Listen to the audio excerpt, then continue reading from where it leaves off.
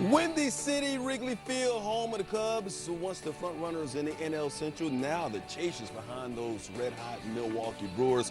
Cubs trying to get it together against the Pirates. Coming up next on FS1. We're midway through August, which means the push to the postseason is heating up.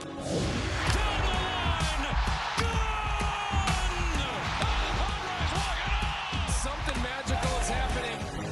The Cubs look to recapture that early season success. And with rising phenom Pete Crow Armstrong, Chicago is out to gain momentum for an October run. Off the scoreboard, Pete Crow Armstrong. Today, the Pirates stand in their way, ready to derail any plans for a parade. It is gone, there it is.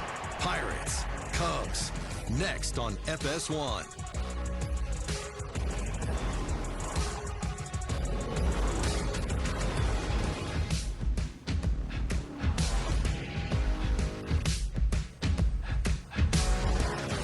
MLB on FS1 pregame is sponsored by Geico.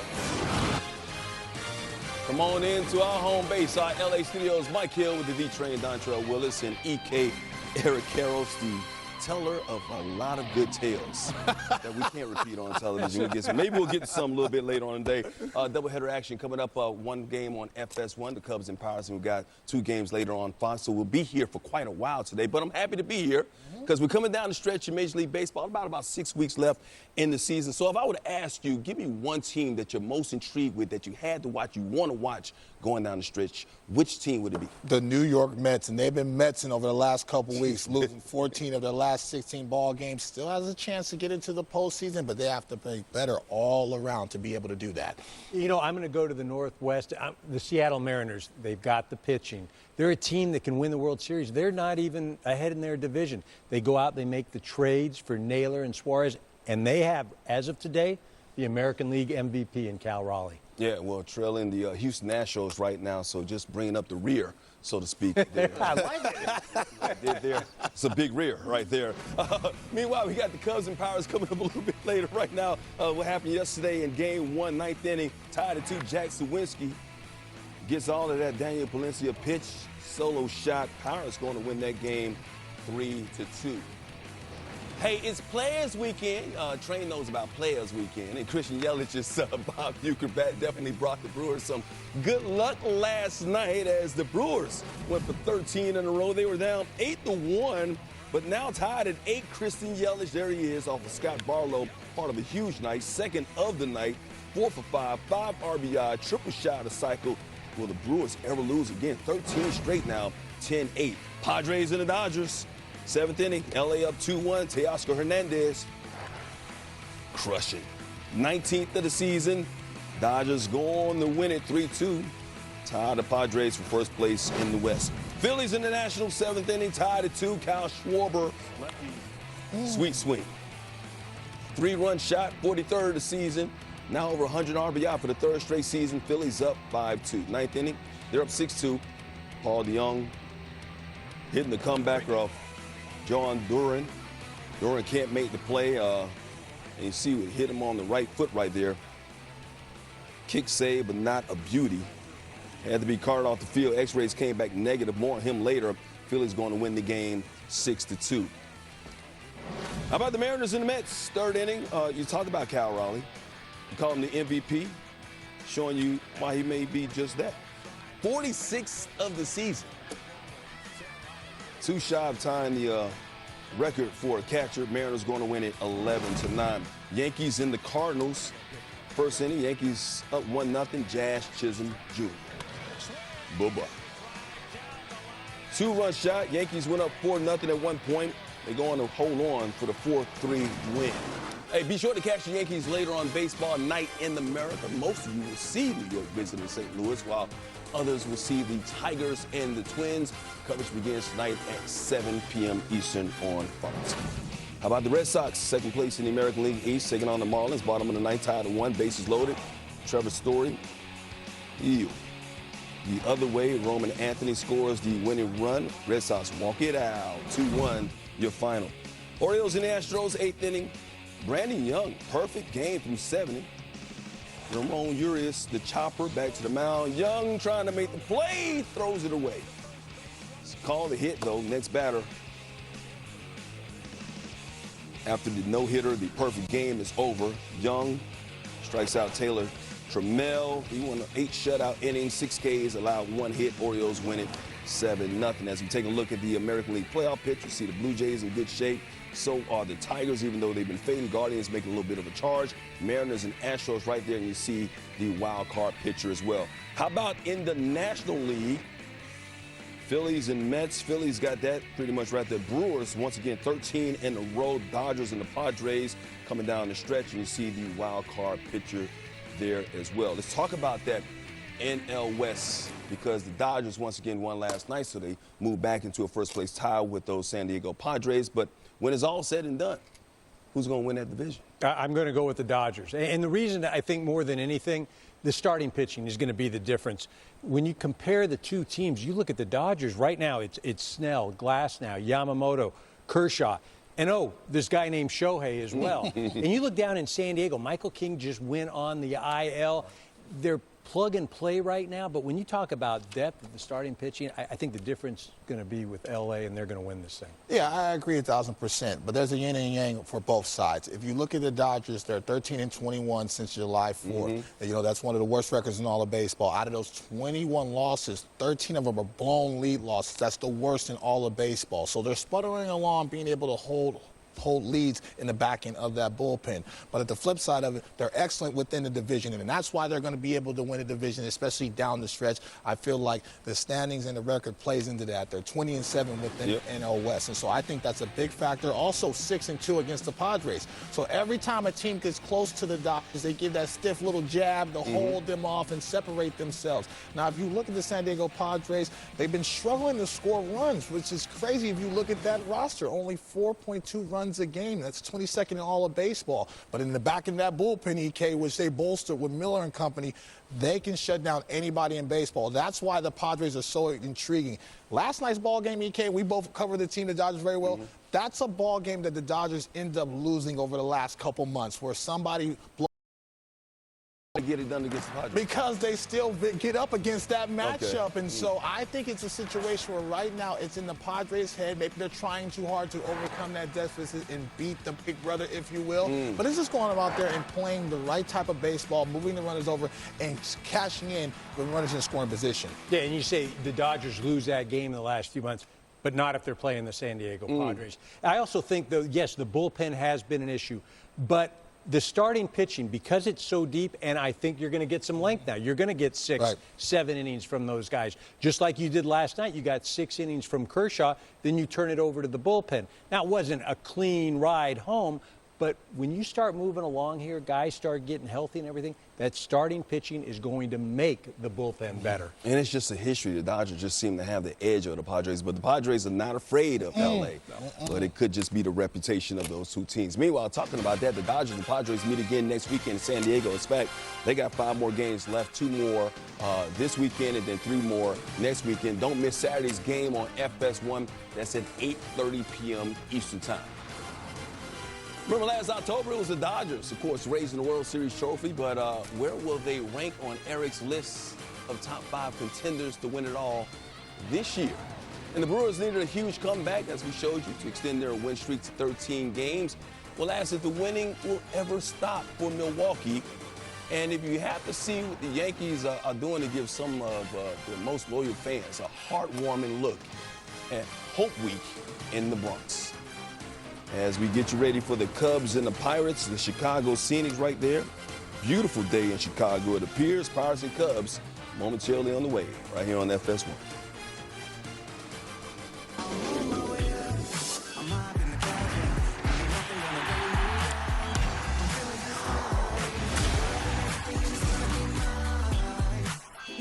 When I switch to T-Mobile, you'll give me a new iPhone 16, help pay off my old phone, and I still get to keep it? That's right. No trade-in. No! Yes. Switch to T-Mobile, get a new iPhone 16 on us. No trade-in needed. We'll even pay off your old phone up to $800. People, they're good for squad goals and squad. People are good for these kinds of cheers and these kinds of cheers.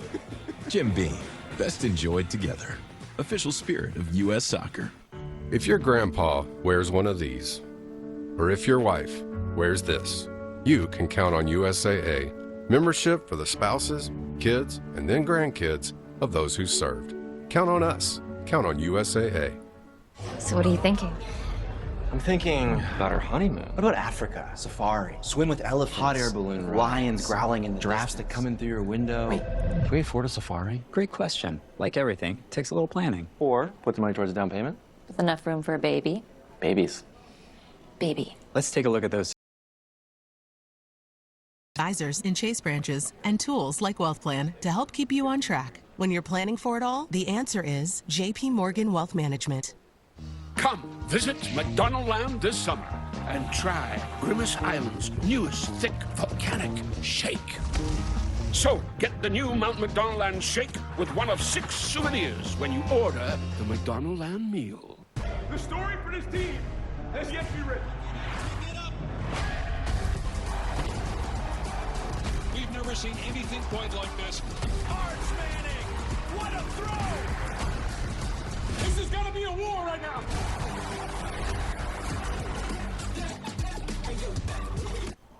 Before taking Breztri for my COPD, I had bad days. Days ruined by flare-ups that could permanently damage my lungs. Then, I talked to my doctor about Breztri, and I noticed things changed. Breztri gave me better breathing. Starting within 5 minutes, my lung function improved. Breztri also helped improve my symptoms and was even proven to reduce flare-ups, including those that could send me to the hospital. Now, I worry less about bad days and enjoy more good days. Breztri won't replace a rescue inhaler for sudden breathing problems. It is not for asthma. Tell your doctor if you have a heart condition or high blood pressure before taking it. Don't take Breztri more than prescribed. Breztri may increase your risk of thrush, pneumonia, and osteoporosis. Call your doctor if worsened breathing, chest pain, mouth or tongue swelling, problems urinating, vision changes, or eye pain occur. Can't afford your medication? AstraZeneca may be able to help. Ask your doctor about Breztri for COPD. Aaron Judge looking to do some damage. Oh, hey, Captain. Oh, my God! Near the wall. Sorry.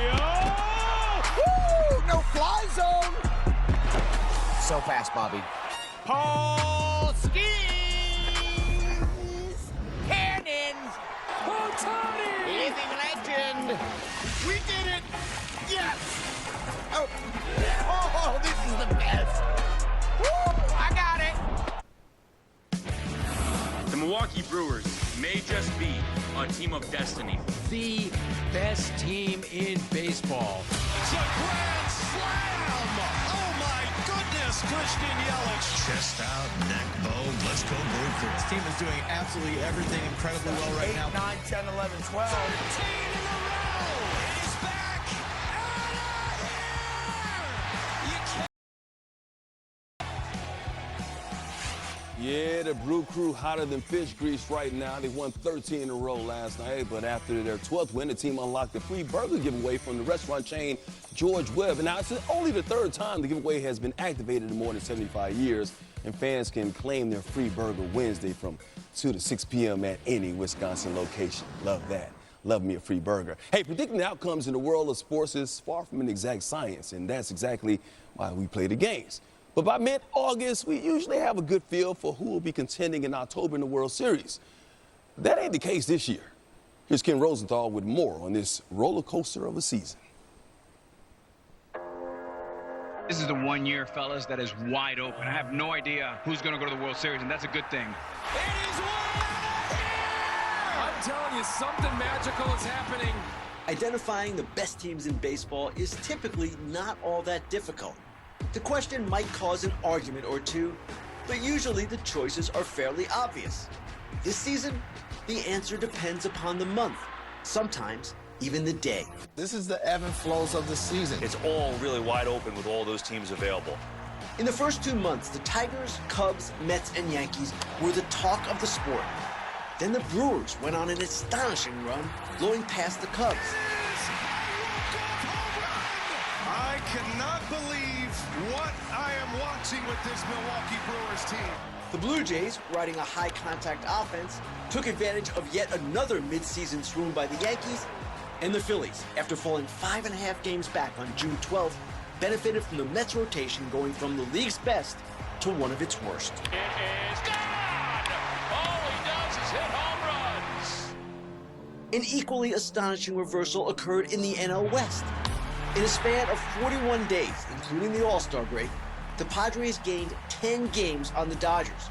In the air to deep left field. The Padres also addressed every one of their needs at the trade deadline, deepening their lineup and making the league's best bullpen even better. Finally, the Astros zipped to the AL West lead despite losing Yordan Alvarez in early May, but they too suddenly face a major battle trying to stave off a Mariners team that bulked up at the deadline. Here goes another one! Bombs away! So, good luck trying to figure out which teams are the best in baseball, and get ready for a wild October. D-Train, what'd you say during that piece? He named half the league. Yeah, it's kind of wide open right now. Coming down the stretch in Major League Baseball, but we can only have 5 for Eric's top 5 World Series contenders. So let's start with number 5. Yeah, it's tough, 5, because there are about 8 or 9 teams that I could make a case for. But I'm going to go down south. I'm going to go to San Diego, the Padres. You know, what they did at the deadline, and we saw what a bullpen can do. Won the Dodgers a World Series last year. Then you've got the superstars, Fernando Tatis Jr., Manny Machado. And then probably the most important thing, they don't scare. They think they can beat anybody. They don't fear anyone. The one issue I do have with that ball club, though, they don't hit for power, which is crazy because there is only one team in all of Major League Baseball that has fewer home runs than the San Diego Padres. You know, some of the ads I really like. I love that they got the right-handed batter, especially in Laureano. They all go get on Hearn. And also in the back of that bullpen, they go get Mason Miller, which I thought he was untradeable. So they elongate the arms and talent they have in the back of that bullpen as well. And like EK said, they're not scared, but they got to prove it against the Dodgers when it matters. At number 4, we got a team that might not lose again this season. Hey, you're not lying. It's the Milwaukee Brewers, and they've got the best record in all of baseball. You look at them and you say, well, how are they doing it? Well, they're doing it by playing, as you want to say, fundamental baseball, right? They pitch, they catch, they do all the little things, they make contact. But more than anything, I think Pat Murphy, the manager, has this team believing. They actually think that they are that good. And the run that they've been on now, you say, well, there's no way that they can continue it. They don't need to continue it. They only need to do it again in the postseason, and this team is purely capable of doing that. Yeah, doing it with rookies and a castaway that's playing like Babe Ruth right now. You know, number 3, who you got? I'm going to go to the American League, the Seattle Mariners, and you say, well, look they're not even atop of their division. They're in second place. But this is a team that probably is the most complete team in the American League. The starting staff is only going to continue to get better. The bullpen, outstanding. Jerry DiPoto goes out and adds Naylor and Suarez on the corners. And then you've got the MVP, as of right now, Cal Raleigh behind the plate. Julio Rodriguez is having a great second half. This is a team you do not want to run into in the postseason. They are a scary lineup, especially adding Naylor and Suarez. Both guys can provide some pop in that lineup, very important in that ballpark. Also, Cal Raleigh is going to steal that MVP from your guy in New York. Y'all saying all that. We're going to talk about it a little bit later on in the show. We're going to keep it moving. This is a talented lineup, and I agree with EK, but when you pair that with that pitching, man, it's scary hours up there in Seattle. Still in second place right now. See, there you go. At number 2, who you got? I'm going Philadelphia Phillies. This is a team the last few years, they're always in the conversation to win the World Series. You've got Schwarber, you've got the starting staff, and Dave Dombrowski went out and added Joan Duran. And if he's healthy, again, he took a ball off his ankle.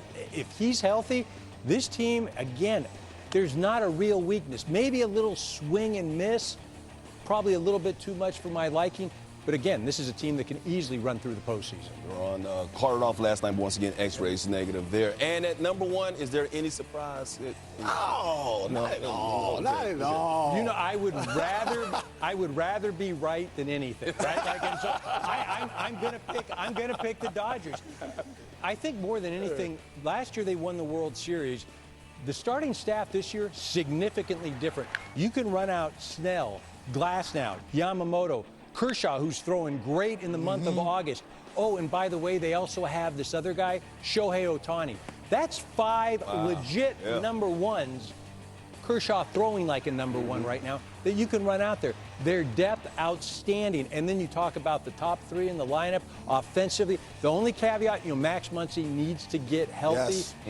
Little oblique right now, but I love the Dodgers. You know what, Mookie Betts is finally seems like he's turning around this season, starting to hit the ball better on the screws. You know Shohei Ohtani is going to continue to propel, have another 50 home run season and win the MVP. Freddie Freeman has looked better over at the plate as well. The only thing I'm concerned about is the health of the back end of the bullpen in crunch time. But I agree with EK. You look at this rotation, it might take a lot of pressure off that bullpen because Doc's going to let those guys go 6, 7 innings. You don't have to deploy as many people out of that bullpen and use many people out of bullpen in critical times. Most strikeouts of any rotation in Major League Baseball this month. I'm looking at the list. I don't see no I see the Yankee blue suit, but I don't see no Yankees. Nah, well, I don't see no Yankees. I don't even think they deserve right now, but I only see one American League team. It seems like it's a little National League shit. National League is top heavy. Look, the Blue Jays could get to the World Series. The Yankees could get to the World Series. The Tigers could get to the World Series. Don't lie to him about the Yankees. They could all get lie there. to him. Well, they got to go through the American League. But I still think Seattle is the team to beat. Cancun on 3. That's Could be for the Dodgers too. Now I'm just saying, there've been some disappointments in the playoffs. They got double beds in Cancun. There you go. No sport provides more comedy than America's pastime. Coming up later in the show, you won't want to miss Off the Wall. Both the New York teams have fallen on hard times as these guys continue to remind me. Could the Yankees and the Mets both miss the playoffs? Our guys will weigh in. And once again, getting you ready for the Cubs and the Pirates. So, nice waterfalls right there. Is that the Married with Children waterfall right there? That is, isn't it? Love and marriage. I know a lot about marriage, don't I? Aaron Judge leads the Yankees Judge again. Wow! against the Cardinals. Oh, my goodness! Or Tigers. America tonight at 7 Eastern on Fox. The chase for the championship is on at Live Golf Indianapolis. Magnificent! All the stars, one last shot at the title. The final round, tomorrow at noon Eastern, live on Fox. No matter what kind of teeth you gotta brush, Oral-B Electric cleans better with one simple touch. Oral-B's dentist-inspired round brush head hugs them, cleans them, and gets in between them for 100% cleaner teeth. Your perfect clean starts with Oral-B. Subway's footlongs are packed with protein, like the Ultimate BMT or the All-Pro Sweet Onion Chicken Teriyaki, with 58 grams of protein. And now, Subway MVP Rewards members can buy any footlong in the app and get 40% off. Fuel up now in the Subway app. When I switch to T-Mobile, you'll give me a new iPhone 16, help pay off my old phone, and I still get to keep it? That's right. No trade-in. No! Yes. Switch to T-Mobile, get a new iPhone 16 on us. No trade-in needed. We'll even pay off your old phone up to $800.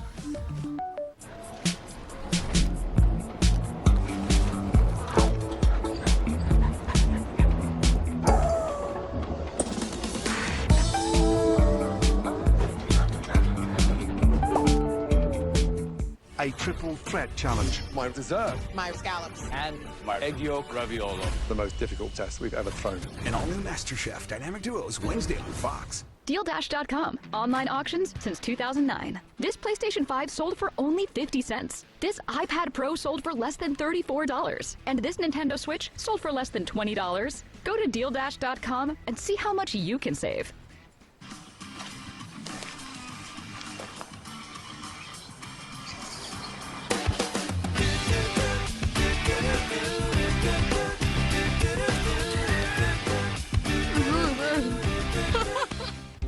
This is the one who keeps it moving. He stocks the right parts and knows just where to find them. Because this is about more than business. The industrial grade products you need. Call, click, or stop by. Grainger, for the ones who get it done. Oh.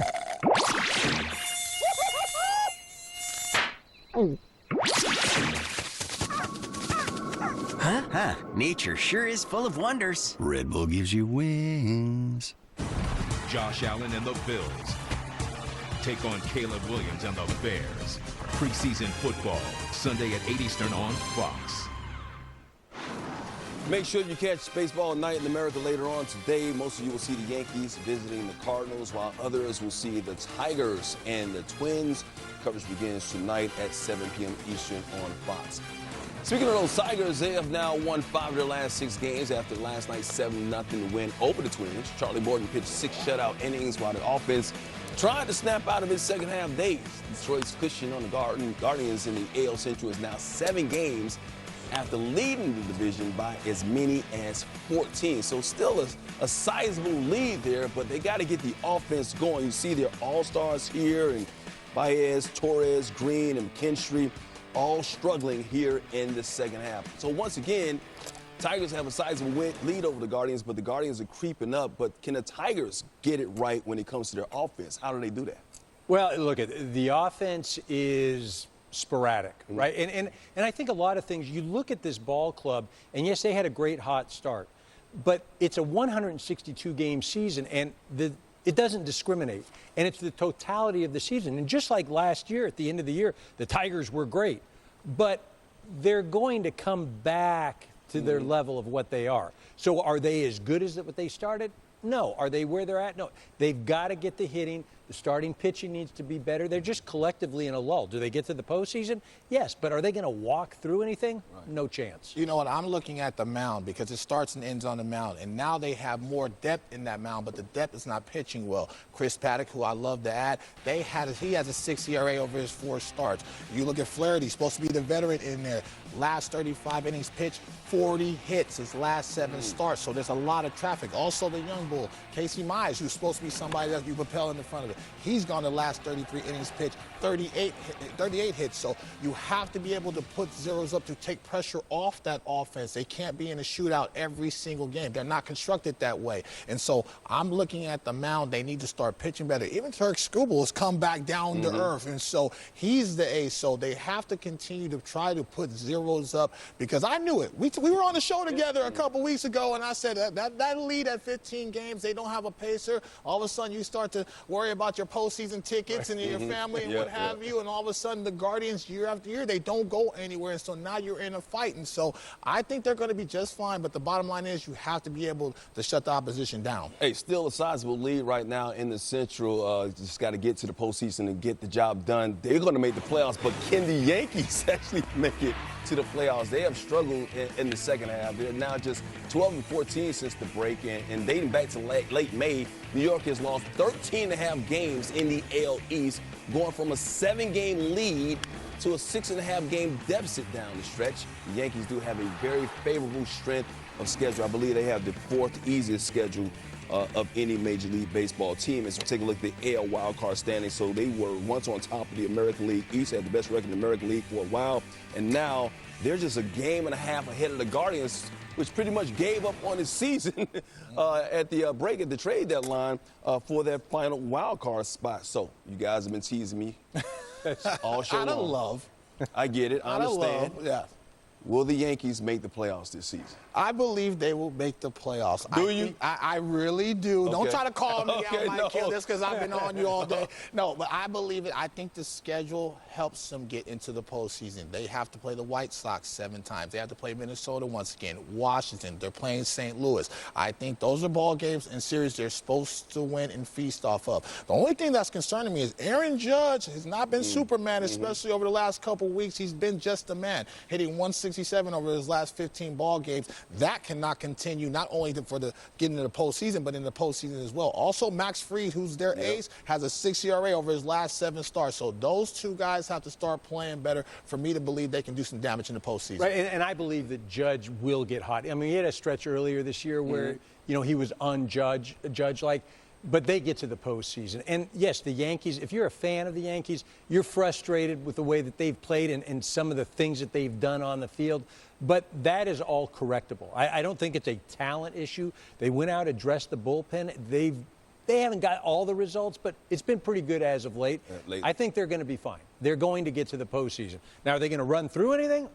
Can't talk to you about that. But they're This team is going to go as Judge goes, so they got to get him back on track. Giancarlo Stanton is actually playing well. Got to keep him in the lineup, too, and find a spot for him once Judge is able to play the outfield again.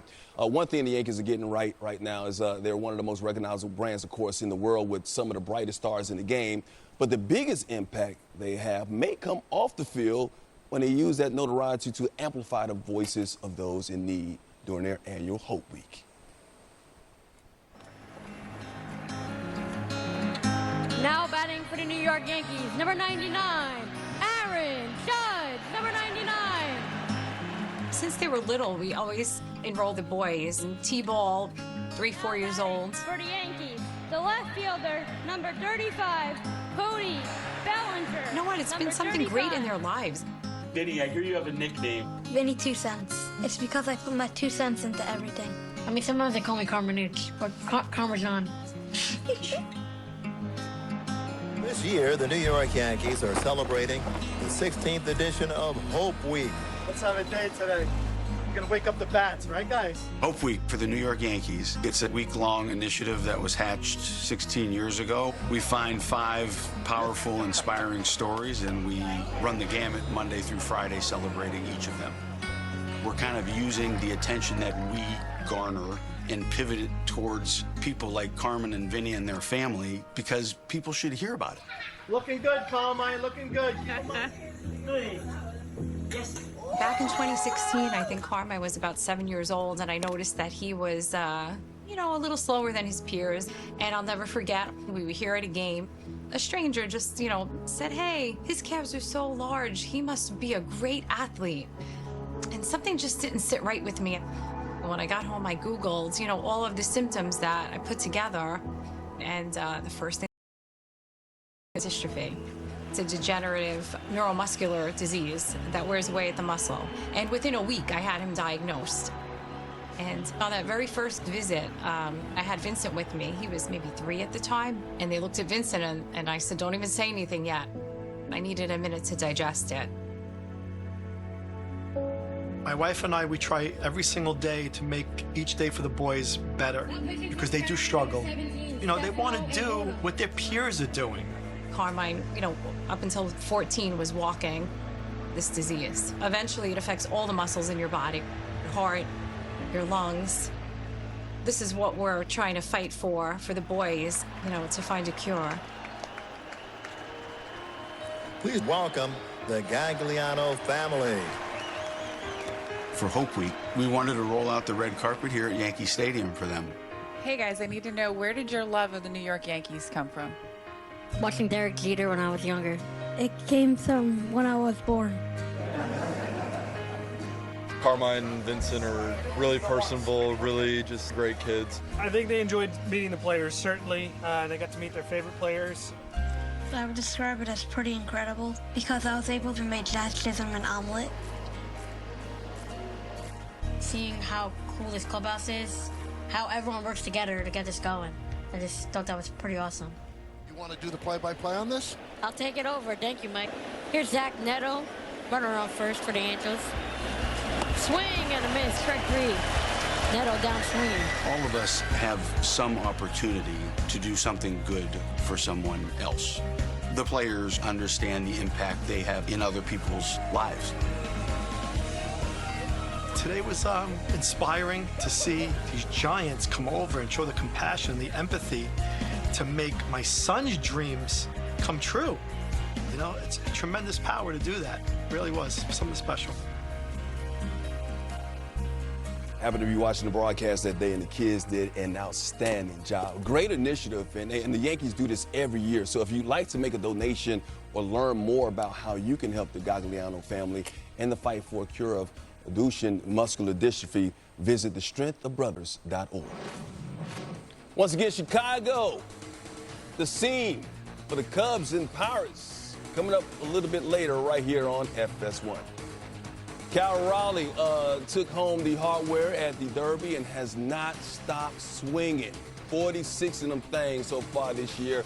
There's no telling just how many homers the big dumper will finish with. Last month, this scene set the stage for the Padres and the Dodgers matchup this weekend. Are we currently watching the best rivalry in all of baseball. We'll talk about it coming up. Next Saturday on FS1, we got neighbors with bad and the Dodgers, and Machado and the rival Padres. Are you kidding me? Next Saturday at 8:30 Eastern on FS1. Alex Pelot's season for the ages continues. Incredible. As he looks to move one step closer to matching the single-season wins record in Milwaukee. August 24th on Fox. Welcome to the fastest racing on Earth. The salt on that Dos Equis could have ended up in a half-empty pantry. But now, it's lucky enough to find itself circling a crisp, refreshing dressed Dos Equis. Congratulations, Salt. I used to struggle with dandruff and scalp issues, but then I started using Head & Shoulders every wash because the active ingredient in Head & Shoulders fights off the microbes that cause dandruff. Microbes are on everyone's scalp and can cause irritation, but when you use Head & Shoulders every wash, keeps these rascals at bay. It helps prevent dandruff before it starts. Where do you think you're going? see, no flakes down here. Hair looks great. Had a little help. Make every wash count. You've done so much, Pops. Any words of wisdom for the family?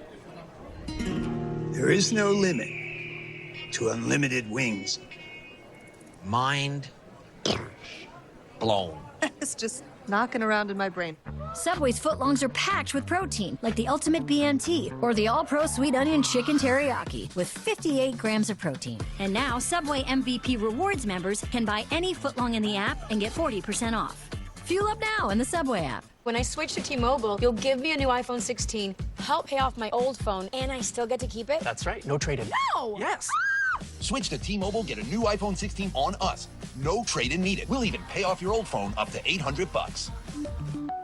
MLS is game on. Messi! This is our soccer. You know what our kids don't want? Our spoon collection.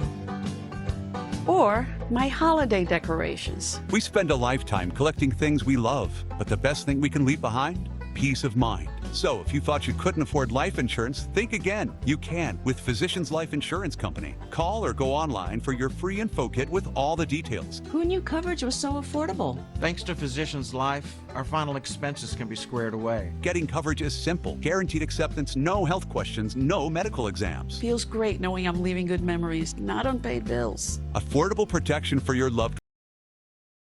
In minutes, you can lock in up to $30,000 in coverage for life.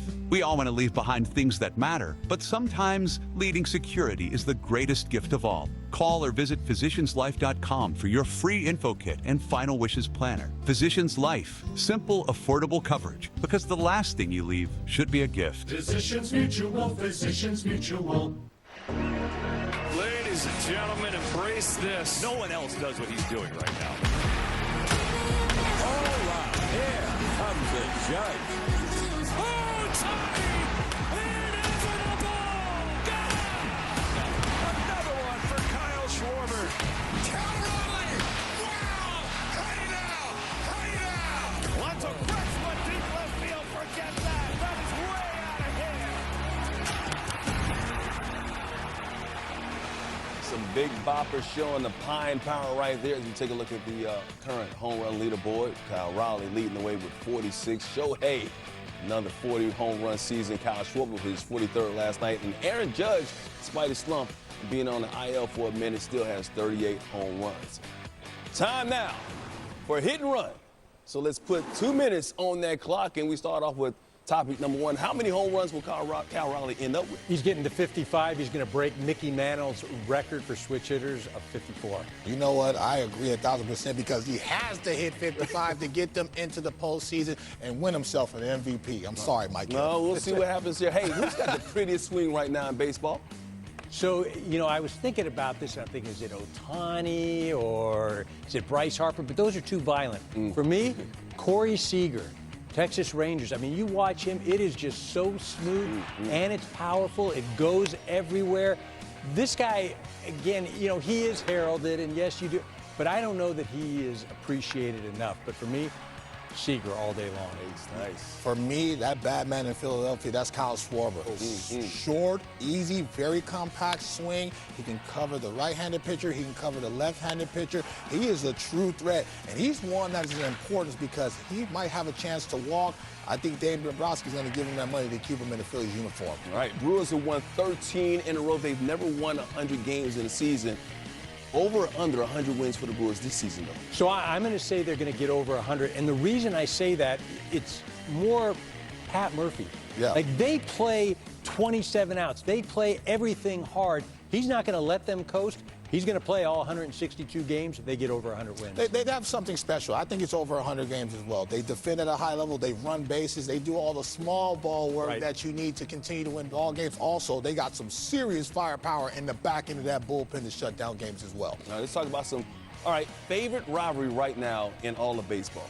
Well, I'm going to go historically for me. I just cannot get off the Dodgers and Giants. That for me, you know, again, and even still now, it's the Dodgers and the Giants. You know what? I like the Yankees, Red Sox, all that stuff, but the Dodgers-Padres has been spicy for the last couple of years. I call the Padre game. They're not even playing the Dodgers. They yelling, we want to beat the Dodgers all day long. You're not even playing the Dodgers. So that rivalry has been very heated, and it's been fun, and it hasn't disappointed. Padres got to beat the Dodgers, though, in order for it to become a rivalry. You know what I mean? The Yankees, Red Sox, the Dodgers, and the Giants still there.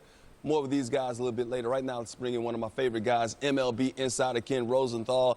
Joan Duran was carted off the field after taking a comebacker off the foot last night. What's the latest on the Phillies closer? Michael, the x-rays last night were negative, and Duran just spoke to reporters in Washington, D.C., and he said he's fine, feels 100%, could even pitch tonight. He's not sure whether the Phillies will want to give him a day, but he already has played catch today, and again, he said everything is good. He is ready to go. All right, we'll see what happens with the Phillies in first place right now in the NL East with a sizable lead. Right there you see the comeback he took last night. Chaim Bloom, though, is set to take over as the Cardinals' president of baseball operations after the season. So what's this mean for Oli Marmol's future as manager? Well, Michael, at the start of the year, I would have thought maybe Marmol's in trouble. Now, you just mentioned it. John Mozeliak is stepping down as president of baseball operations. Chaim Bloom is taking over. They're a team in transition, both on the field and in the front office, and yet Marmol has only solidified himself with the way the Cardinals have played this season and the way he has handled a difficult circumstance. And when I asked Mozeliak about this earlier this week, he said, yes, absolutely he has solidified himself. Nothing is set yet, but I would expect him to return. He's a guy who has grown as a manager in his 4 years and right now looks more safe than he did earlier when Albert Pujols and Yadier Molina were talking about both wanting to manage. They still do, but I don't know that they're going to manage the Cardinals just yet. Marmol and the Cardinals take on the Yankees later on Fox a little bit later on today. Hey, meanwhile, the Astros have been without Yordan Alvarez since May 2nd, yet Houston still in first place right now in the West. How close is the superstar to returning? Good question, Michael. We've been asking that question all season long. Now, he's scheduled to take batting practice in West Palm Beach at their spring training facility this weekend, but no one seems to know exactly when he'll return. The only good news for the Astros with this whole situation is that they played even better without him than they did with him. They're 52-39 without Yordan Alvarez. And keep in mind, they've had 18 players on the injured list that won, and yet they still accomplished this.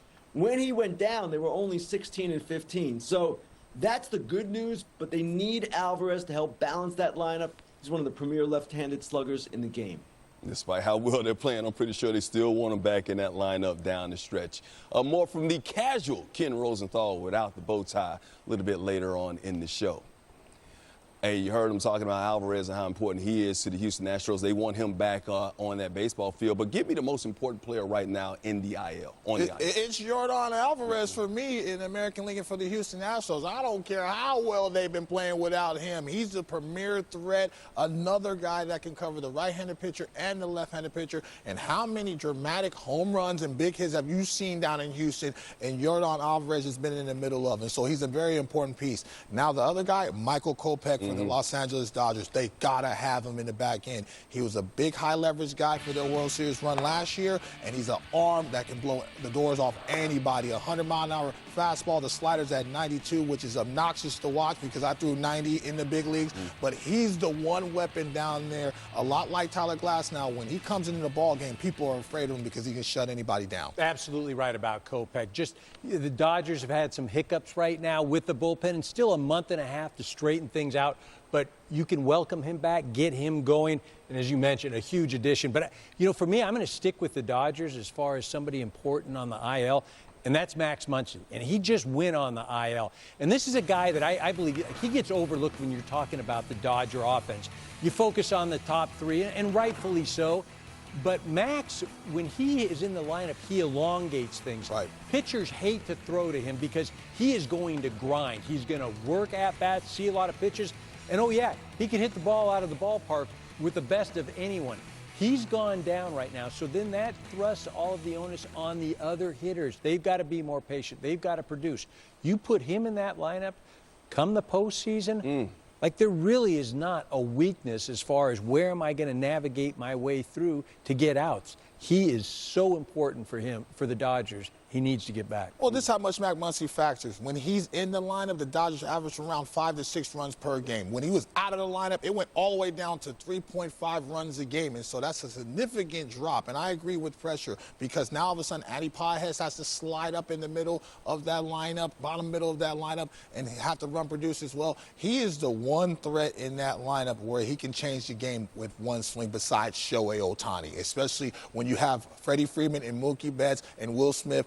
RBI situations, he's excellent at working the count, not chasing out of the zone, and hitting the ball line to line with some serious power. We get it. The Dodgers got a great lineup, overabundance of arms in the rotation. They got the NL MVP. You think these guys like the Dodgers a lot? No, don't you do that. Don't you for the LA Dodgers.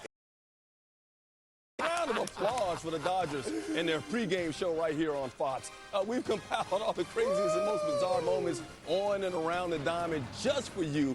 Coming up, it's called Off the Wall, and you'll see it coming up. Hey, the pressure's mounting on the Yankees in their push for the postseason, but it's Aaron Judge's quest for another MVP also in jeopardy. 3 and 4 years, fellas. Let's make it happen. Hey, Cubs fans rolling into the game. Of course, the Wrigley faithful always will be there. Win, lose, or draw for the Cubs. Taking on the Pirates coming up. The chase for the championship is on at Live Golf Indianapolis. Magnificence! All the stars. One last shot at the title. The final round. Tomorrow at noon Eastern, live on Fox. Pick it up, pick it up, pick it. This is gonna be a war right now. We've never seen anything quite like this.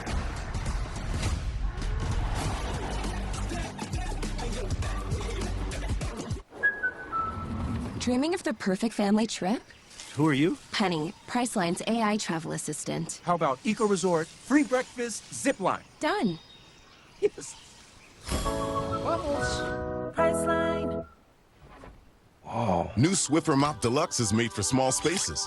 For clean, even Mom approves of. That's new. Just grab a pad and go. The built-in solution traps dirt and locks it away. Wow, still white. The upgraded strip has 75% more scrubbing power. Still clean. And with the new locking head, getting into tight spaces is simple. Can I borrow it? The all-new Swiffer Mop Deluxe, the mother of all cleans.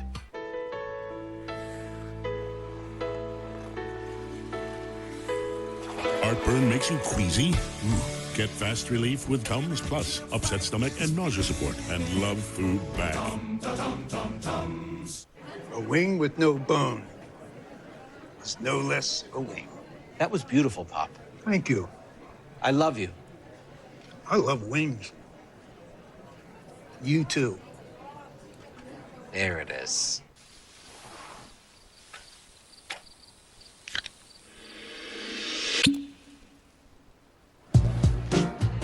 Whatever the moment, make it a cocktail. On the Rocks, bartender-created cocktails. Next level dog people give their dogs next level protection with NexGuard Plus. One-and-done monthly parasite protection against fleas, ticks, heartworm disease, roundworms, and hookworms. Used with caution in dogs with a history of seizures or neurologic disorders. Get next-level protection with NexGuard Plus. Any questions? How did you become the Capital One Bank guy? I've always been passionate about no fees or minimums on checking accounts. Aren't you in the Hall of Fame? And didn't you live in space? What's in your wallet? Sarah Benzino, Brandon Coley, Jablonski Auto Body, LLC. Yeah! Woo! What'd she call Harper? Oh, you mean Jablonski Auto Body LLC? We actually sold the Twins naming rights. You know, like stadiums do. Kids are so expensive these days. Here he comes. Oasis Breeze Tan and Spa. If you need a tan, I'm your man. Could do business with you. Or we can look at some investment options for you. Works for us. The right money moves aren't as absurd as you think. And they're off.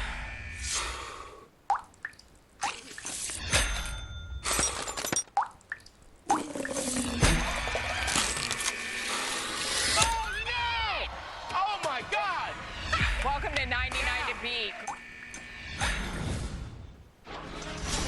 Yo, tomorrow the NFL is back on Fox and kicking it off with reigning MVP Josh Allen and the Bills will this finally be their year, taking on Caleb Williams and the Bears.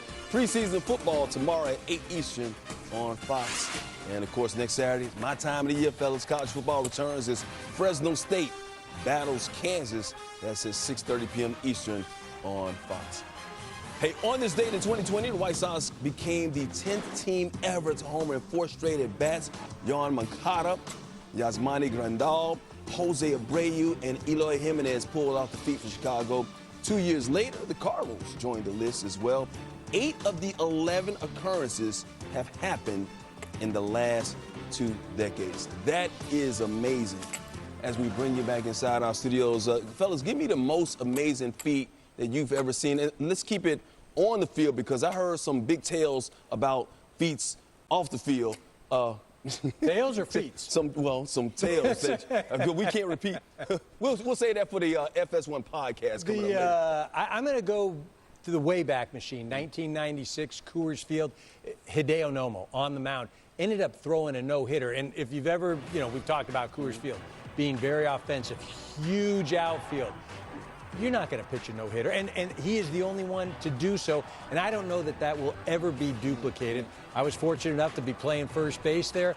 He was unreal that night, absolutely unreal. I don't think it's happening again. Now, for my tale, listen, I got to look at my camera because Cubs fans, this ex-Cub brought this up, actually, to my memory. But Steve Bartman in the postseason in 2003, that whole play, that whole debate, you can't even bring this up to Moist Salou because he had this. I even like talking about this story. I thought he timed this jump perfectly, and it's not just Bartman's fault. It was a lot of people, a lot of fans for with that it. baseball. But all of a sudden, we made him famous, and I love that play because that was kind of the telling tale of the series. But EK, you're my brother, and I love the city of Chicago. I'm done. I had enough of this show. I'm not He brought it up. He brought it up. I didn't bring it up. I didn't bring it up. But that was a fun moment and very impactful for our run. EK is trying to be missing like Bartman was. That's what I'm saying. He lived in Boca, I believe. I think we got him a place down there. Oh, man. Y'all leave Bartman alone. Y'all had to bring that back up, man. Oh, man. All right, time now for the latest edition of Off the Wall, the craziest moments of this past week. And talking about being married to the game. This is a great moment. 2 White Sox fans, timing out between innings at right field. 60-second ceremony, officiated by the 83 AL Rookie of the Year, Ron Kittle. Oh, look at the baby. Hopefully the marriage lasts longer than the actual ceremony there. Sorry. Hey, did I say? Blessings to the couple. Hey, we got some lumber on the loose wood right here. What's up with the stick? So, no, you know what you need to use? It's the Manny Motor stick. That's it, the Manny Motor stick. That's what you got to use. You'll be able to hang on to that for a long time there, baby. No matter how big the bat is. A basket catch right there. Can this fan get back, though? Help me, please. The coochie. Oh, this is a straight crash out. Oh, my goodness. Wow. He didn't even touch the baseball. Now I see why you make the pitchers get out of the drills. Right. Because of things like that. Pitcher giraffe. He lost his hat. What are you doing? How about this hot tub out in McCovey Cove? Oh, my goodness. Yeah. Let me tell you something. You know I'm from the Bay Area. That water, don't fall into It's that other cold water. out there. That They need a hot cold, tub. bro. No, that's just bubbles. That hot tub ain't hot. Probably could use a lady there, too. You know, how about this sprawling maniac? Tyler D-Train. What we doing right now? You know what? Some of us, like Vessia, use Red Bull. Some of us slap ourselves. Man. And if you're Manny... No, let me stop.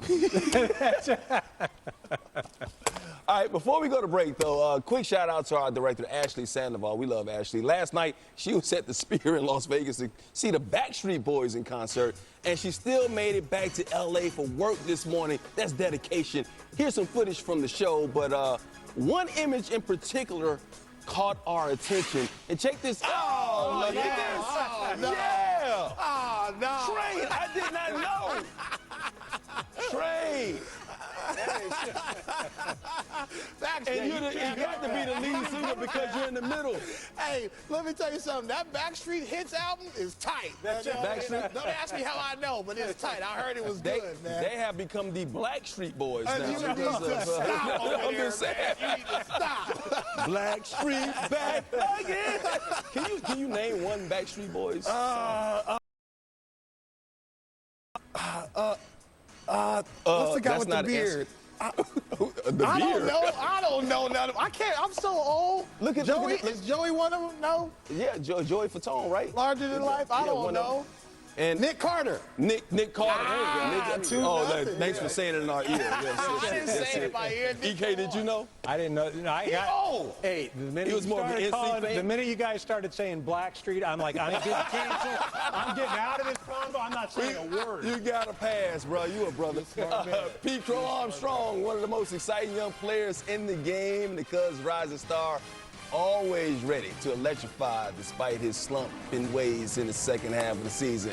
Mike Burrow's ready to go for the Pirates. Pirates just bringing up the stretch, trying to spoil the Cubs' season. Have the game for you coming up momentarily.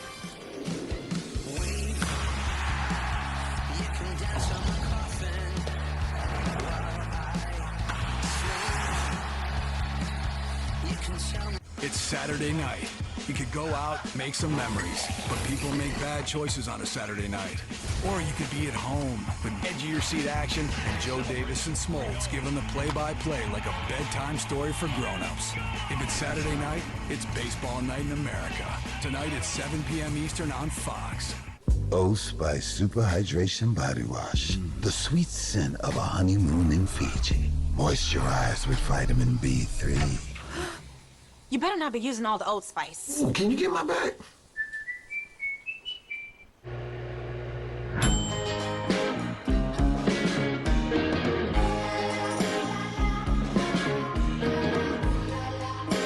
Wherever life takes you, keep it original. Ben's Original. When I switch to T-Mobile, you'll give me a new iPhone 16, help pay off my old phone, and I still get to keep it? That's right. No trade-in. No! Yes. Switch to T-Mobile, get a new iPhone 16 on us. No trade-in needed. We'll even pay off your old phone up to $800. Before taking Breztri for my COPD, I had bad days. Days ruined by flare-ups that could permanently damage my lungs. Then, I talked to my doctor about Breztri, and I noticed things changed. Breztri gave me better breathing. Starting within 5 minutes, my lung function improved. Breztri also helped improve my symptoms and was even proven to reduce flare-ups, including those that could send me to the hospital. Worry less about bad days and enjoy more good days. Breztri won't replace a rescue inhaler for sudden breathing problems. It is not for asthma. Tell your doctor if you have a heart condition or high blood pressure before taking it. Don't take Breztri more than prescribed. Breztri may increase your risk of thrush, pneumonia, and osteoporosis. Call your doctor if worsened breathing, chest pain, mouth or tongue swelling, problems urinating, vision changes, or eye pain occur. Can't afford your medication? AstraZeneca may be able to help. Ask your doctor about Breztri for COPD. Get yourself ready for a trip through McDonald land. There's thick shaped volcanoes, you'll even find a fridge veg. Just turn around and see if you won't find a hamburger patch. As you head for a McDonald's in McDonald land. Come get the new Mount McDonaldland shake when you order the McDonaldland meal. What you want to do is save hundreds when Liberty Mutual customizes your car insurance. That's great, but can you ask your friend to stop digging into the green? I can ask, but he's not going to. Only pay for what you need. Liberty, liberty, liberty, liberty. When you see a St. Louis Cardinals hat, you're like, that's the one. I mean, it looks so good. New York Yankee gear is the most recognizable gear on planet Earth. I love that hoodie more than anything. Okay, don't laugh at me. I took my cap to my high school prom. When I put the jersey on, it changes me. This is iconic, though. By far the best jersey in baseball. Makes me very proud. Well, bam! It's game time. Cubbies! Go Phillies! Gotta rep them fresh. It's New York Mets all the way here.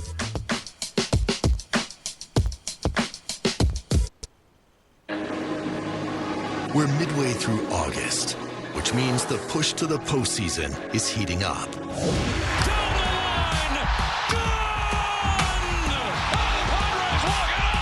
Something magical is happening with this Brewers team. Magic. The friendly confines of Wrigley Field put the Northsiders in the spotlight. The Cubs look to recapture that early season success. And with rising phenom Pete Crow Armstrong, Chicago is out to gain momentum for an October run. The scoreboard! Pete Crow Armstrong. Today, the Pirates stand in their way, ready to derail any plans for a parade. Andrew McCutchen. Pirates, Cubs, next on FS1.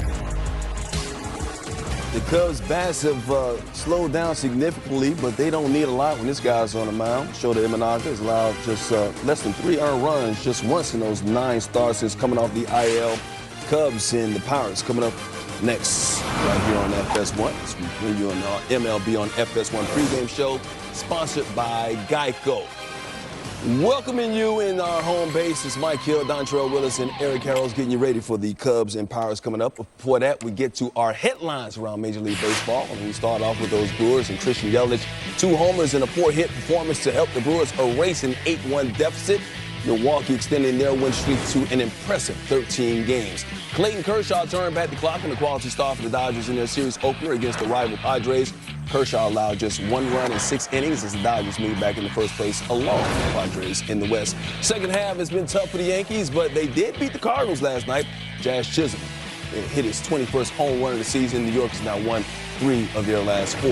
Things have been even tougher for the Mets in the second half. After last night's loss to the Mariners, the Mets have won just twice in their last 16 games. So the Mets replaced that T with an S. They have been a mess. Yankees had a big lead. They are now trailing. Tigers had a huge lead. Now that's been cut in half. Astros, 7-game lead, down a half game. Mets flipping the script. Cubs flipped the script because of their woes. And, of course, Milwaukee has been doing its thing so far. As we take a look at the NL wildcard standings right now, Dodgers and Padres tied for first place in the NL West. Cubs 4.5 games out right there, or 4.5 game lead, I should say, leading over the Mets right now, trying to make the move. Mets starting rotation wasn't good, but they picked up the free agent acquisition of Soto in the offseason. Had high expectations coming into the season. So I asked you the question, will the Mets actually make that postseason run and make it into the playoffs?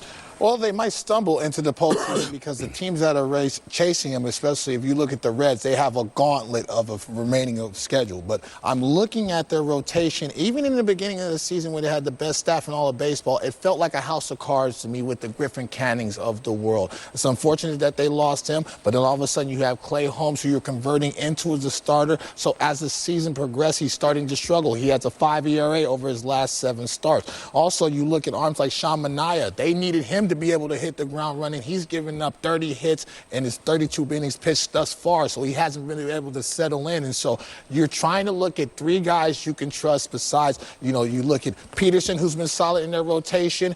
You look at Kodai Senga. When he is healthy, he is good, but you need to have another guy emerge. Also, Ryan Helsley in the back end of the bullpen. You thought you were going to lengthen your bullpen. He is yet to be able to settle in. He's got an 8 ERA, and so you're looking at all these holes in the boat. Francisco Lindor has been missing since especially over the last couple of days. He's starting to come back around. But offensively, there's just a couple holes where they need, like Nemo and guys to start playing better to really feel good about themselves. But I just think the Reds are going to have a gauntlet. It's a fun story, but I just don't know if these teams that are chasing them have enough to really propel and overcome them. Yeah, and I think that's probably the Mets' best hope, right? There's nobody running them down. You mentioned that they're on such a terrible stretch right now, yet they're still a wild card team. You talk about the Reds' schedule.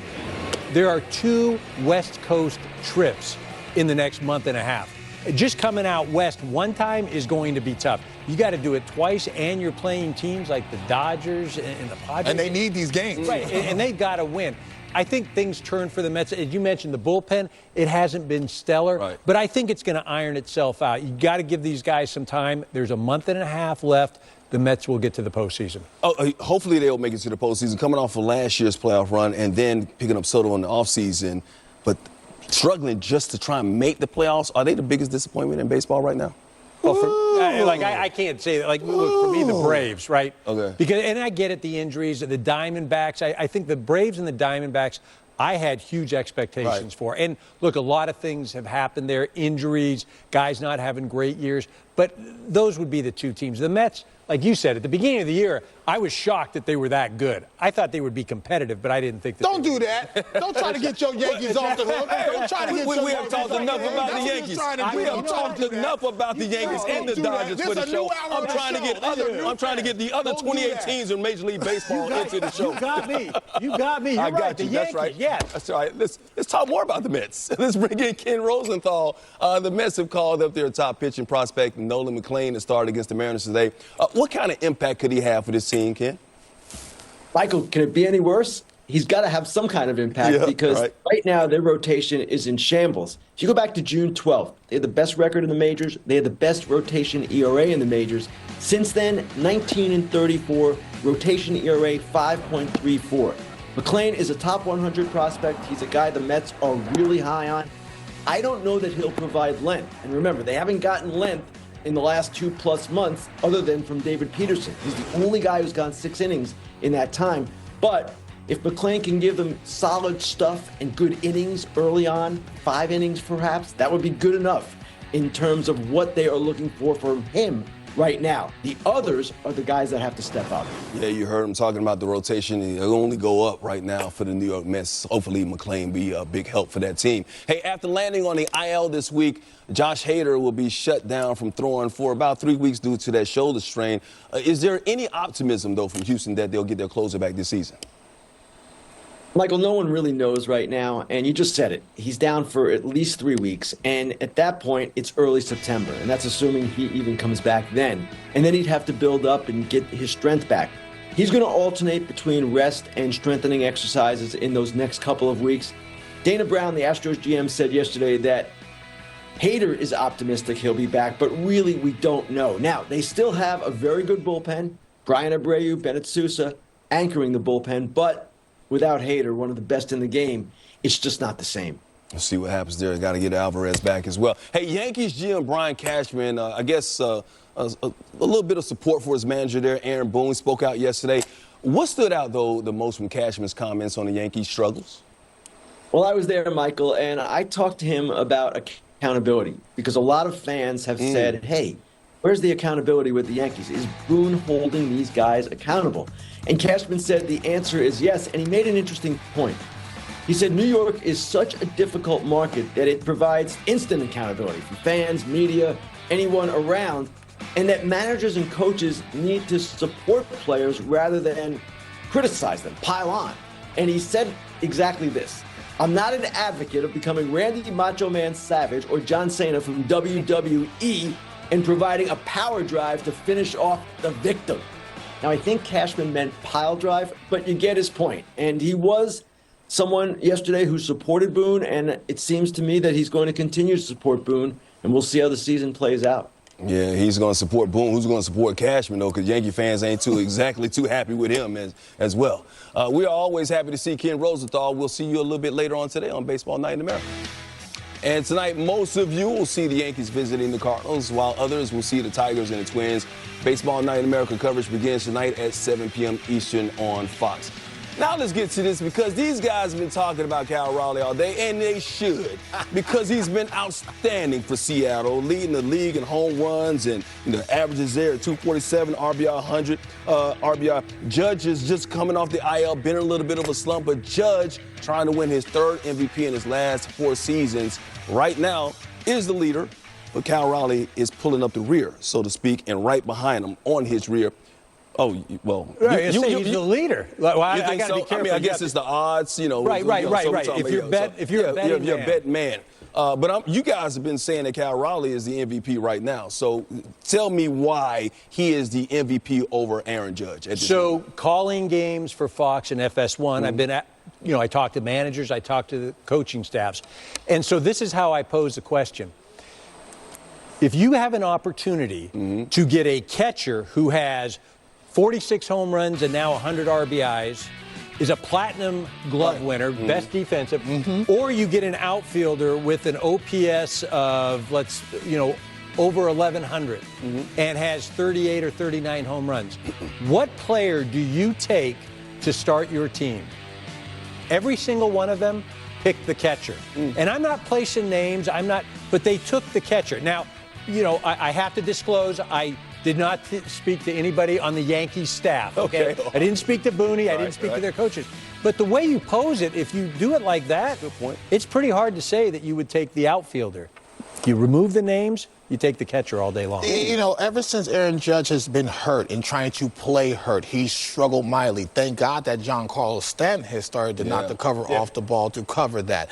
Over the last 2 weeks, Aaron Judge has hit 160 with just 8 RBIs. Now, Cal Raleigh over the last month has hit 195. But the reason why he's been impactful, 10 home runs in that span, 26 RBIs. So when he does square up the baseball, there's usually runners in scoring position, and they need that big hit. Now, if they're able to propel as far as Cal Raleigh, getting him into the postseason, I think a lot of voters are going to be swayed to be like, this was a monster year. Now, we talked about it early in the show. He's going to have to hit 55 and drive in 120, 130 for them to get into the postseason. So I think the bar for Cal Raleigh is raised a little higher, but I think he's going to match that bar as well. I have a question here. Sure. Okay. Does it matter who you throw to? That's a great question. Does it matter? Yes. 100% it does, who right? would you rather throw to? Well, no, but... Are you talking about who I'm matching up against? Judge or Raleigh? Yeah, Judge or Raleigh. No, I'm saying, but my point is, it matters as a pitcher who you're throwing to, and this guy's back there for 140 games. Oh, you're talking about the defensive side. I'm talking about as a pitcher, who would you rather face right now? Who would you least rather face? I should say that. Ooh, that's a lot of prayer and garlic. I don't want to see either of them dudes right now, but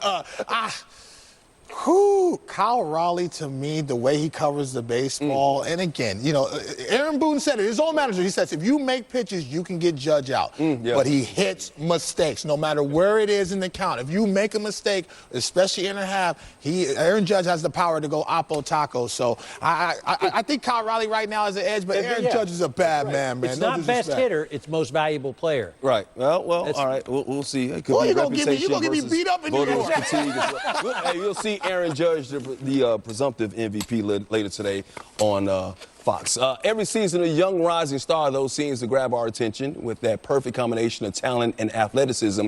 This year, Pete Crow Armstrong has put his eye-popping skill set on display for all to see, especially in the first half. Ready at any moment to add to his personal highlight reel. Pete Crow Armstrong has done great things for the Cubs. It's a star. He has completely changed the Cubs offense this year.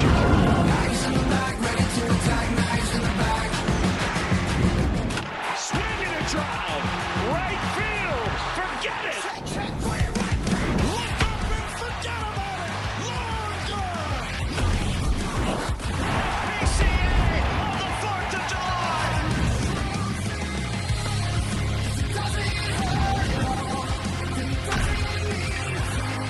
What a catch on PCA. What a catch. Unbelievable.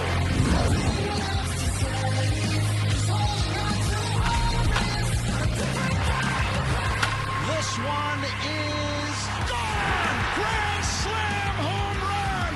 Pete Crow Armstrong and PCA playing like MVP. What a beast!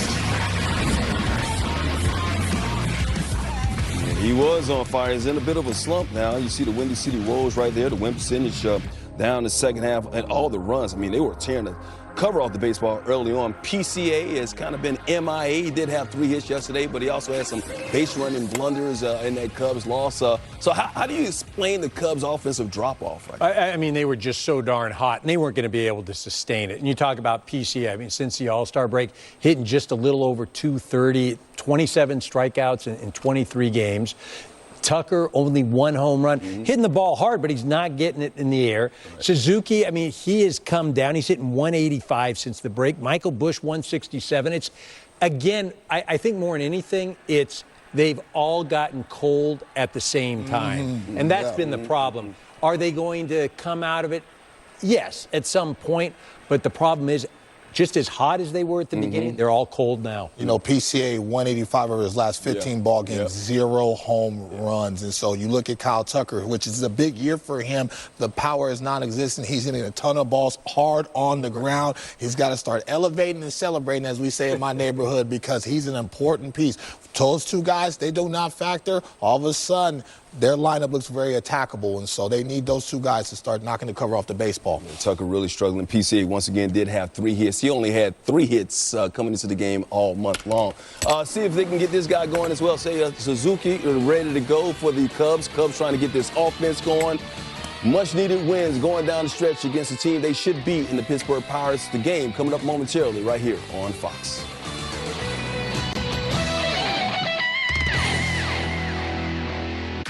If you're living with moderate to severe plaque psoriasis or active psoriatic arthritis, symptoms can sometimes hold you back. But now there's Skyrizi, so you can be all in with clear skin. Things are getting clearer.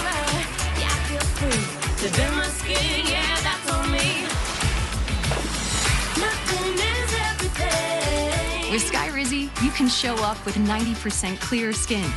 And if you have psoriatic arthritis, Skyrizi can help you move with less joint pain, stiffness, swelling, and fatigue. Skyrizi is just 4 doses a year after 2 starter doses.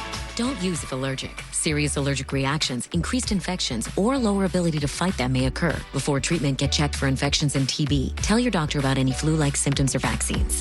Thanks to Skyrizi, there's nothing like clearer skin and better movement. And that means everything. Now's the time. Ask your doctor about Skyrizi. Learn how AbbVie could help you save. I'm an overpowered leaf blower, and I'm not exactly street legal.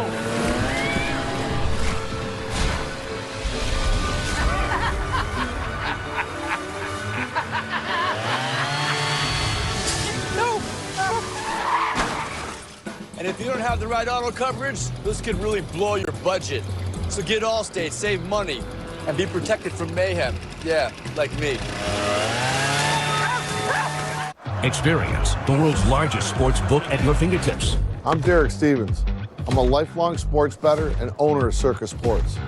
We built this platform for bettors that want high limits and total transparency. Featuring tight money line splits, lowest holds, and exceptional live customer service. Hi, how may I help you today? Download your new bookie today and start betting like a pro.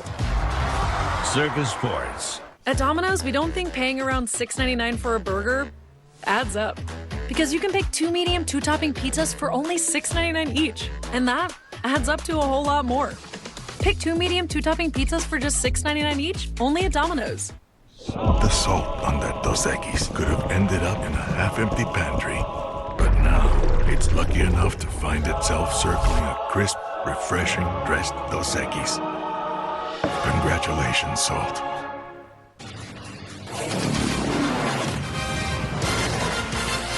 Where else would you rather be on a summer Saturday afternoon at 1:20 than Wrigley Field at the corner of Addison and Clark?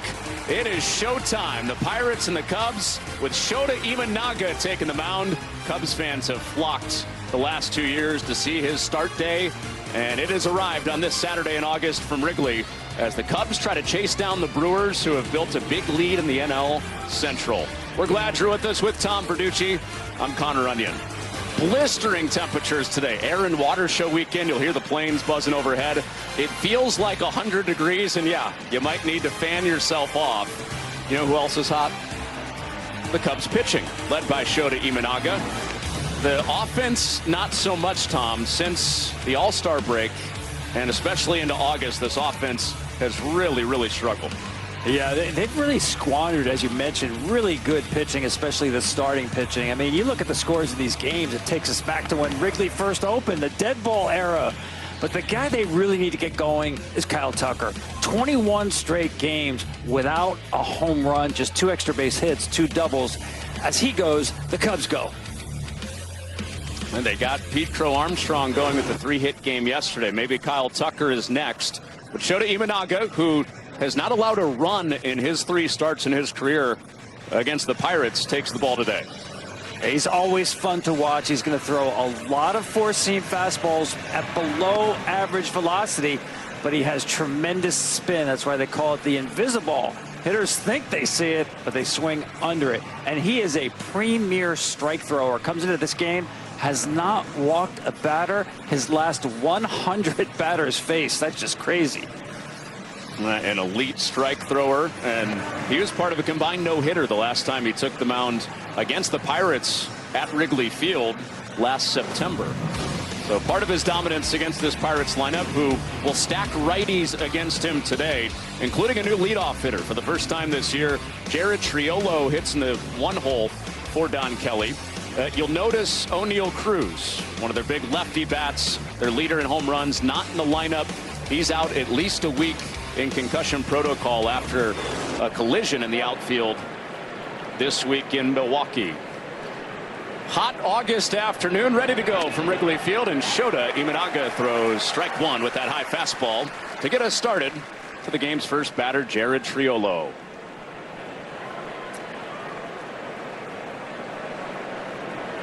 A 2-hit game yesterday for Triolo.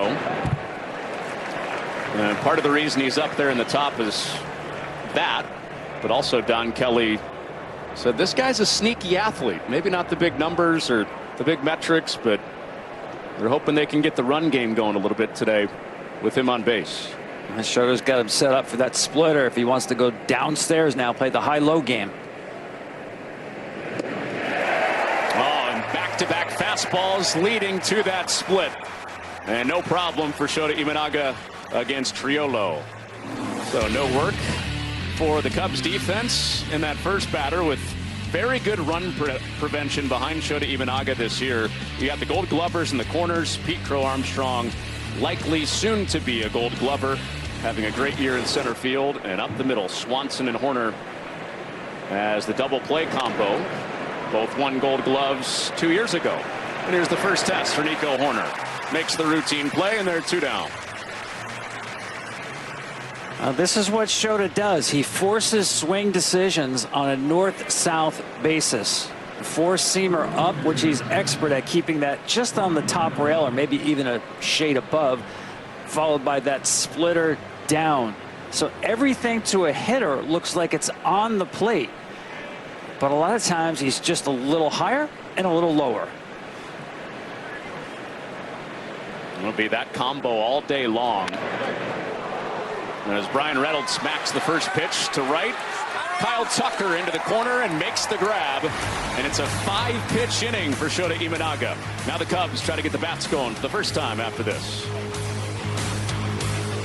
Hey, you remember the first time we visited Ark Encounter? Yeah, you fainted. Twice. Hey, now, let's just say it's a little bigger than imagination, okay? And the exhibits, they're so lifelike. There's just so much for the kids to do here. Virtual reality, a zoo, I mean, they even have zip lines. I guess I just never thought a place like this could be real. So, Junior was right. I guess so. Ark Encounter, you just gotta see it to believe it. People, they're good for squad goals and squad. People are good for these kinds of cheers and these kinds of cheers. Jim Beam, best enjoyed together. Official spirit of U.S. Soccer. My kids can't hide anything from me. I'm home. Especially when they've been using toilet paper that doesn't hold up. Charmin Ultra Strong has a diamond weave texture that's more durable. And it cleans better, so you can use less. Enjoy the go with Charmin. Gatorade has the #1 proven electrolyte blend, designed to hydrate better than water. Made to rehydrate, replenish, and refuel. so you can lose more sweat and earn a place in history. Gatorade. Is it in you? Peekaboo.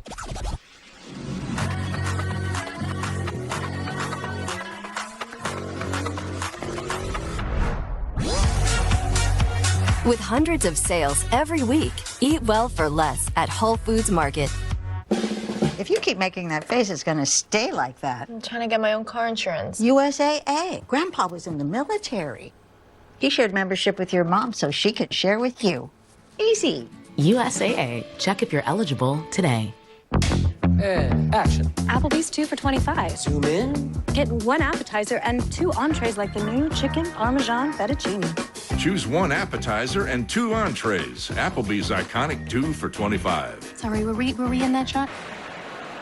Well, Mike Burrows gets the start for the Pirates. One of the game's better changeups on display today for Pittsburgh. And he starts with first pitch fastball to Michael Busch at the top of the lineup for the Cubs. You see the numbers, and the velocity will be upper 90s, but as you mentioned, Connor, that changeup is a really good one. The Cubs saw it back in June, and he had 13 swings and misses on that changeup. You see that sinker at the bottom, only 3%, but he only added that pitch 4 starts ago. Well, it's been all 4-seamers for most of the summer for Mike Burrows. Well, a little change of pace, a little more dive, adding that sinker. And he's in there for his first strike of the day to Michael Busch, who has been leading off against righties since the weekend before the All-Star break. It was Ian Happ for the entire season until that series against the Yankees for the Cubs before the All-Star break. And it's been Busch against the right-handers, Nico Horner leading off against the lefties. 3-1. And drilled to right for a base hit for Michael Busch. Encouraging start to his day after a couple of strikeouts to start the series, and the lead man aboard for the Cubs. Yeah, it's all about getting count leverage and taking advantage. Well, this Cubs lineup, the recent offensive struggles going from first in baseball in runs scored to second worst in August, but they have guys that can get it turned around in a hurry. Kyle Tucker coming to the plate, Seiya Suzuki, Pete Crow Armstrong in the cleanup hole, Carson Kelly having his best offensive season of his career, Hap, Horner, Swanson, and the red-hot Matt Shaw since the All-Star break rounds out Craig Counsell's lineup.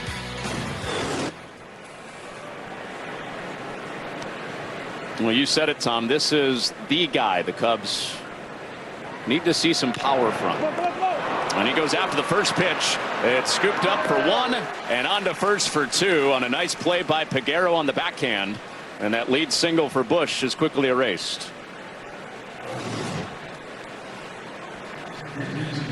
Well, he got the pitch he was looking for. First pitch fastball in the zone. Hit it hard, but you know, that's the one thing I've seen from Kyle during this stretch here. That pitch was actually away from him a little bit, and everything is kind of going pull side. You'd like to see him take some fastballs the other way, even center field, to get himself back to square. Seiya Suzuki takes a breaking ball for a strike. I'm sure tempting for Tucker, Suzuki, Pete Crow Armstrong.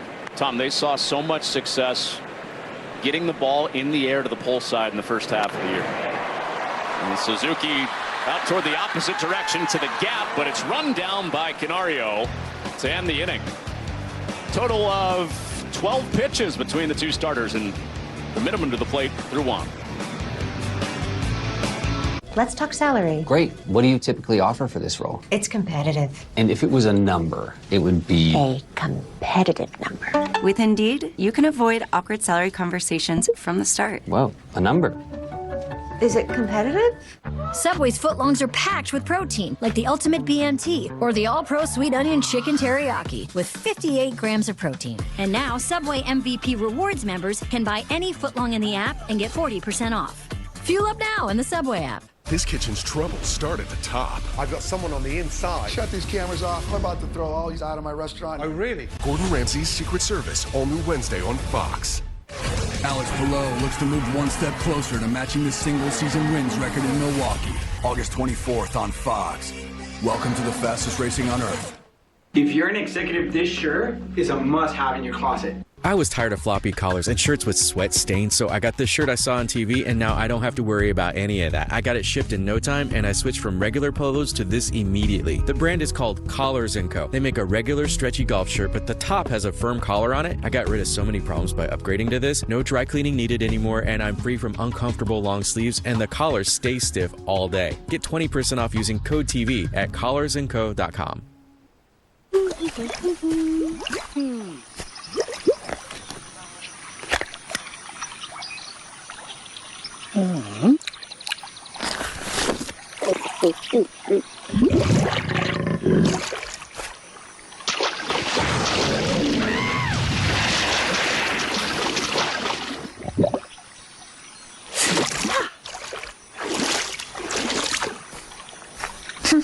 Red Bull gives you wings. The power of baseball goes beyond the field. Together. Together. Together. Together.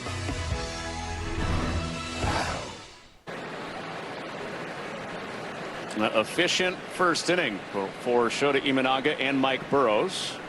It was a 5-pitch 1-2-3 inning for Imanaga. First pitch fastball away to Nick Gonzalez, cleanup hitter for the Pirates. Former first-round pick of Pittsburgh, having an outstanding August, getting the second inning started. And underneath the fastball, foul and out of play.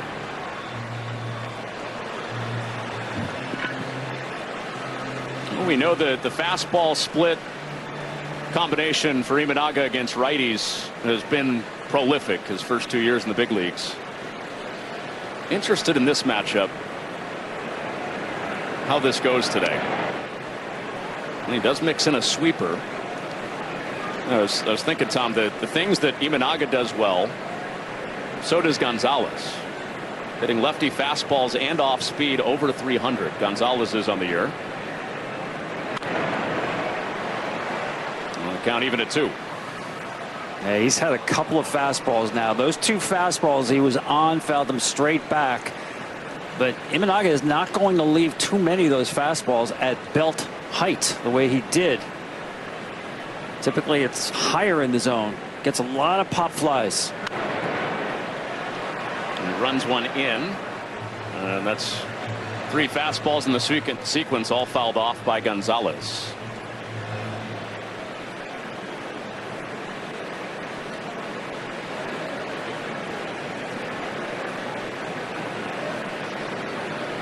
So already as many pitches through the first inning that he's thrown in this at bat to Gonzalez, and he does lay off.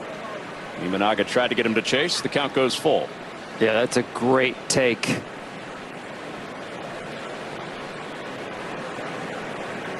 Splitter got him a strikeout in the first inning. Payoff pitch. And it is the fastball. I'm with you, Tom. Usually that's what, up around the letters, maybe a little bit lower than that, but there's just something about that pitch, Connor, and hitters will tell you it just doesn't track the way a normal fastball does. It holds its plane really well. That's why these foul balls are in the air behind him. Another payoff. And he did go. Gonzalez is pumped out. And the second strikeout of the day for Imanaga. Oh, that's just nasty. There's no way to expect that sweeper there at that count. Full count. It's off the plate, but he's committed to fastball there. He doesn't throw that sweeper a lot. He's given up only 4 hits on that pitch all year. And here's longtime Cubs killer Andrew McCutchen. That's 3 sweepers in this inning for Imanaga. To righties, he's only throwing that about 8% of the time. See that more to lefties, but no lefties in the lineup today for Pittsburgh. And the bat that you're seeing Andrew McCutchen use, it is Players Weekend, so he's going with the pencil bat. Hey, it worked yesterday. A number 2, got himself a knock, RBI hit.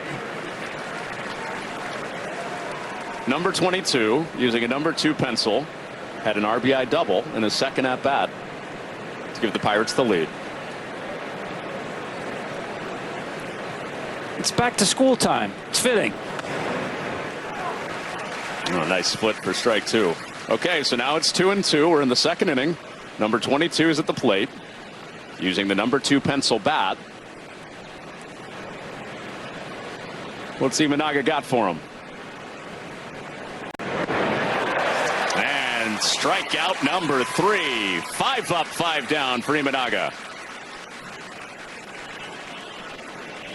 Yeah, that's the challenge as a hitter. You know that, but there's so much to cover north-south, and that's typically going to be the put-away pitch. And that splitter most of the time is going to be out of the zone.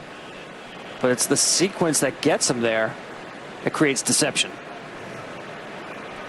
So 2 outs for Joey Bart. Really the only guy in this Pirates lineup today that has any type of success historically against Imanaga to fall back on. It's a short sample, 3 for 5 lifetime. When he drives the fastball out into center field, Petro Armstrong cruises over and retires the side. 6 up, 6 down for Imanaga, middle of 2. What causes a curve down there? Is it Peyronie's disease? Is there somebody I can talk to or help? I got somebody for that. I got somebody for that. I got somebody for that. You guys got somebody for Peyronie's disease? There's hope for the estimated 1 in 10 men who may have Peyronie's disease, or PD. A urology specialist who treats PD can help you create a plan, including non-surgical options. Find somebody today at gogetsomebody.com. Okay, so you got hit by ransomware, and now everyone's in a panic. What do we do? A lot. As the CEO, there's just 2 magic words you need to know. Minimum viability. It's knowing the core functions you need to get your business back, and the cost if you don't. And recovering this fast. Commvault restores the viability of your data, apps, and business in just minutes. Like it never happened. It's the fastest, most complete recovery anywhere, so you can be a continuous business. Liquid Death is proud to announce that we're the official iced tea of Arizona because we went to Arizona, Nebraska, population 278. We met the self-proclaimed mayor. We went to the courthouse for a vote. We threw the whole town a party, and we secured Arizona's endorsement. Liquid Death. Liquid Death. Liquid Death. The official iced tea of Arizona, Nebraska. So now Liquid Death is the official iced tea of Arizona, Nebraska. The chase for the championship is on at Live Golf Indianapolis. Magnificence! All the stars, one last shot at the title. The final round, tomorrow at noon Eastern, live on Fox. Next Saturday on FS1, we got neighbors with bad blood. The bench is clear. We got Ohtani and the Dodgers, and Machado and the rival Padres. You kidding me? Next Saturday at 8:30 Eastern on FS1. Well, the umbrellas that Lou Brock made famous. A lot of them out there in the bleachers today. Brock umbrella. Yeah. You don't have one? Is that what we found out before? I don't, but I do remember Lou Brock wearing those around Busch Stadium in the middle of summer. 1,000 degrees, 1,000% humidity. And he was one cool cat, literally wearing that. He invented it. With the Cardinals, which I guess in a roundabout way has a Cubs tie with him being a Cub.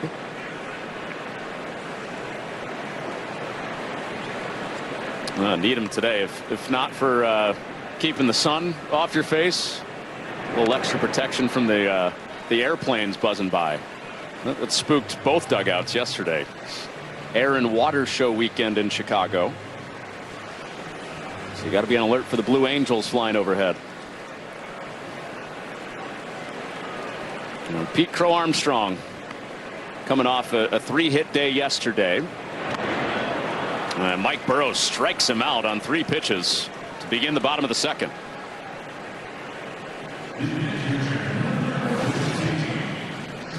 Got him with the slider. It features some really good changeups in that sequence, and you see the kind of repertoire that Mike has. He's actually been much more effective against left-handed hitters than right-handers. Changeup is a big part of that. He'll still throw that changeup to righties, but reverse split guy. There's Carson Kelly. 254. That's what righties are hitting against Burrows this year. Just 214 against lefties. So that's a not just reverse split, but a pretty wide reverse split for Mike Burrows. And the slug too as well. And Kelly underneath it. And after the leadoff single, 4 straight Cubs have been retired. By the way, you mentioned the flyovers. Did you see, Connor, that there were 3 buildings, high-rises there on Lakeshore Drive that had their lobby windows broken, shattered. Yeah. By the boom of the Thunderbirds swinging by. I mean, if you've never been there, it is a sight to see and to hear. And you just can't appreciate how loud and fast everything is until you're there. Yeah, I think the HOAs in town have a specific air and water show clause, because that happens every year. And stay clear of the windows, or at least a safe distance from the windows. The Blue Angels going by. There's Ian Happ. And 2 balls, no strikes as Burrows falls behind. There was 1 year it happened. Yeah, I'm sorry, Connor. There was 1 year it happened with Steve Traxel on the mound. And they called time, and he thought he had a strikeout. They said no pitch because of the Air Force Thunderbirds.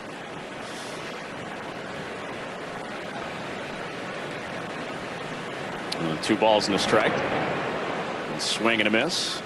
Had a chance to catch up with Ryan Dempster yesterday. He's working on the Cubs local broadcast, and he was telling the story of Ryan Theriot putting on the pickoff play, the daylight play when the planes are flying over. Ground ball to second or to shortstop, and Triolo scoops it, and Happ is retired, and so are the Cubs in a scoreless second. Through 2, no score. Great. Wait, why is Danny DeVito fishing in here? Oh, that doesn't matter. This is a Jersey Mike's commercial. So what matters most is your sub and that sub bowl. Don't tell anybody about my secret spot. Where the subs matter most. It's a Jersey Mike's thing. With less burning, itching, and pain from moderate to severe plaque psoriasis, imagine being 1,000,000 miles away.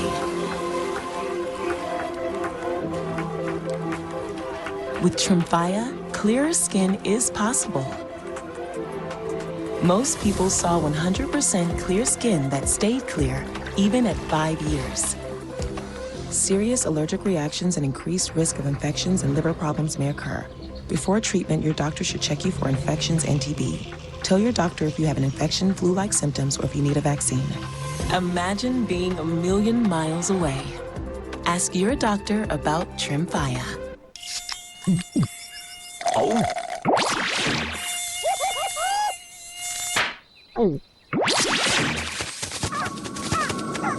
Huh? Nature sure is full of wonders. Red Bull gives you wings. Zombies, run!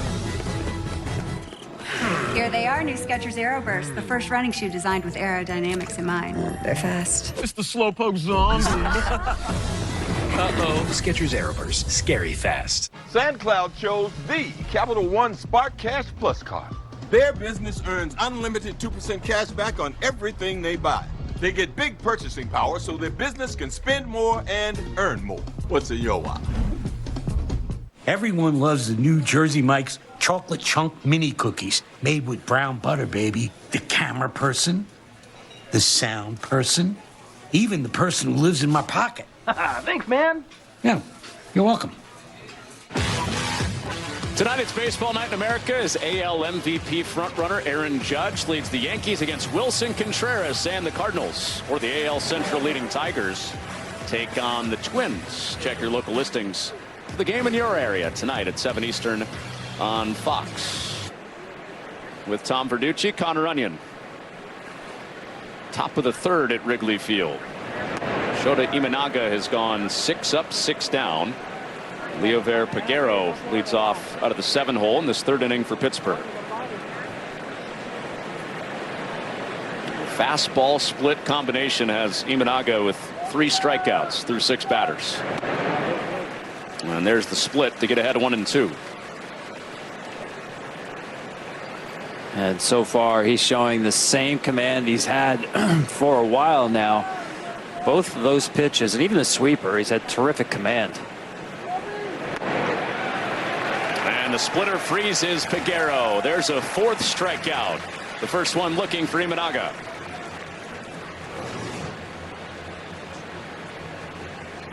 Yeah, this is a rare splitter with 2 strikes in the zone. But clearly, Peguero was probably thinking fastball there.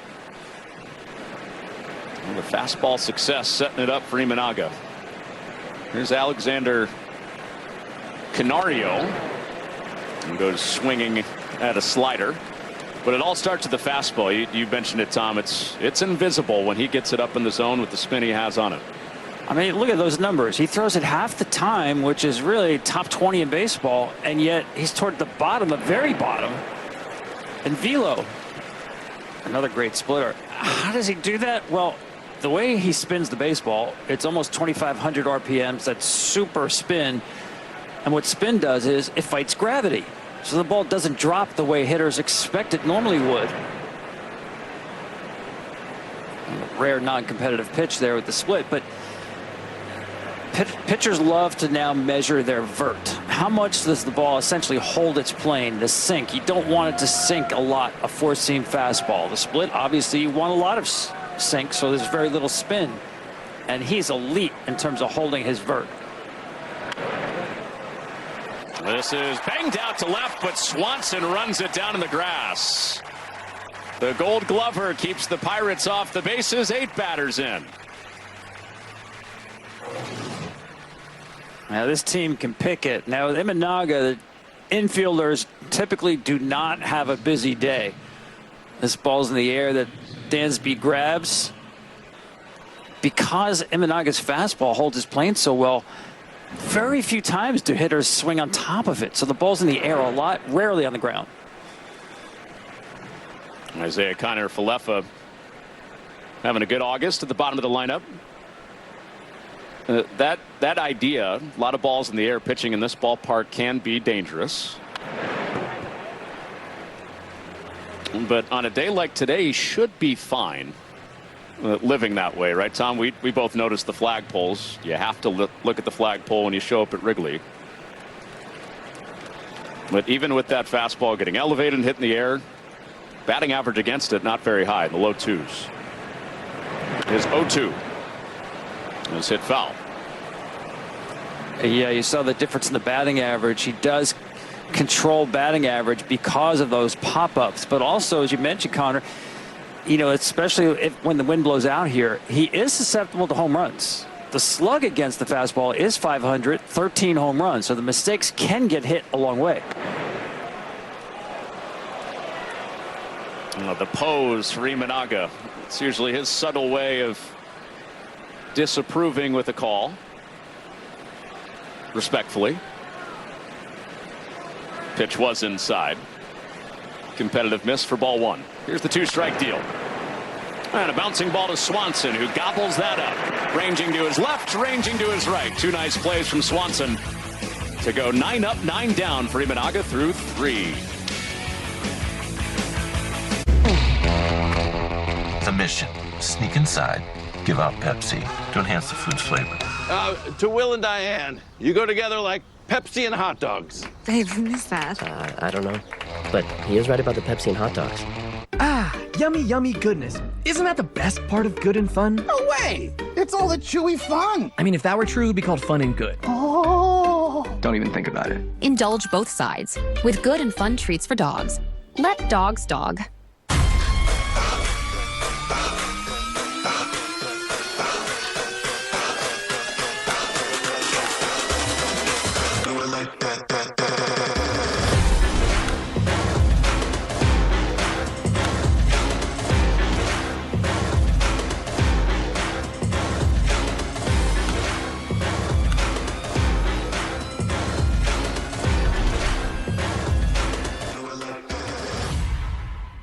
If you're an executive, this shirt is a must-have in your closet.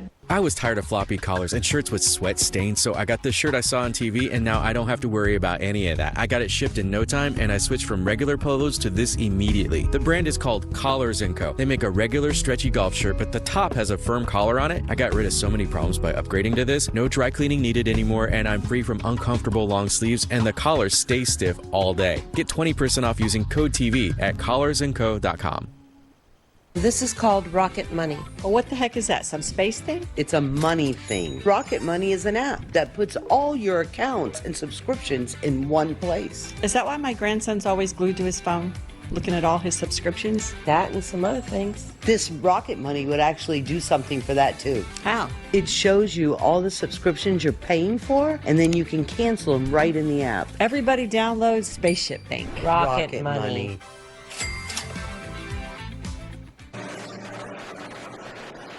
Well, Michael Bush led off the bottom of the first with a hit. That's been it. Shota Imanaga 9 up, 9 down. Mike Burrows for the Pirates since that hit got a double play and has retired 5 in a row. And Nico Horner starts this third inning for the Cubs with a swing out of his shoes. Whoa. You don't see many of those swings from Nico. Obviously not a power guy. He came unglued on this high fastball. He's trying to put the Cubs offense out of their slump. Just like that. He's not the guy that people are asking for more home runs from. He's ahead in the count. You said it, Tom. It's not a lot of power in his game, but a strong up the middle and opposite field approach for Nico Horner.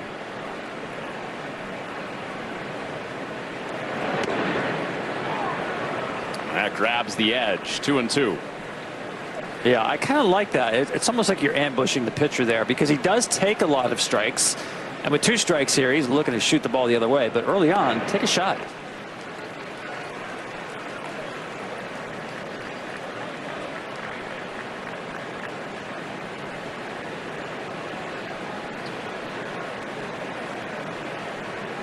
Here's the payoff.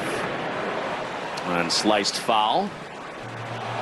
Well, a couple weeks ago, the Cubs lost one of the great ones, Ryne Sandberg, to cancer at 65, and they honored him with everybody wearing a 23 jersey. And Nico Horner slices one inside first for a base hit. Leadoff single in the third. Well, tomorrow the NFL is back on Fox. We're kicking it off with the reigning MVP Josh Allen and the Bills taking on Caleb Williams and the Bears. Preseason football tomorrow at 8 Eastern on Fox. We'll take Irving Park on over to Lakeshore Drive. Go down to Soldier Field. You'll find that guy tomorrow night.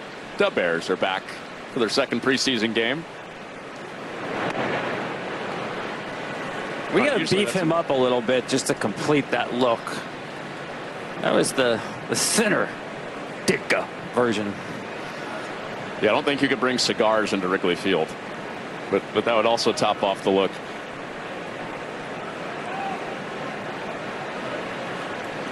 The 0-1. I mean, that's selling the look, Connor. I mean, you said what, 94 degrees at game time? Yep. You're putting on the wool Ditka vest. That's a gamer. Probably sweating off the fake mustache too. Was that fake? I'm gonna assume. I thought I saw some glue dripping off that thing. Real on the left, fake on the right.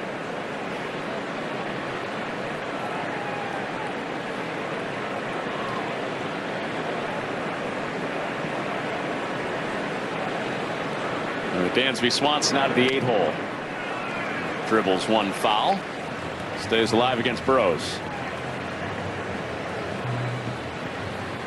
Everything the Pirates threw him yesterday, and really everything most of the league is throwing Swanson right now, is away or middle away.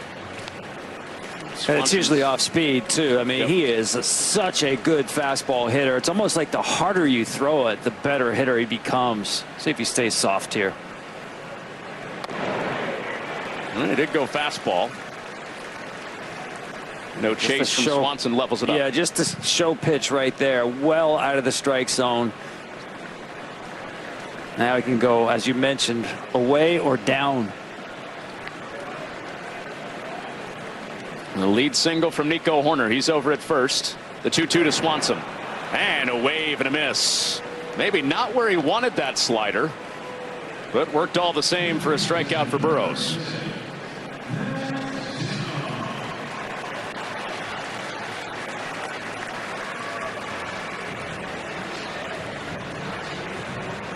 So here's Matt Shaw, the Cubs rookie third baseman, has turned a lot of trade deadline talk around him into a hot streak out of the All-Star break. He is scalding the ball right now. He gets jammed and fouls off strike one. That's that sinker. That's the pitch Burrow's gone to in his last 4 starts. You know, he also plays a north-south game, so that sinker, you just saw it with the good arm side run into right-handed hitters. Now you can play the east-west game as well. I like that addition. And Shaw hits another ball hard, but right on the button to Kiner Falefa, and they turn 2. The minimum still to the plate both ways through 3 in a scoreless game from Wrigley. Still dealing with moderate to severe ulcerative colitis or Crohn's disease symptoms despite treatment? Put them in check with Rinvoq. Rinvoq works differently, and it's a once daily pill. When symptoms try to take control, I got rapid relief with Rinvoq. Check. Rinvoq helped visibly repair my intestinal lining. Check. I got lasting steroid-free remission with Rinvoq. Check. Rapid symptom relief, visible repair of the intestinal lining, and lasting steroid-free remission.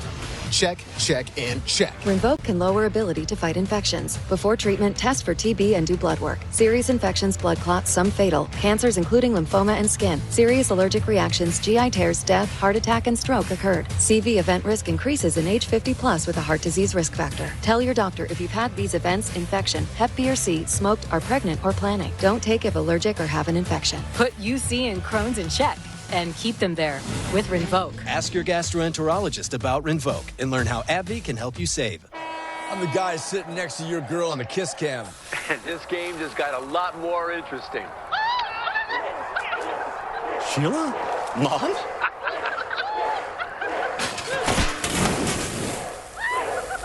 Fire! And if you don't have the right home coverage, you might have to kiss your savings goodbye. Let's go, beat it. So get Allstate, save money, and be better protected from mayhem. Yeah, like me. Bro! Kellogg's cereal. Grain, sugar, salt, malt. That's it. Plus vitamins and minerals. Oh, and ice cold milk.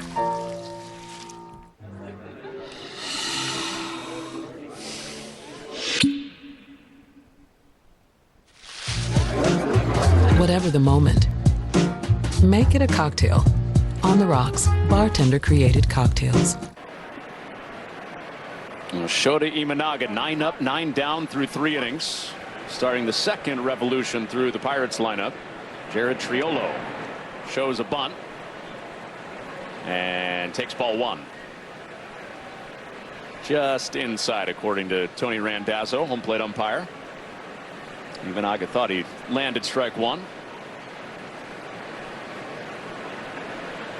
And got Triolo swinging his first time.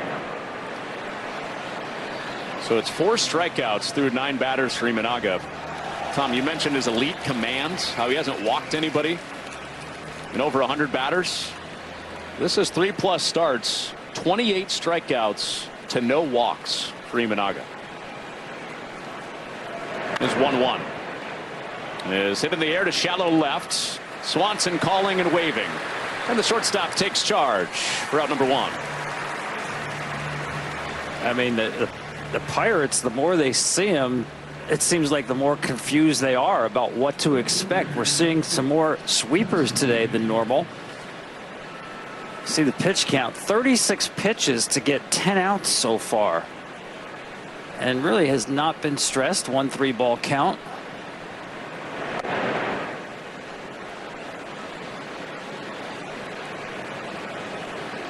In his last 10 1/3 innings at Wrigley Field against the Pirates, Imanaga has not allowed a hit. Part of the combined no-hitter last September against the Pirates through the first 7 innings in that game. And Pham crushes this ball, and that is gone out onto Waveland Avenue. Tommy Pham says enough of that, and finally solves Imanaga to make it 1-0 Pirates.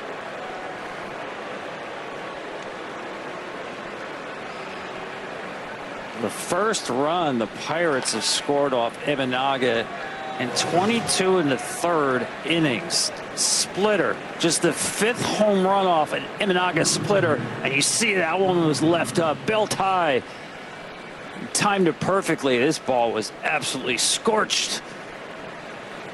Again, there's no wind here pushing that ball out. That ball was absolutely hammered. Here's Brian Reynolds. Tommy Pham, since he's gotten that new contact prescription since June, has taken off. He has keratoconus, a degenerative eye condition, and since he got his contacts fixed, he has been a different hitter since the first few months of the year.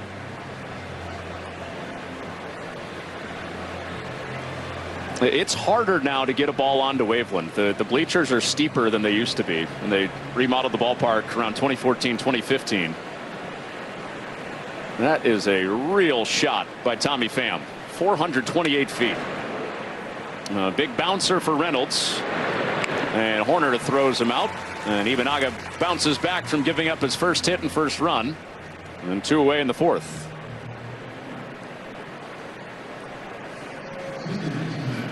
Well, a split that's up is essentially a batting practice fastball. It just doesn't have any drop to it. The lack of spin means it's just going to float there rather than drop. And he got it. Here's Nick Gonzalez at 2 away. That shot we had of Pham and Andrew McCutchen. That's like a combined 3 decades of playing in the National League Central. That's what it feels like. Cubs fans are like, those guys still play in this division? How? 0-1. And back through the middle, Horner, rangy play. Opposite side of second base, and he throws him out. Both Gold Glovers up the middle showing off for the Cubs today, but Tommy Pham starts the scoring out onto Waveland. I have type 2 diabetes, but I manage it well. It's a little pill with a big story to tell. I take once daily, Jardiance, at each day start.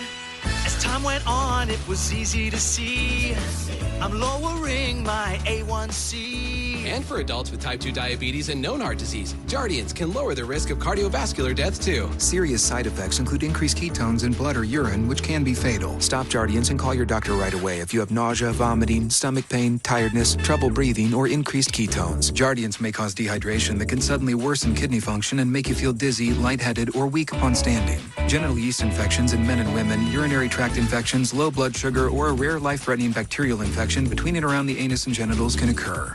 Call your doctor right away if you have fever or feel weak or tired and pain, tenderness, swelling, or redness in the genital area. Don't use if allergic to Jardiance. Stop use if you have a serious allergic reaction. Call your doctor if you have rash, swelling, difficulty breathing, or swallowing. You may have increased risk for lower limb loss. Call your doctor right away if you have new pain or tenderness, sores, ulcers, or infection in your legs or feet. Jardiance is really swell, the little pill with a big story to tell.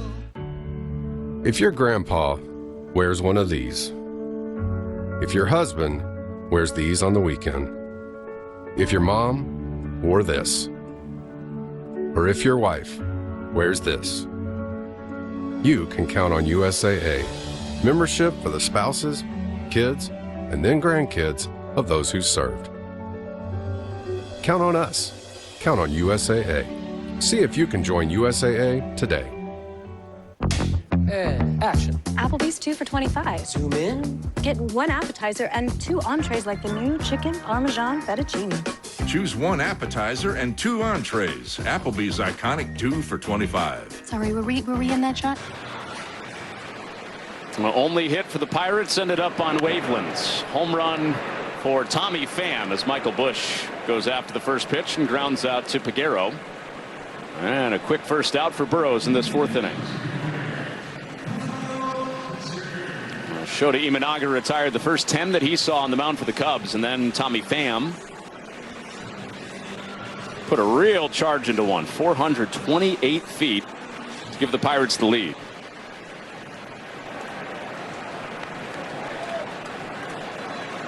Kyle Tucker hit a ball hard, but right at Peguero his first time for a double play.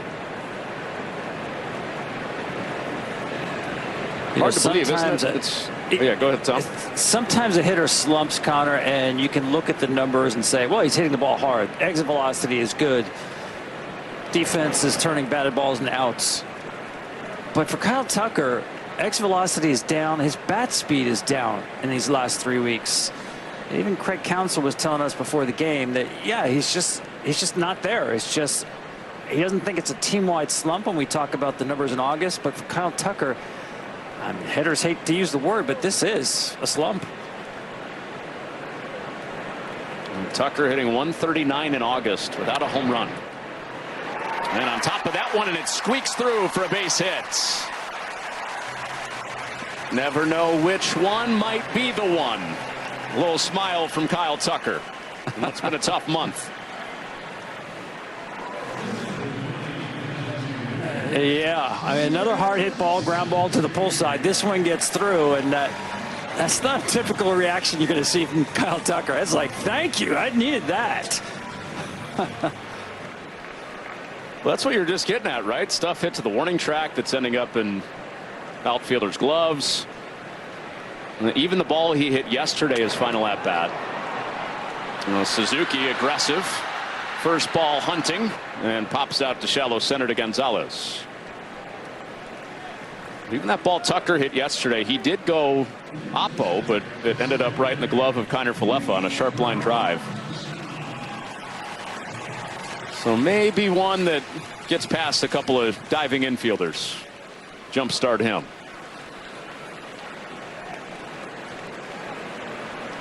Pete Crow Armstrong got his month moving in the right direction yesterday with his 3-hit game. Struck out swinging his first time against Burrows.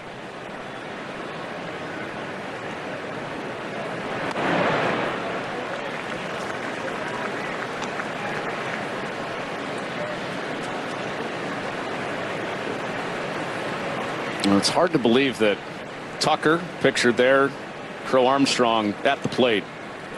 Neither of these guys have homered in August. It's been since July 23rd. Either one has homered. Yeah, that's amazing. MVP. Yeah, guys that were in the MVP conversation in the first half.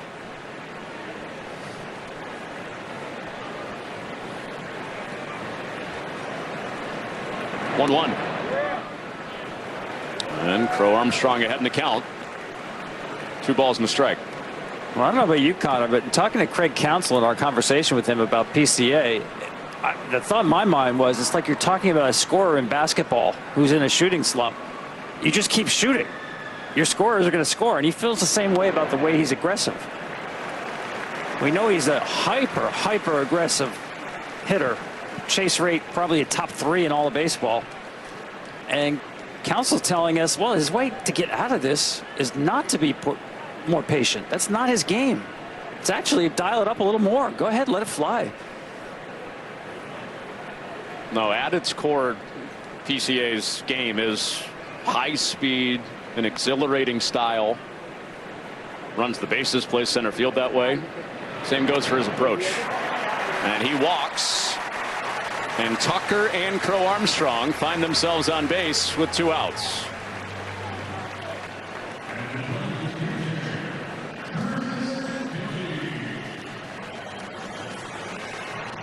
So not necessarily the big swings the Cubs have been missing from Tucker and Crow Armstrong, but on base together.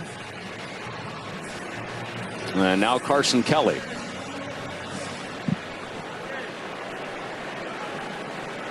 Through the Cubs' offensive struggles as a team, Carson Kelly has been somewhat immune to that.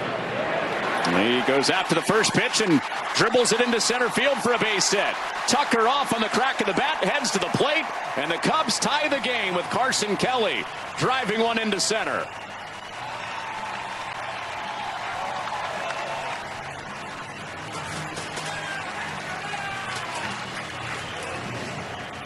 Got a slider left up in the zone a little bit right there. You see that. And I just love hitters with runners in scoring position, just ready to pull the trigger. Look for the ball in the middle of the plate. If it's there, don't concede anything. Jump on it. Nice job by Kelly.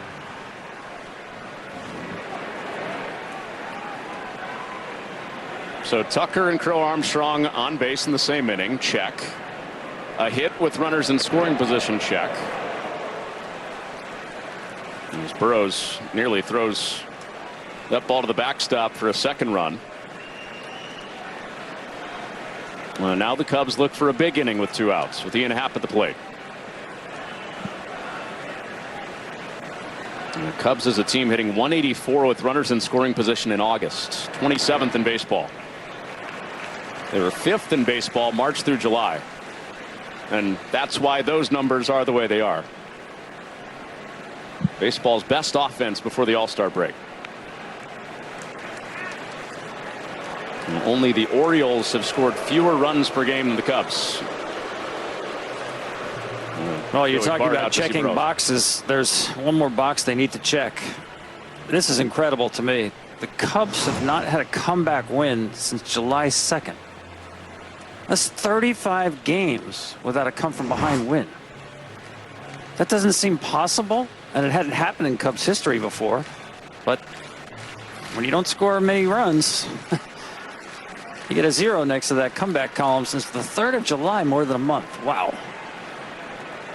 The Cubs are 17 and 18 in that stretch overall. 2-0 green light for Happ, and he slices it foul, not a play. No, and a comeback win could be, if the Cubs win this game, that would be a comeback win. They were down 1-0. You think comeback win, you think more in the vein of, I don't know, a game that's 6-0 or something. You come back to win it.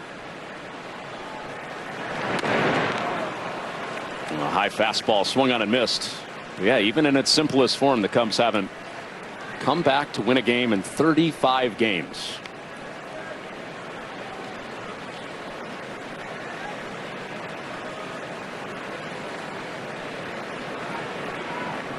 Runners at the corners, 2 outs, 2 balls, 2 strikes on Happ. He lays off Burrow's changeup, his best pitch, and Kelly takes second without a play.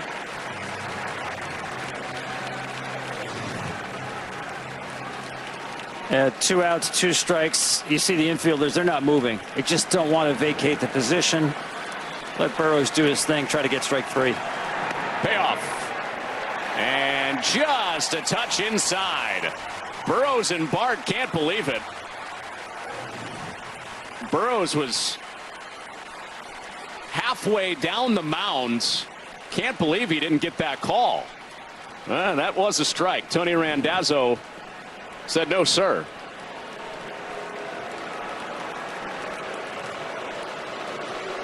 Burrows was hot. I mean, that's obviously a huge pitch. That's a get off the field kind of pitch. And Randazzo actually had a good look at it. He was set up on that side of the plate. Sometimes an umpire has more difficulty on the pitch away.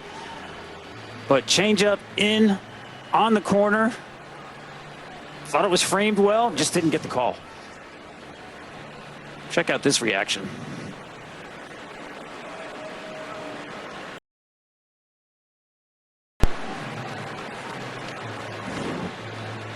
Closed captioning. I'll have fun with that one. A good visit for Oscar Marine. It's Oscar Marine, Brent Schramm that lead the pitching staff in that dugout for the Pirates. Give him a beat now. Burrows feels like he should be out of the inning. Went to his best pitch and threw it in a perfect spot. Didn't get the call.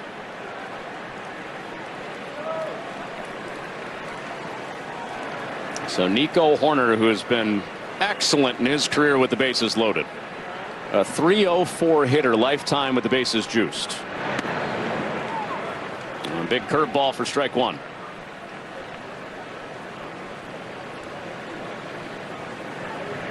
So that big inning still at play for the Cubs. That's been elusive over the last several weeks. Runners lead from every base, and a big fastball up toward the tower of Nico Horner.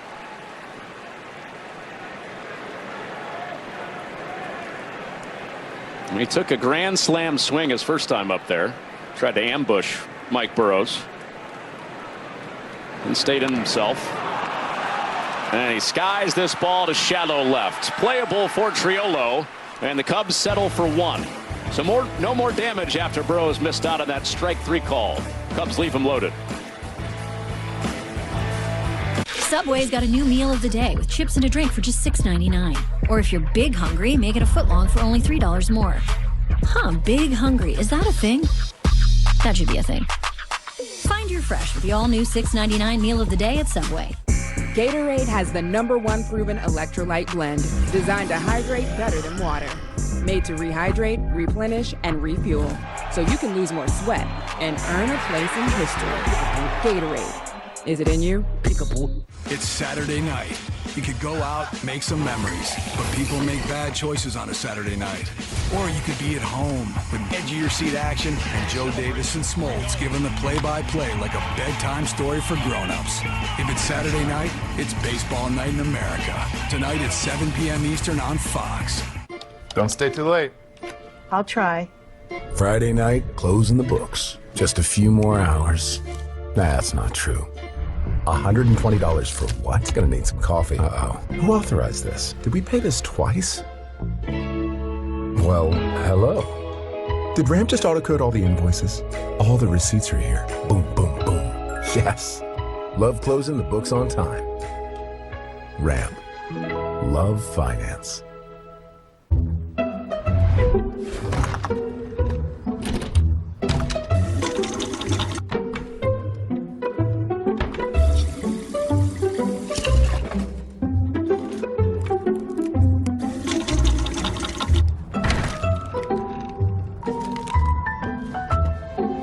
There's an easier way.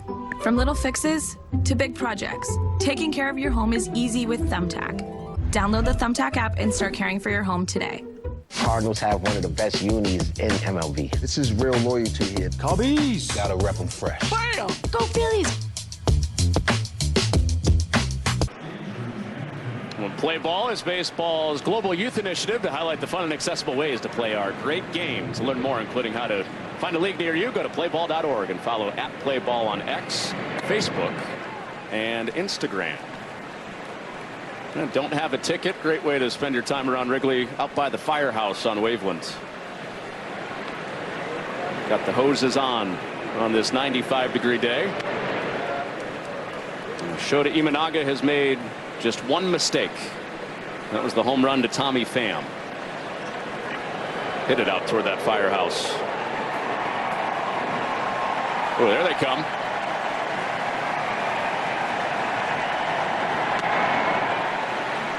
Air and water show weekend. Everybody was spooked a couple of times yesterday. I think everybody's a little bit more on high alert today. Now the planes are being cheered for.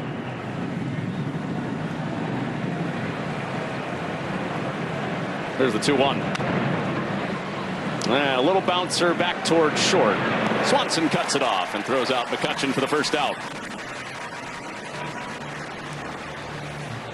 Yeah, I'm not sure if the home crowd was cheering for the Plains in formation or the play that Swanson just made. Maybe a little of both. Well, I know somebody in that Pirates dugout enjoying the show. Paul Skeens. Yeah. From the Air Force Academy. Dreamed of being up there with those guys. He's doing all right in his current career.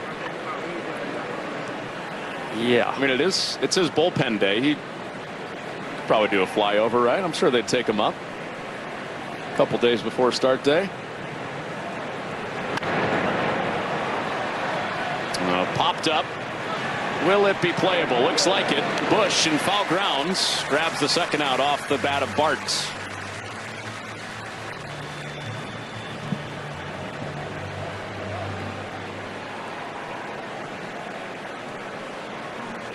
So Imanaga is still just that one hit allowed. 10 up, 10 down to start it. Since the home run, he's retired 4 straight.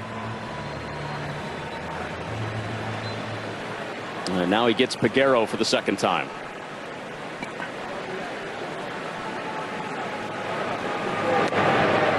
Peguero had a swing a couple of weeks ago he'll never forget. He took Justin Verlander deep out in San Francisco.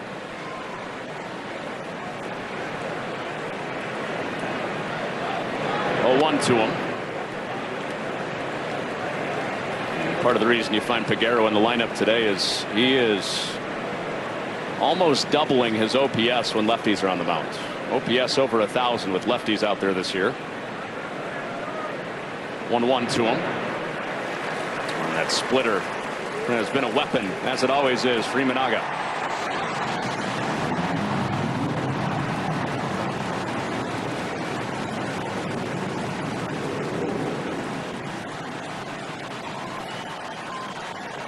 If you're Tony Rendezza, the home plate umpire, do you not start the pitch timer when the planes are zooming by? We got to restart it again because here they come again. Doing laps around the ballpark. And a called strike 3. A double chorus of cheers as Imanaga walks off the mound. The Fighter Jets and the Cubs star pitcher putting on a show. Americans, we can do anything we want, except one thing. We just can't stop being American. So get out there, take your swing, rev your engines and let freedom ring, and never, ever, ever stop being American. Nothing stops America, and nothing stops Ram. Right now, during the Ram Make This the Summer event, get 10% below MSRP or get 1.9% financing for 72 months on select 2025 Ram 1500 models. What's the worst phone call an exec can get? Reach. What? Scott? Paris? Right now we are completely offline and there is a ransom. How much? So how are you going to recover from that? What if you could instantly rewind back to before the attack? With Commvault, you can do it in just minutes. Like it never happened. It's the fastest, most complete recovery anywhere, so you can be a continuous business. With hotels and vacation rentals, Booking.com has something for everyone. Yeah, she sells. You got anything more boutique? Oui, right this way. Now we're talking. What about something more family friendly? Maybe a resort with a water park? Or somewhere less family? Yep, one Vegas hotel for the bride-to-be. What if we hate everything? We have free cancellation. Find exactly what you're booking for. Booking.com, Booking.com. Yeah!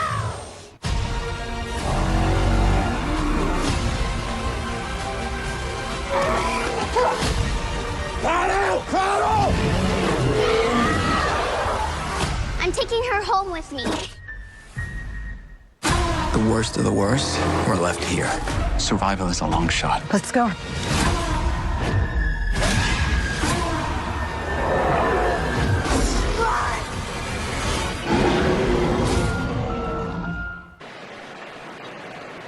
A solo home run for Tommy Pham for Pittsburgh. And then the Cubs answered that back in the bottom of the fourth with a Carson Kelly RBI single. And this game playing out a lot like yesterday's game. And Pittsburgh took a 1-0 lead.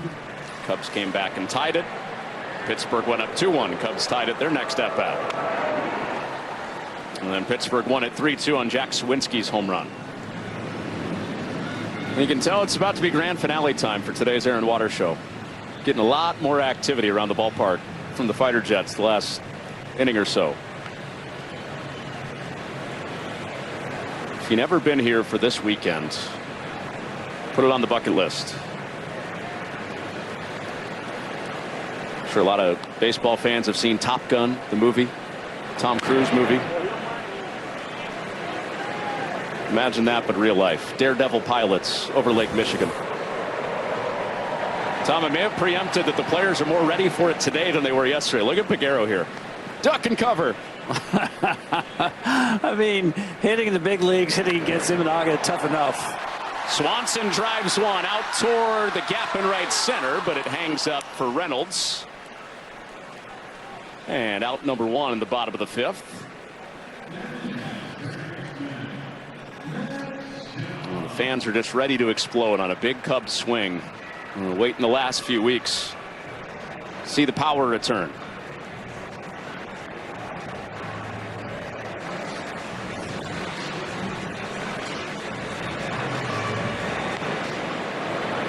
So it's Matt Shaw, who Burrows got to hit into a 5-4-3 double play his first time up. Same pitch he started him with. Yeah. The sinker on his hands.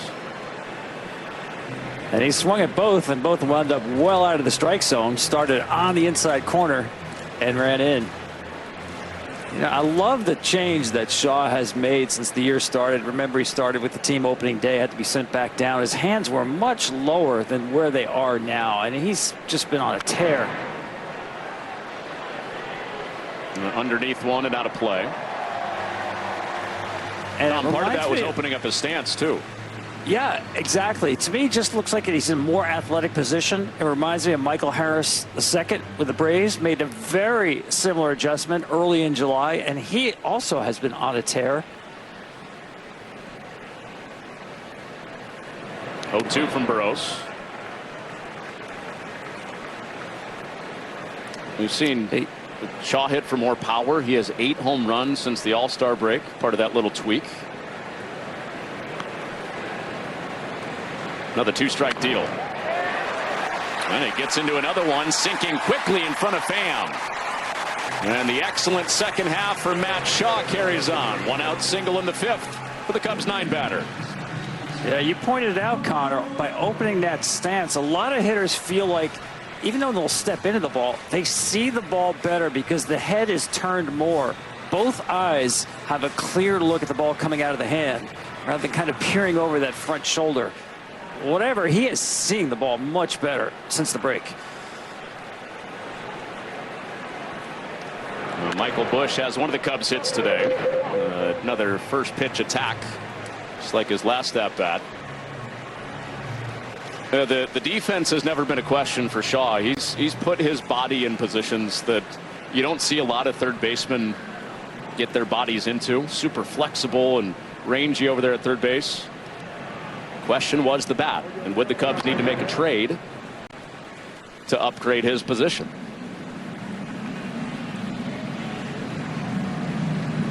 Tom covered Shaw a little bit in college when he was at Maryland. He was the Big Ten Player of the Year just 2 years ago. His coach there was Rob Vaughn. And when Matt Shaw he was 18, 19 years old, and Rob Vaughn said he could be hitting in Double-A right now.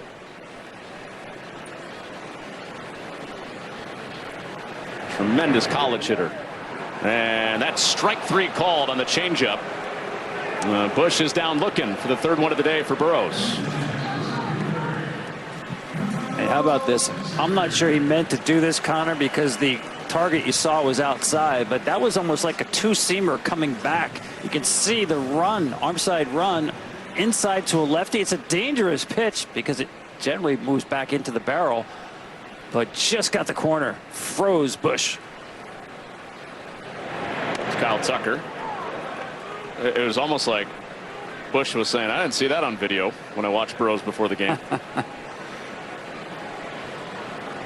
Yeah, that's where you blame the hitting coaches. You didn't tell me about that. Well, he really didn't mean to do it. It's like that backup breaking ball that freezes hitters. Everybody needs a fall guy. Time called. Pitch clock ran out.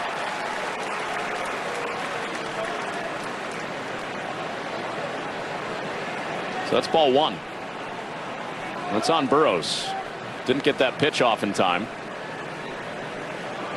Saw Reese McGuire strike out yesterday for the Cubs. Pitch timer violation. Called time twice. Can't do that. And Tucker out in front of Burrows' best pitch. Change makes it 1-2. So how do you mark that in your scorebook, Connor? The strikeout on a pitch timer. It's not swinging. It's not looking. I just draw an analog clock in my book. Oh, back-to-back changeups. And absolutely gross stuff from Mike Burrows. Stranding the one-out single for Shaw. We're through 5.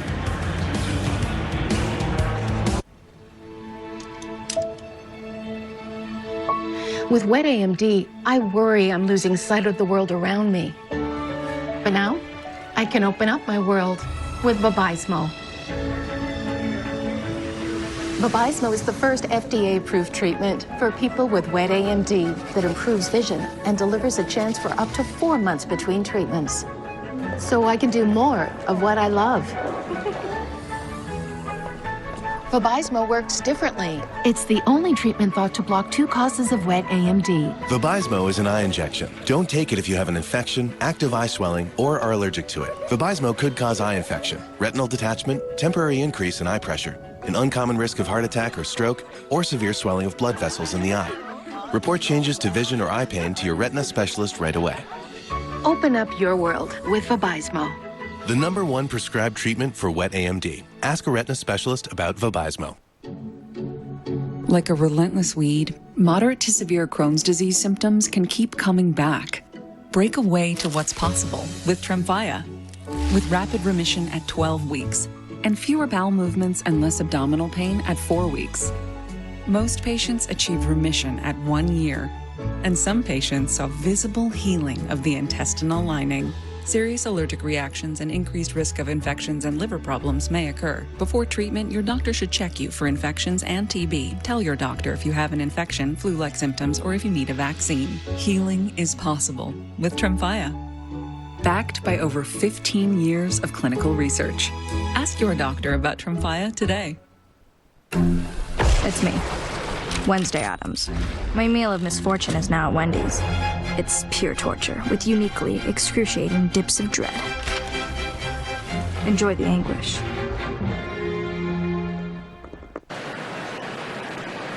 Well, there's a serpent that is starting to grow out there in the bleachers at Wrigley.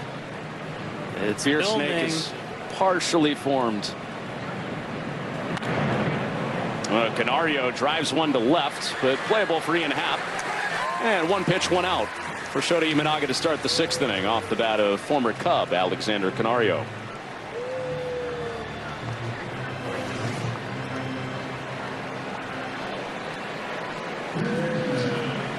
And every time he makes that walk out to warm up under the left field bullpen, Shota starts every single time when he pitches here at Wrigley. Here's Kiner Falefa. Strike 1.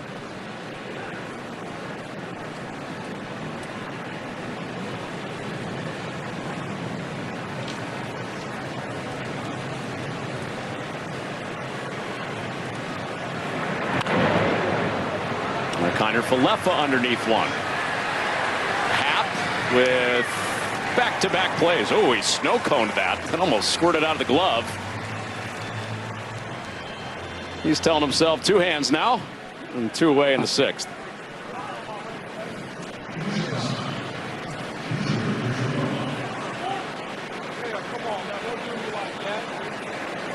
So back to the top with Jared Triolo. And the first time this year in the leadoff spot, and he's gone 0 for 2 against Imanaga.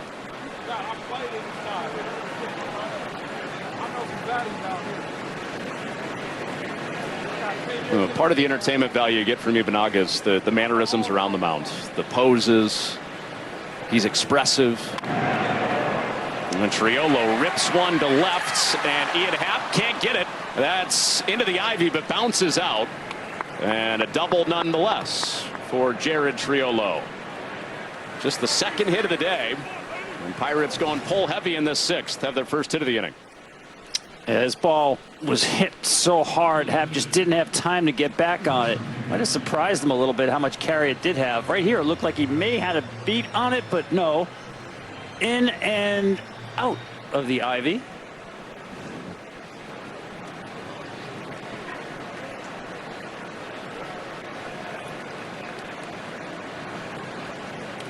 So here's Tommy Pham, who took him deep the last time up. And Triolo's come to Wrigley Field, had a nice series. 2-hit game yesterday.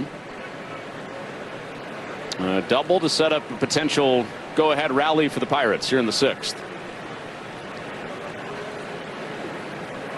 Imanaga's 1-0. This is the first at-bat today the Pirates have had with the runner in scoring position. Their one hit, their one base runner before Triolo's double was the Pham solo homer. So first time Imanaga's pitching from the stretch. And there's a strike on the heater.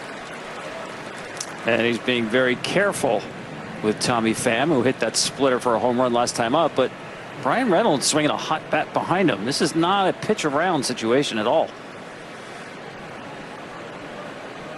In the second half, Reynolds has been on a tear. And it's 3-1, so he's one pitch away from seeing Reynolds, who has an OPS around 1,000 in August. And here come the Plains. Reynolds needs some earplugs.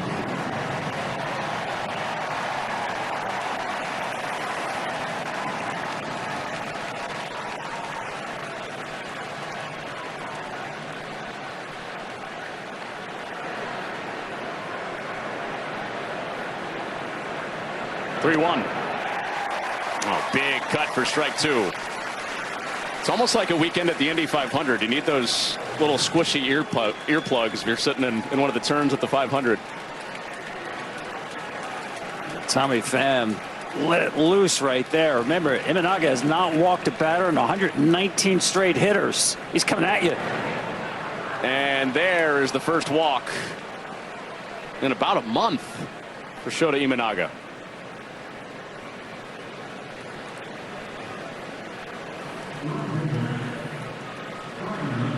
Yeah, he was very careful with Tommy Pham throughout that sequence. Thought he might challenge him again, but that really was not close to tempting a swing.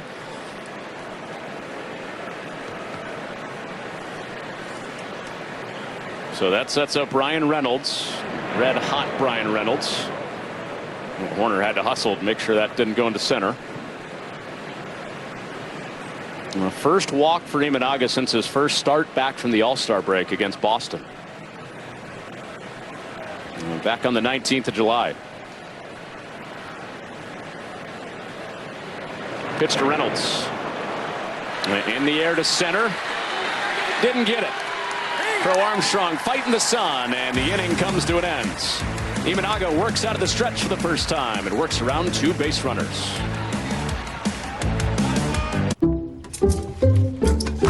Some people just know they could save hundreds on home insurance by checking Allstate first. First night in the new house. Yes. Like you know to check the neighbors first before buying a house.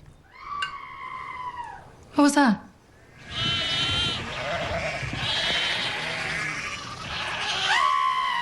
What? Yeah, checking first is smart. So check Allstate first for a quote that could save you hundreds. You're in good hands with Allstate. Aaron Judge looking to do some damage. Oh, hey, Captain. Oh, my God! Near the wall. Sorry. Woo! No fly zone. So fast, Bobby. Paul skis! Cannons! Otani! Living legend! We did it! Yes! Oh, this is the best! Please tell me you caught that. Dad, I'm a genius.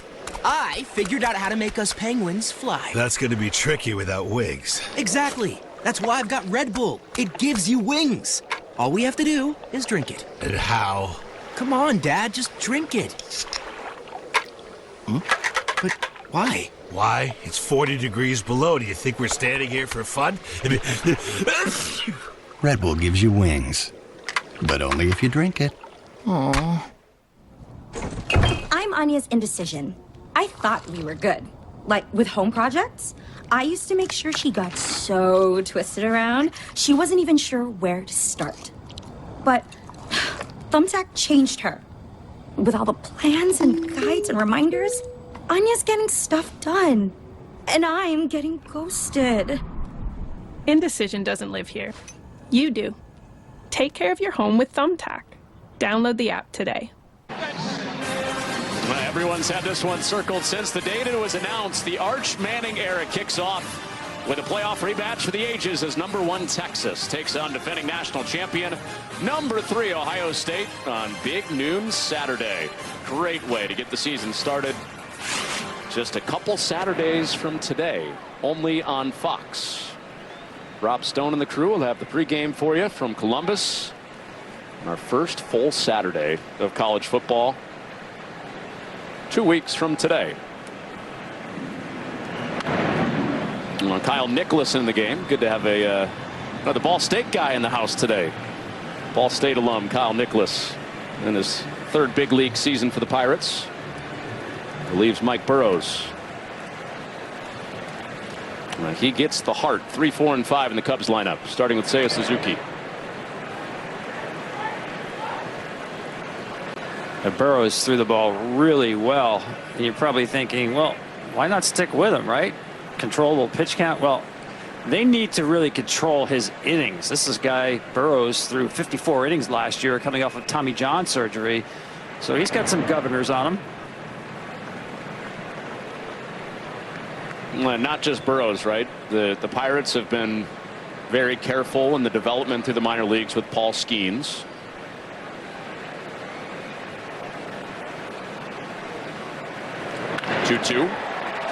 Suzuki reaches out and ropes it into center for a base hit. So that greets Nicholas into the game with Suzuki's first hit of the day.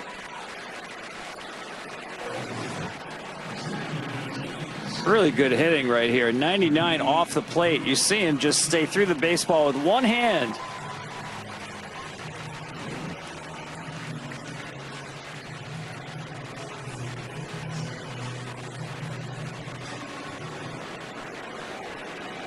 And the 3rd time today the Cubs leadoff man has reached. 1st inning, 3rd inning, now here in the 6th. Ball down in the dirt. No advance for Suzuki. Tom, when do you think we might see Bubba Chandler in the big leagues? That's the top pitching prospect for the Pirates. Anytime I soon? think they will. I do. I think they do want to get him up here in the major leagues before the year is out. You know, we're past the date now where he can still retain rookie status for next year for the player incentive program. If he finishes top 3 in awards voting next year, Pirates could get a draft pick. But they're finishing off his development. No reason to rush him up here based on wins and losses for this year for the Pirates. But yes, I do think before the year's out, they want to get him a taste of the big leagues. They'd have some really good arms, and Nicholas is one of them as well. Ashcraft. Of course, Jared Jones is hurt. Yeah, that got him. Oh, got him. Crow Armstrong was hit. So 2 aboard with nobody out in a 1-1 game. Donnie Kelly asking the replay room if they need to review that. Looked like it grazed the jersey. He says play on. Well, maybe not. Maybe they will look at it. Oh, I think based on PCA's reaction, I think it did get that front leg.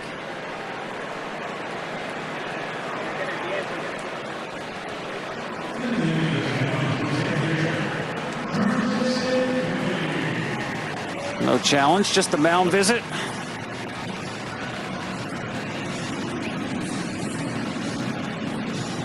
So a couple reaches for Crow Armstrong after his 3-hit day. Walk hit by pitch today. And then the guy that drove in the Cubs' first run of the day, Carson Kelly, standing at the plate. 2 on, nobody out. After Suzuki started this inning with the leadoff single. And Kelly underneath it. Foul ground, first base side. And Peguero retires Kelly.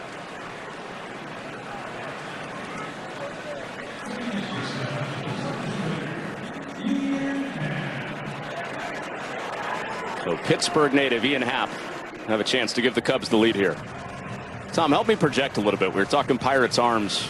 Obviously, Skeens will headline their 2026 rotation. They'll hope to get Jared Jones back. Bubba Chandler, you would think, would be part of that rotation. Absolutely. You got Mitch Keller still under contract for the next couple of years. They've got a good base of pitching here. Ian Happ drills one to right, and it's caught. It hangs up for Reynolds, and no chance for Suzuki to tag. So 2 first pitch swings and 2 quick outs for Nicholas after 2 reached. Yeah, the Cubs have been aggressive today.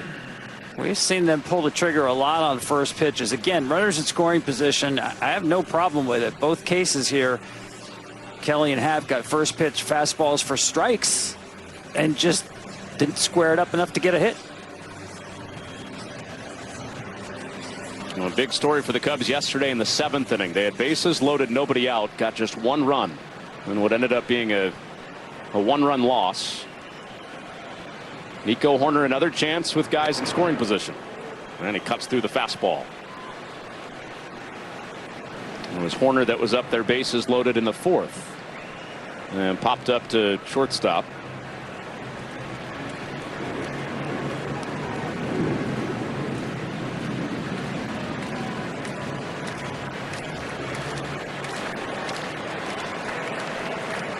A guy that's been steady all year long for the Cubs takes ball 1.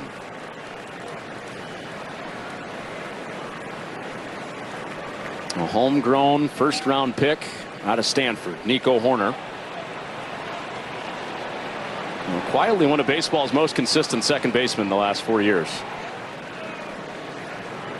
Nicholas trying to wiggle out after his first and second, nobody out for the Pirates.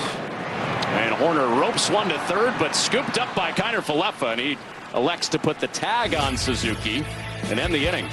Job well done for Nicholas. First and second, nobody out, and no runs come across. When a migraine strikes and I've taken a trip down, side effects like dizziness can throw me off. Ugh, migraine again. Ubrelvy works differently. It keeps me in rhythm, quickly stopping migraine pain within 2 hours. And some have pain relief that lasts all day, so I can handle whatever the day may throw at me. Don't take if allergic or with strong CYP3A4 inhibitors. Tell your doctor all medicines you take. Report increased blood pressure or color changes, pain, or numbness in fingers or toes. Get help right away for allergic reactions like trouble breathing, face, mouth, tongue, or throat swelling, which may occur days after use. Ask your doctor how you can stop migraine attacks and stay in rhythm with Ubrelvy. Liquid Death is proud to announce that we're the official iced tea of Arizona because we went to Arizona, Nebraska, population 278. We met the self-proclaimed mayor. We went to the courthouse for a vote. We threw the whole town a party, and we secured Arizona's endorsement. Liquid Death. Liquid Death. Liquid Death. The official iced tea of Arizona, Nebraska. So now Liquid Death is the official iced tea of Arizona, Nebraska. Experience the world's largest sports book at your fingertips. I'm Derek Stevens. I'm a lifelong sports bettor and owner of Circus Sports. We built this platform for bettors that want high limits and total transparency. Featuring tight money line splits, lowest holds, and exceptional live customer service. Hi, how may I help you today? Download your new bookie today and start betting like a pro. Circus Sports. Action. Applebee's 2 for $25. Zoom in. Get 1 appetizer and 2 entrees like the new chicken Parmesan fettuccine. Choose 1 appetizer and 2 entrees. Applebee's iconic 2 for $25. Sorry, were we in that shot? Baseball is just heating up. Be part of all the excitement, action, and unforgettable moments. Scan the QR code or go to MLB.com/tickets and plan your next ballpark visit. With Tom Verducci, Connor Onion, we go into the back third of this game. Shota Imanaga still going strong. That was just his 65th pitch that he threw to Nick Gonzalez, the cleanup hitter.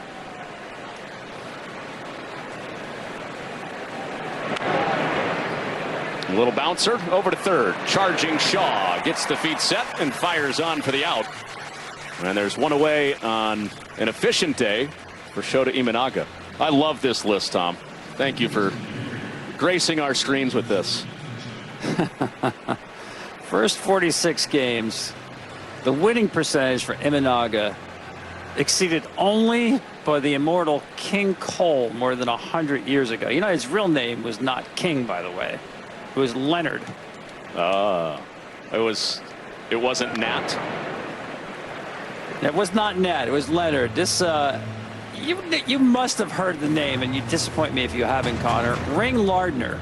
Ever hear that name, Ring Lardner? Yeah. Famous sports writer in Chicago. He's the one who said, no, from now on, we're going to call you King in honor of the nursery rhyme, Old King Cole. And Ring Lardner was the same guy.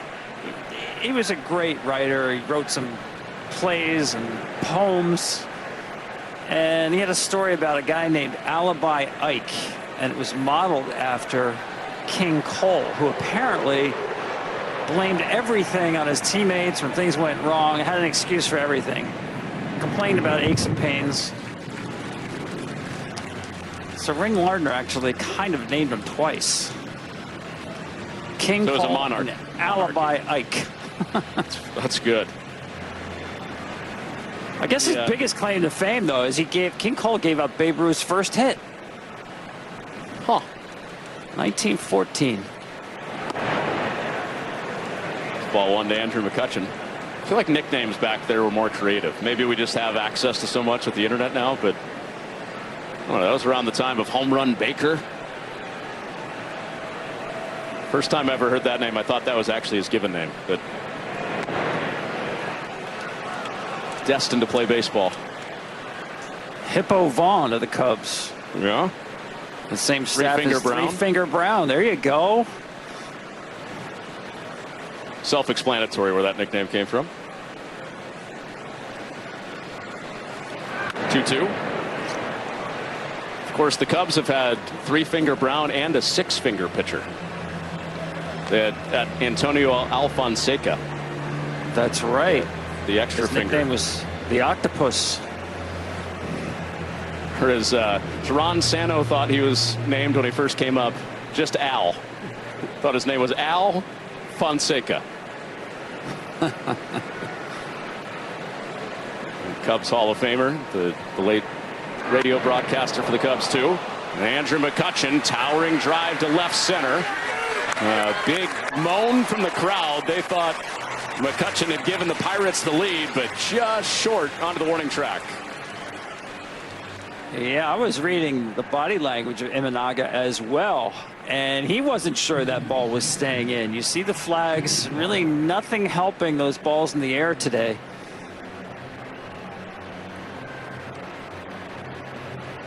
The only home run was Tommy Pham ripping one.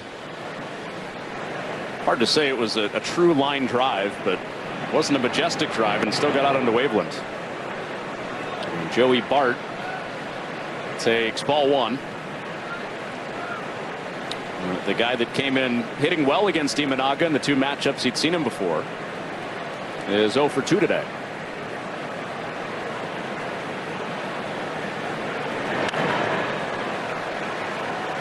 Fly ball foul. Your King Cole note. The first time I saw it, I was thinking, does he go back to the Orphans days, the Chicago Orphans, before they were the Cubs?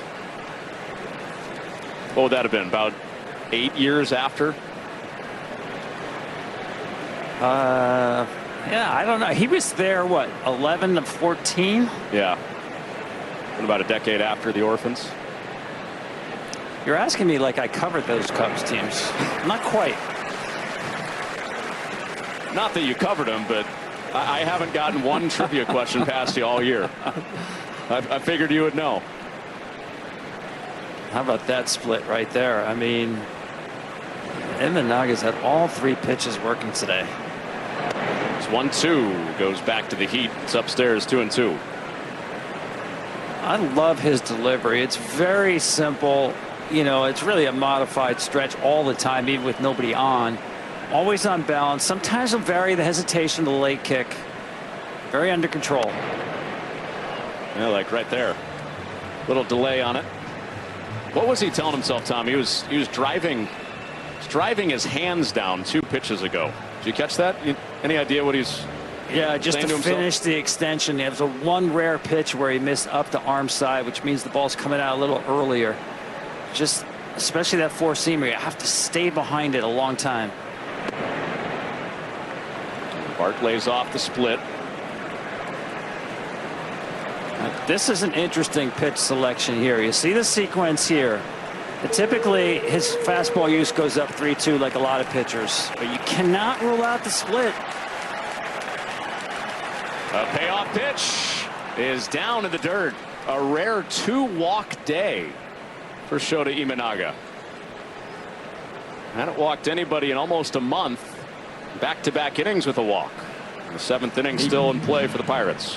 Yeah, I thought it was a curious pitch selection because, you know, the fastball command, maybe just a little bit off. It's hard to nitpick. He's so good with where he could place the baseball. But that was a careful pitch that he threw, not a challenge one. Peguero latches that inside the bag fair.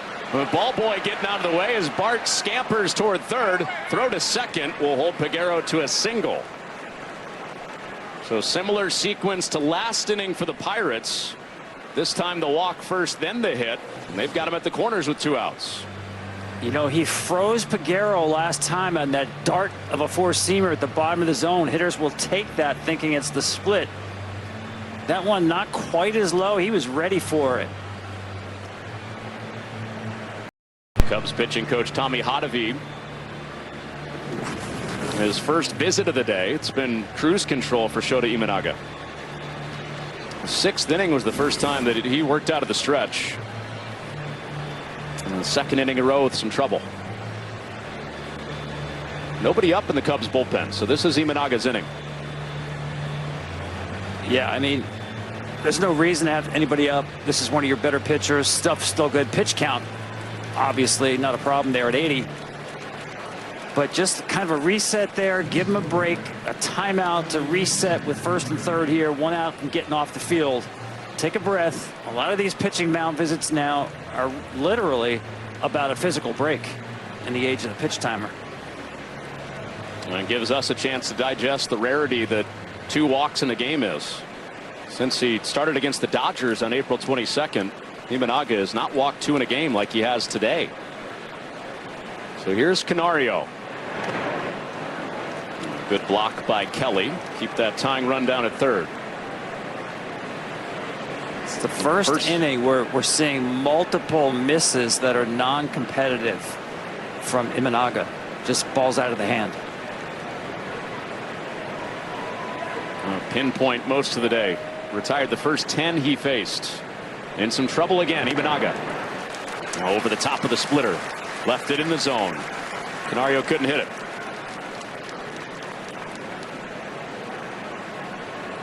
First taste of the big leagues for Canario was a couple of years ago in a Cubs uniform. His first big league home run came in the opposite jersey playing in this game. Cubs against Pirates. And there's strike 2.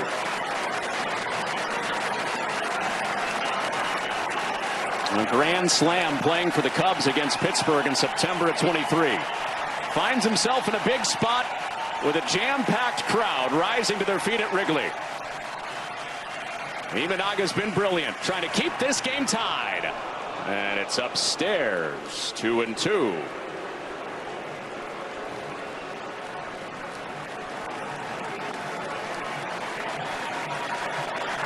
All this with 2 outs. Walk, single. Go ahead run 90 feet away. And a swing and a miss. Imanaga strikes out Canario and keeps this game tied to the stretch. Your mental health is better. But having uncontrollable body movements called TD, tardive dyskinesia, can feel embarrassing. I asked my doctor about treating my TD with Ingrezza. #1 prescribed Ingrezza is clinically proven to treat TD, quickly reducing TD movements by greater than 5 times at 2 weeks. 98% of people were still satisfied with Ingrezza after 2 years, and you can keep taking most mental health meds. Ingrezza can cause depression, suicidal thoughts, or actions in patients with Huntington's disease. Call your doctor if you become depressed, have sudden behavior or mood changes, or suicidal thoughts. Don't take Ingrezza if allergic. Serious side effects may include allergic reactions like sudden, potentially fatal swelling and hives, sleepiness, the most common side effect, and heart rhythm problems. Know how Ingrezza affects you before operating a car or dangerous machinery. Report fever, stiff muscles, or problems thinking, as these might be life-threatening. Shaking, stiffness, drooling, and trouble with moving or balance may occur. Taking control starts with asking your doctor about Ingrezza. People, they're good for squad goals and squad. People are good for these kinds of cheers and these kinds of cheers. Jim Beam, best enjoyed together. Official spirit of U.S. soccer. Hey, you remember the first time we visited Ark Encounter? Yeah, you fainted. Twice.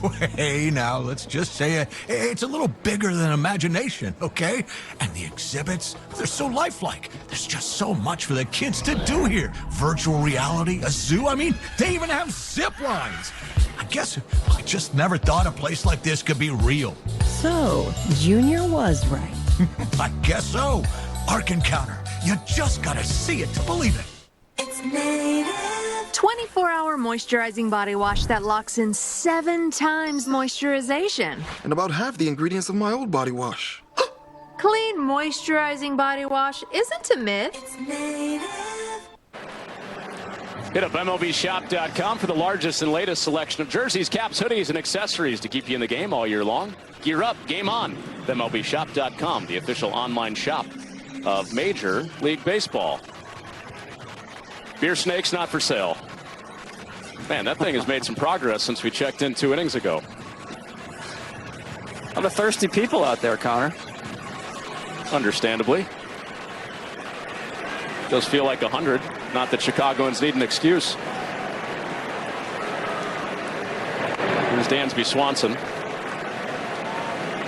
Need to know if there's any Malort in those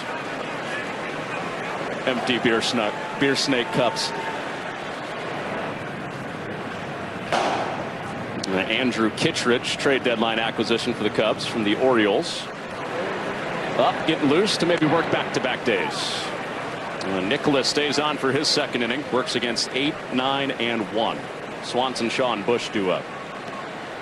Well, that was a great location on that four-seam fastball. Again, Swanson loves upper 90s velocity. Well, loves breaking balls a little less. Likes that call even less than that. Oh, that's a beauty. That is top of the zone. And coming from behind the four-seam fastball, there's no way a hitter can pull the trigger on that. Nicholas has thrown 76 curveballs this year and has not allowed a hit. I tempted fate earlier with one of those numbers. Let's see if you just tempted fate. Well, he throws a breaking ball, but this time clear of the top rail. Shota Imanaga, 10 1/3, no hits against the Pirates. Bang, Tommy Pham home run next pitch. 2-2. Back to the curve. Oh, Tom, you got bailed out. Kiner Falefa cut off potential first hit against the curve this year. I think he got away with that one, too. That was in the middle. Sure was.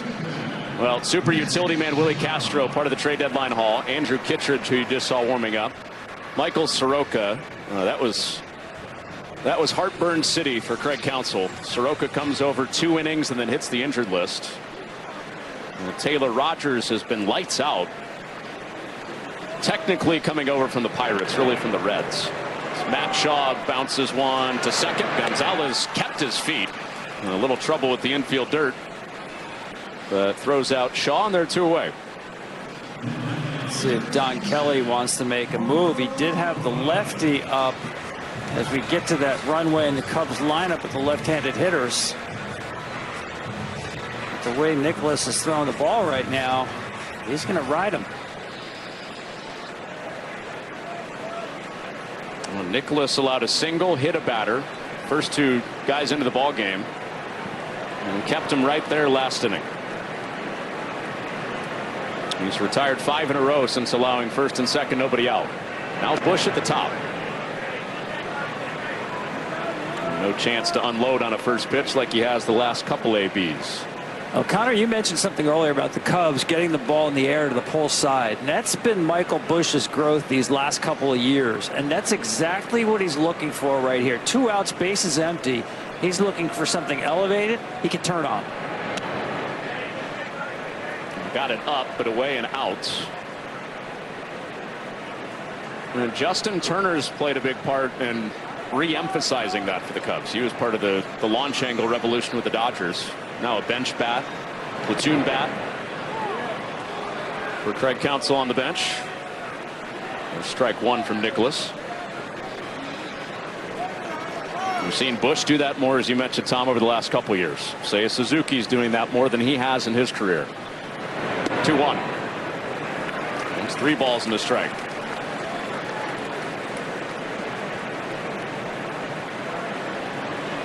A dangerous pitch right here. He's sitting on fastball, belt high and above. 3-1. And it topped foul for strike 2. It was enough inside, but that's exactly what Busch was looking for there. Just a little too quick.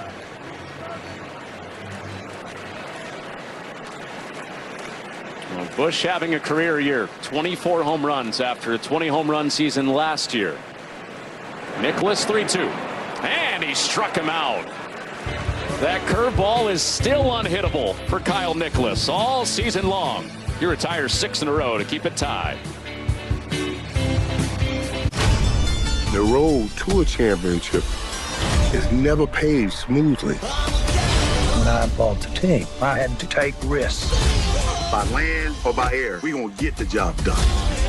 It was a runaway train. Oh, baby! With success, you also get disruption. That's dangerous. No matter what they say, they can't prepare you. We do it our way, baby.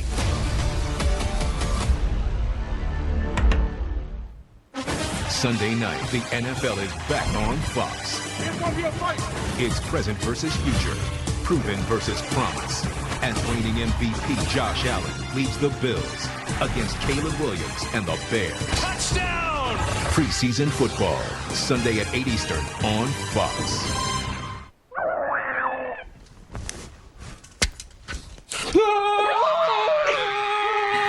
Honey, I thought you were going to cancel those subscriptions that we don't use. I thought I did, but I guess I just missed a few. Obviously. You need to use Rocket Money. It'll show you all your upcoming charges in one place, and you can cancel subscriptions right in the app. That's pretty cool. That was pretty easy. Yeah. What's Pimple Poppers Anonymous? Babe? Hey, I'm Ray's procrastination. You know, you want to take care of stuff, especially around the house. And I'm like, nice try, man. But then he started using Thumbtack. And now he's got planning tools to make it easy to get projects done. Even easier than not doing anything at all. Totally harsh, man. Procrastination doesn't live here. You do. Take care of your home with Thumbtack. Download the app today.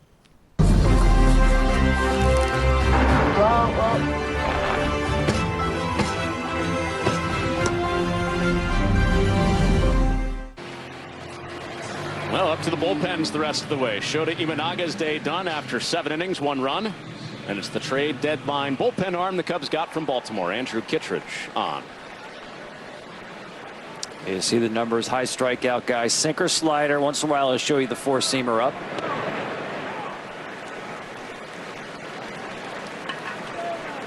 Feeds Isaiah Kiner-Falefa strike 1 down here at the bottom of the lineup. He was 0 for 2 against Imanaga. And there's the slider biting away for strike 2.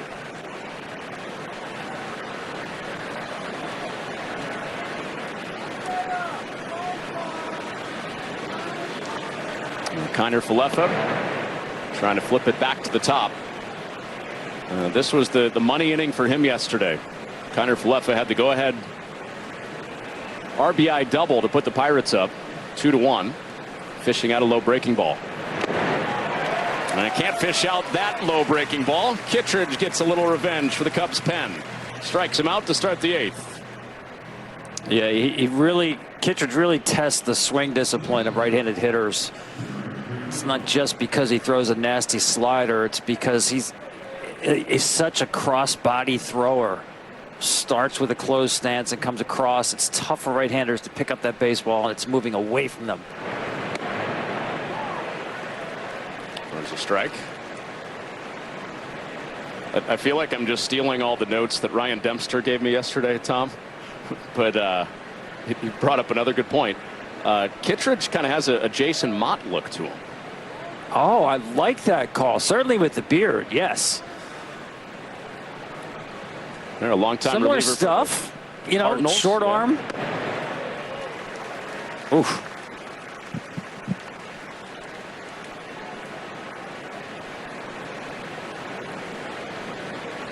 Kittredge has given the Cubs a little more swing and miss since he's come over from Baltimore. 0-2. And pumped foul. That's what was amazing about the Cubs bullpen. Weren't missing a lot of bats, but we're still getting good results. That's the key in modern baseball. Hey, there's Demp.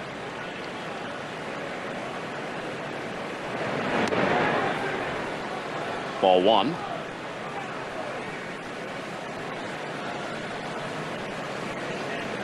Best Harry Carey impersonation I've ever heard.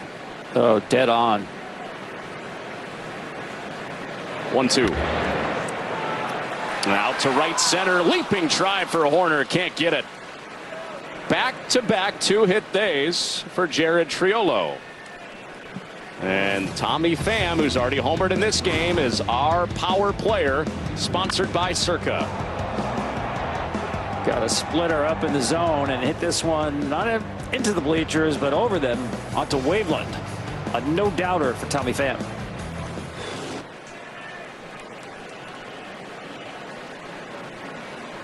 Well, he has been punishing fastballs since he got that new contact prescription. And he gets a sinker. Could be two. Shaw says nope, no chance at that. And gets Pham as Triolo moves into scoring position.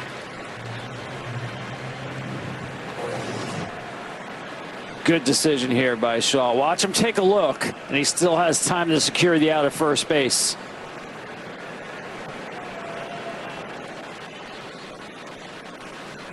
You'd have to be 100% sure you're going to get this out, and he was not.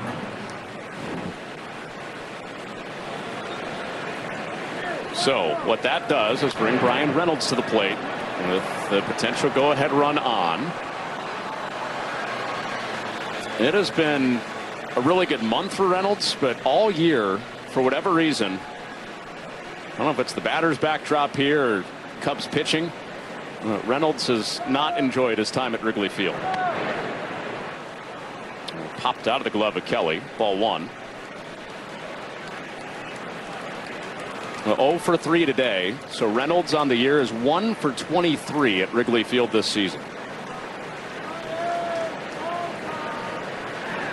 1-1. Runner takes off. Throw to third is late. So there's that sneaky speed that Don Kelly was telling us about for Triolo.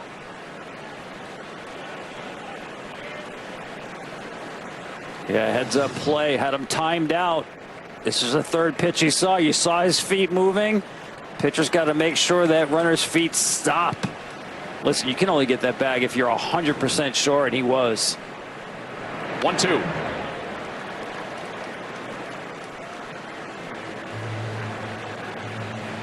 So 3 straight innings the Pirates have had the potential go-ahead run in scoring position.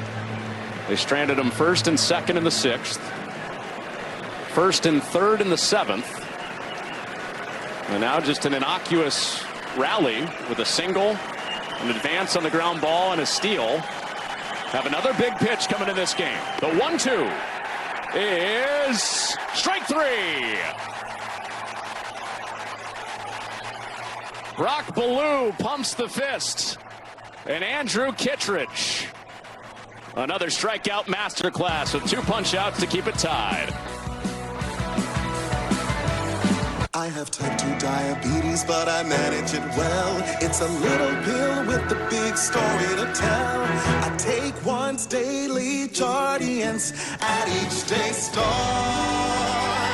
As time time went on, it was easy to see. I'm lowering my A1C. And for adults with type 2 diabetes and known heart disease, Jardiance can lower the risk of cardiovascular death, too. Serious side effects include increased ketones in blood or urine, which can be fatal. Stop Jardiance and call your doctor right away if you have nausea, vomiting, stomach pain, tiredness, trouble breathing, or increased ketones. Jardiance may cause dehydration that can suddenly worsen kidney function and make you feel dizzy, lightheaded, or weak upon standing. Genital yeast infections in men and women, urinary tract infections, low blood sugar, or a rare life-threatening bacterial infection between and around the anus and genitals can occur.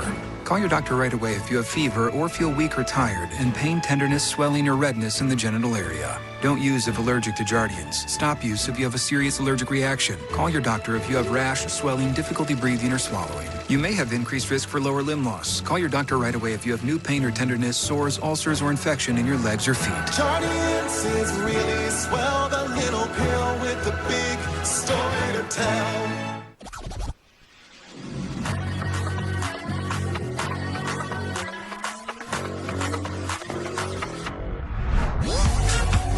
With hundreds of sales every week, eat well for less at Whole Foods Market. If you missed PBR Friday Night Live, you can watch it now on Fox Nation and catch America's original extreme sport live every Friday night on Fox Nation. What a ride! PBR Friday Night Live, streaming live Fridays on Fox Nation. The chase for the championship is on at Live Golf Indianapolis. Magnificent! All the stars, one last shot at the title. The final round, tomorrow at noon Eastern, live on Fox. An old style jersey out there today. Good look. Stream every out-of-market MLB game now available at a new low price, $69.99. Blackout and other restrictions apply. Visit MLB.com, MLB.tv for details. Here's Kyle Tucker against new left-hander Evan Sisk, who made his Pirates debut yesterday and gave up the game-tying run in the 7th on a Matt Shaw sac fly, but went bases loaded, nobody out, and that was it for the Cubs.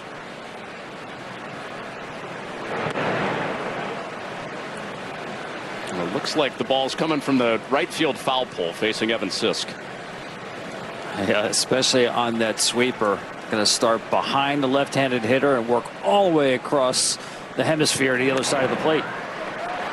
And again, Kyle Tucker sneaks it between the right side infielders. He was exasperated last time. More mellow look with his second hit of the day. So this was the first hit of the day, and if it looks familiar, this is actually his first hit. And he threw his arms up like, finally, I got one to go.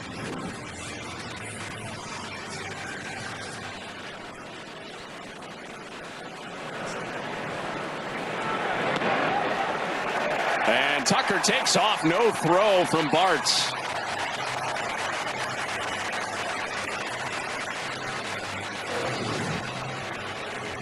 Yeah, this is just doing your homework, knowing you can run on Sisk.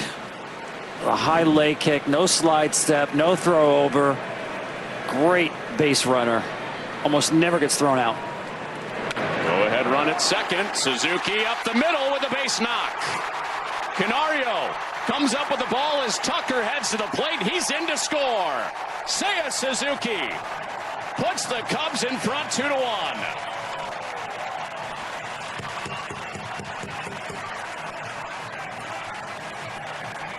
The value of Kyle Tucker. You can talk all you want about the power, the slug, but the way he built this rally, they brought in the left-hander specifically to pitch to him. He won the battle by hooking the sweeper into right field. Next pitch, steals second, scores easily with Suzuki cashing in, and no reason for that throw to the plate. Just a terrible throw to the plate. He had no shot at Tucker. He took the double play out of order and put another runner in scoring position. So back-to-back guys in the heart of the lineup for the Cubs come through. Now Petro Armstrong lays down a bunt. Lefty on the mound. Tough play for Sisk. And they do get the outs. So it goes as a sacrifice. Insurance run for the Cubs down at third. I love the play by PCA against the tough left-hander. Get the runner to third, less than 2 outs. The crowd acknowledges smart baseball play. Well done. I thought maybe Sisk lost the opportunity for the out. Watch him check third. There's nobody there. I just got him in time.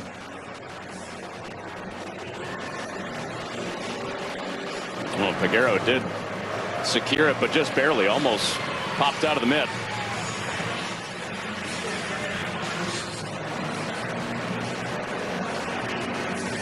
Back-to-back days on the mound here at Wrigley where Sisk gives up a run, and he is out after the 3-batter minimum. Well, the guys right at the heart of the struggles and the success of the Cubs, succeeding in the 8th. They lead 2-1. Like a relentless weed, moderate to severe ulcerative colitis symptoms can keep coming back. Break away to what's possible with Tremfya, with rapid relief at 4 weeks. Many people experienced remission at 1 and even 2 years. Some saw 100% visible healing of their intestinal lining. Serious allergic reactions and increased risk of infections and liver problems may occur. Before treatment, your doctor should check you for infections and TB. Tell your doctor if you have an infection, flu-like symptoms, or if you need a vaccine. Healing is possible with Tremfya. Tremfya is now approved for Crohn's disease. Ask your doctor about Tremfya. So what are you thinking?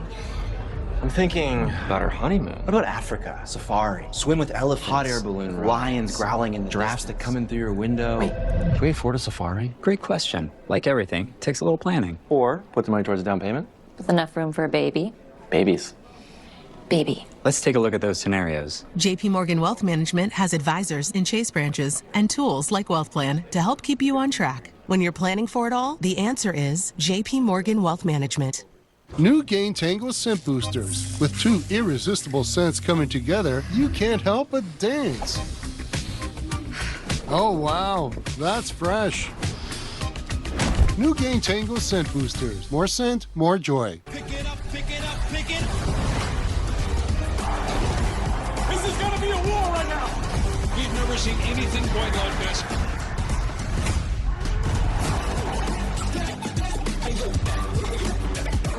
Aaron Judge leads the Yankees. Judge again. Wow! Against the Cardinals. Oh, my goodness. Or Tigers. Twins. Baseball Night in America, tonight at 7 Eastern on Fox. Tom, it's Johan Ramirez out of the Pirates bullpen for Evan Sisk. He does have some command issues. Good velocity. And Carson Kelly bounces it foul. I'm surprised Kelly. We've seen him pull the trigger first pitch the last 2 times up, but in that situation, you're looking for a baseball up in the zone. You want to hit fly ball deep part of the field. No reason to chase outside of the zone. This is exactly what Ramirez wants. A rollover to a corner. Just goes foul. That was a little too that close. almost hit him. Yeah, he's in fair territory there, too. Yes. So he would have been out if that did graze the jersey. Oh, big sweeper for Ramirez for strike 2. You're taught as the runner, right? Always stay in foul territory. Ball hits you. No harm. Absolutely. Suzuki going Patches O'Houlihan there and almost ran himself into an out.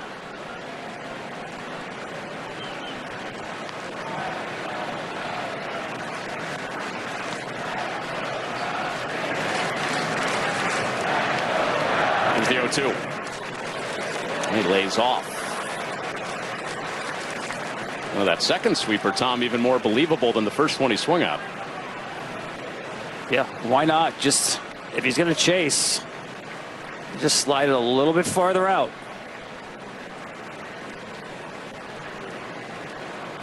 And Kelly delivered the first run of the day for the Cubs. And 3 straight sweepers. And Kelly learned his lesson the last 2. Well, it's not Palencia up, the Cubs closer. It's Keller, who's mostly gotten the 8th innings lately. After Palencia worked the 9th yesterday. Looks like it might be Keller's 9th. There's ball 3. I like the pitch selection. Trying to just tunnel a fastball behind the slider. Same location, but just not on the plate. Kelly having a career year for the team he grew up cheering for. The 3-2. He strikes out swinging. Stayed with the sweep. And Ramirez strikes him out. Yeah, I'm not sure if there was a pitch on the plate throughout this sequence. Just took advantage of an aggressive hitter. Big out. Well, big out for Ramirez, who's had a tough run in August, and he won't face Ian Happ. They'll put him on. Intentional walk. Instead, they'll go right on right with Nico Horner.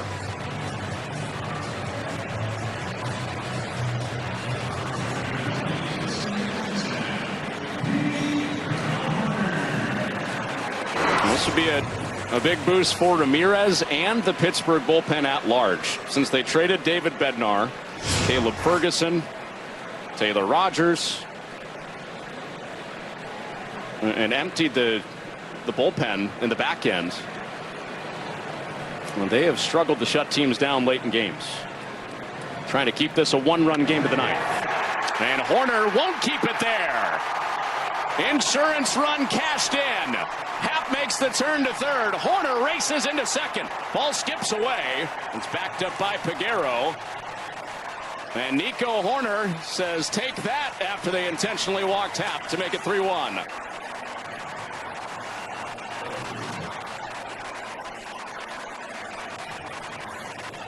Right over the heart of the plate. Horner's ready for it. This really, to me, this insurance run was set up by the throw by Canario to home plate. That was just completely unnecessary to move Suzuki up to second, bunt it over to third, scores easily on the hit. So 2 runs in, and Swanson fights one foul.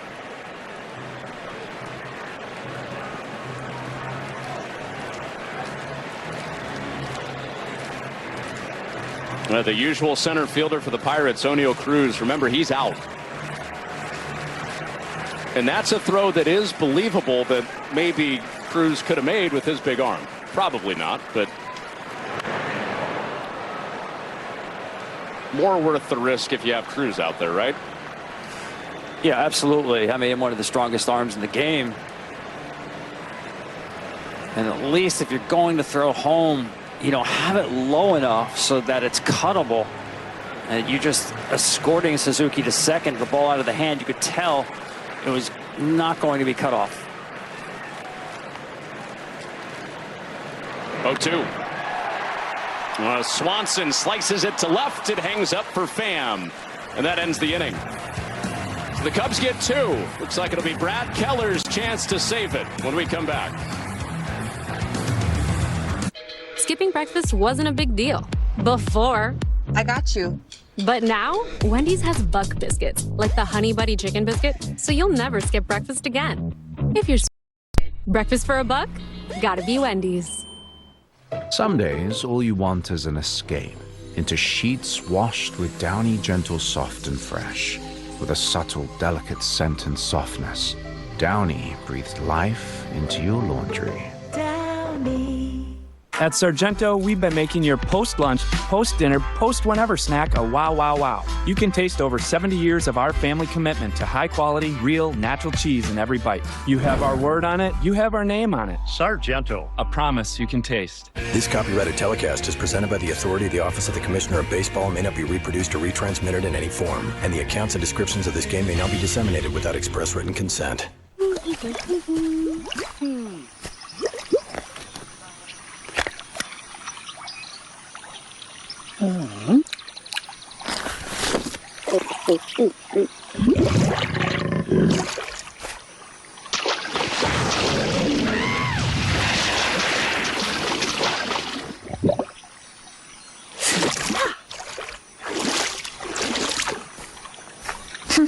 Red Bull gives you wings. Oh my God, I won. Guys, I just saw someone win an iPad for under $10. I got this amazing Japanese knife set for just 75 cents. I got this KitchenAid stand mixer for only $56. There's millions of fast auctions and always something to win on DealDash.com. And today, new users get a $50 bonus credit. Go to DealDash.com right now and see how much you'll save. And shipping is always free. Well, the Cubs get 2 in the 8th to snap the 1-1 draw. And now Brad Keller goes for his first save of the year. And number 3 on his career. He's got closer stuff. As you mentioned, typically a 7th, 8th inning guy for Craig Counsell.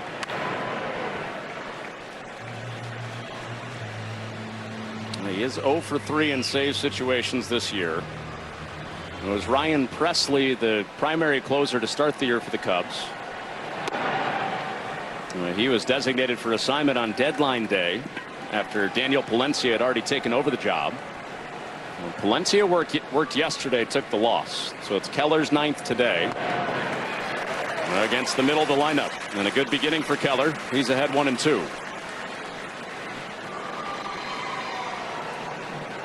The Cubs looking for their first comeback win since early July, 35 games ago. Yes, it was only 1-0, but still counts.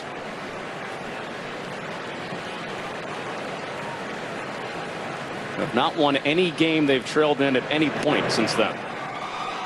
Good discipline from Gonzalez to lay off. Full count. Well, you know you're getting here. Gonzalez, good fastball hitter. He's going to see a fastball over the plate. Payoff. He does get a fastball and shoots it into right center for a base hit. Petro Armstrong took a sharp angle to that ball, had to jet back to cut it off and hold him to a single. Yeah, that was a nice play to cut it off. This ball was scorched, and that's looked like it might skip all the way to the wall.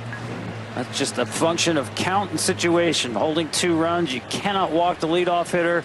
Good fastball hitter, got himself a fastball and took advantage.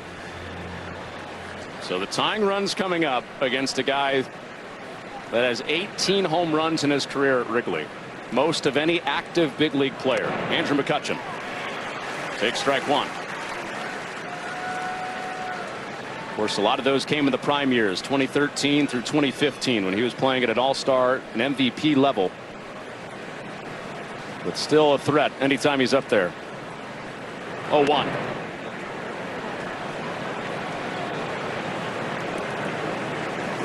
Especially Connor on fastballs.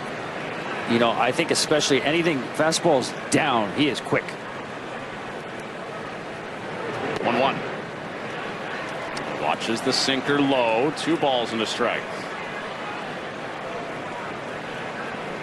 And McCutchen yesterday went fastball the other way into the right field corner for an RBI double. He's the tying run of the 9th. Over the slider for strike 2. Great pitch. Now it's just battle time for McCutchen. 2-2. And right down the hearts. Strike 3 call. Out number 1 in the 9th. He locked him up. You called it. That got a lot of the plate. Thinking coming back with that slider. Nope.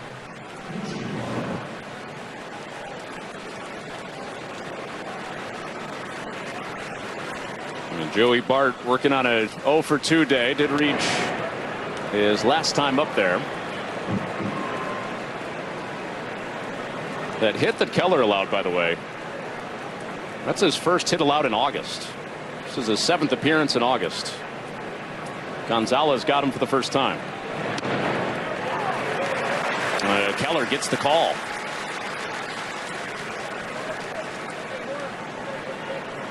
And Spencer Horwitz does have a bat in the on-deck circle.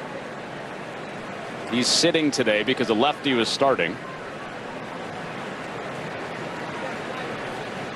1-1. Hitters count.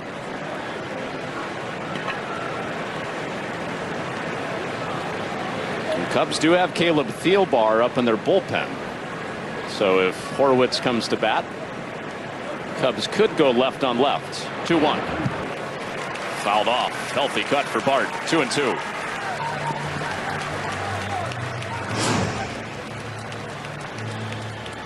Well, Joey Bart, his best power season last year in the big leagues, hit 13 home runs for the Pirates, but has struggled to generate that this year with just 2 home runs. 2-2. And he locked him up again. This time on the breaking ball. 2 away in the ninth for Keller. Yeah, that's that backup breaking ball. You see the target is away. Didn't get it where he wanted it. But again, it's tough for a hitter to pull the trigger on these backup breaking balls. And it did catch the corner. So 1 out away. Tommy Hotovy, the pitching coach, out for a visit with Keller. And it is Spencer Horwitz coming to the plate. So not Craig Counsell. So at least to this point, doesn't look like they'll make the move to Thielbar. Yeah, this is just to review. You go out to the mound with a pinch hitter as announced. Does not count as a mound visit. Review how you want to pitch to Horwitz here.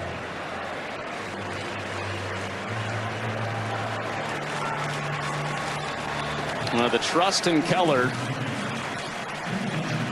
outweighing the platoon splits, because Spencer Horwitz has had a real rough go against lefties. A 152 hitter against lefties this year. And Keller's dominance this month likely outweighing that. And a change starts him with ball 1. Yeah, Bush is playing way behind Gonzalez there at first base. You go ahead and take second base. They're not going anywhere, and there's strike 1. And I know that run doesn't mean anything. You're down 2, but it forces infielders to throw across the diamond. They're giving you the base. Take it. 1-1 deal. Got the call. Gonzalez does take second. And all the attention on Keller versus Horwitz now with 2 strikes and 2 outs.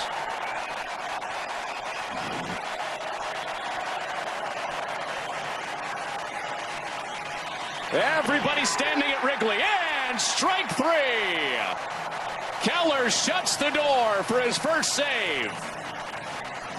The Cubs break the tie in the 8th and hang on to even the series 3-1 against Pittsburgh. The first time in 36 games the Cubs come from behind. It wasn't a big deficit, but yes, they came from behind to win a baseball game.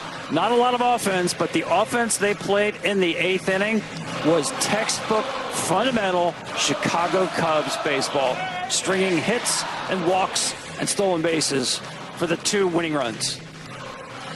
And the pitching continues to shine. Shota Imanaga got it into the later innings with 7 innings and 1 run. But that does it from us, from Wrigley. For Tom Verducci, I'm Connor Onion. Thanks to Bernie Kim, Brian Biederman for all their work today. Now back to Mike Hill in the LA studios. All right, thanks to everybody there on the north side. Welcome inside our LA studios, along with Eric Carros and Dontrell Willis. I'm Mike Hill. Plenty of baseball to cover, including the red hot Brewers riding the 13-game win streak. I was about to say the Red Sox. It seemed like I was going to say the Red Sox there. The Brewers are red hot right now. Dodgers and Padres are neck and neck in the NL West with the second of the 3-game set scheduled for tonight. And the Yankees in danger of missing the postseason altogether. But we got to talk about these Cubs getting just their 12th win since the All-Star break. Still not scoring a lot of runs right now like they did the first part of the season, but they didn't need it today because Shota Imanaga was on. You know what? The way he threw the ball with conviction, I love what I saw from him because he was able to throw from the arm side as well as the glove side. And what I mean by that is show the splitter down and away to the arm side, but also having that nasty sweeper to the glove side. It puts the hitter off balance. He doesn't know which side of the plate to attack, and the mound presence was there. That's what I mean about an ace. This was a big game for them. He went out there and was really efficient. 6 strikeouts in 7 innings. It was a big-time start. If he continues to pitch like that, especially on the days that he pitches, they're going to win ball games. They got to continue to play well, especially when he's on the mound. Yeah, he and Matthew Boyd really are their 1-2 punch. And, you know, he's effective. He's not overpowering, But again, he's got that ride on the fastball, and he's got a low release point. So it does seem as a hitter that ball is coming up. He's pitching down and up. So it makes it difficult. But he and Boyd are really going to have to be just the 1-2 punch, because they're not overpowering guys. They're not intimidating guys, but they do get the job done. Hasn't given up more than 3 runs in any of his starts since coming back off the IL his last 10 starts there. The big 3 coming through when they needed to in the bottom of the 8th, playing some small ball, talking about Tucker, Suzuki, and CPA. Well, the Suzuki has to continue to be that presence, especially to the right side of the box, because if you look at their lineup, they're left-handed heavy as far as their power department of PCA and Tucker and Happ and guys like that. So he's his presence. I love that they stayed in the center of the field. When they were rocking and rolling in the first half, it was a lot of launch angle and a lot of poolside bombs and what have you. But when you're struggling, you simplify your attack and saying, listen, I'm going to stay here. I'm not going to get my swing big. If I get a hitter-friendly count, stay short through the baseball, especially late in the ball game. This is more of a type of a style and type of a fight. If they want to get in the postseason, they're not going to be able to slug their way. They're going to have to find a way to manufacture runs, take the extra base, and get the timely hitting. They got that from Tucker and Suzuki, and that's why they won the ball game today. Right, and again, if you're not swinging and hitting the ball out of the ballpark, again, as you mentioned, you have to manufacture stuff. I mean, we saw PCA moving guys over. Tucker, again, still hitting the ball on the ground. While you're going through these storms, as you can still, if you get the winds, you can weather it. And again, they're in a good spot. They will come. They will get that fly ball is getting out of the park. That will happen again. But right now, it's not, but you're still winning a ball game. The Cubs, 16 games over 500. It's not like they're struggling or anything. It's just that they're playing behind the Milwaukee Brewers, who are the hottest team in all of baseball right now. We'll talk more about the Brewers a little bit later on. Meanwhile, some highlights going on right now around Major League Baseball, including the Phillies and the Nationals. Pick it up in the first inning. No score with Cade Cavalli dealing early. Ooh, the whooper duper, and then rolling off the mound like the grease was hot in the bacon. 2 Ks in that first inning.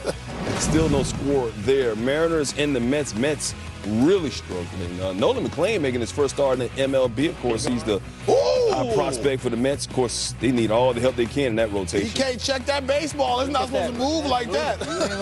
Yeah, family loves that. Still no score right there as we take a look at the NL wildcard standings. Dodgers knocked off the Padres last night to move back within a tie with the San Diego Padres. You see the Cubs and the Mets right there still in the mix as well. Let's talk about these New York Mets. Of course, McClain getting the start today. They need all the help they can in the rotation, but they had high expectations coming into the season.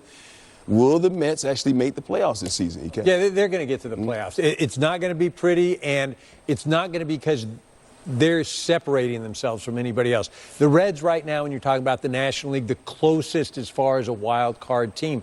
But the Reds have a crazy schedule coming up, and especially they've got 2 trips to the West Coast. That's not going to be easy. So, will the Mets, the bullpen is going to get better. It's going to get ironed out. They went out, they made some acquisitions. Sure, it hasn't just fit in right, nicely and boom, we're clicking on all cylinders, but it will get done. The offense will come around. They're going to hit.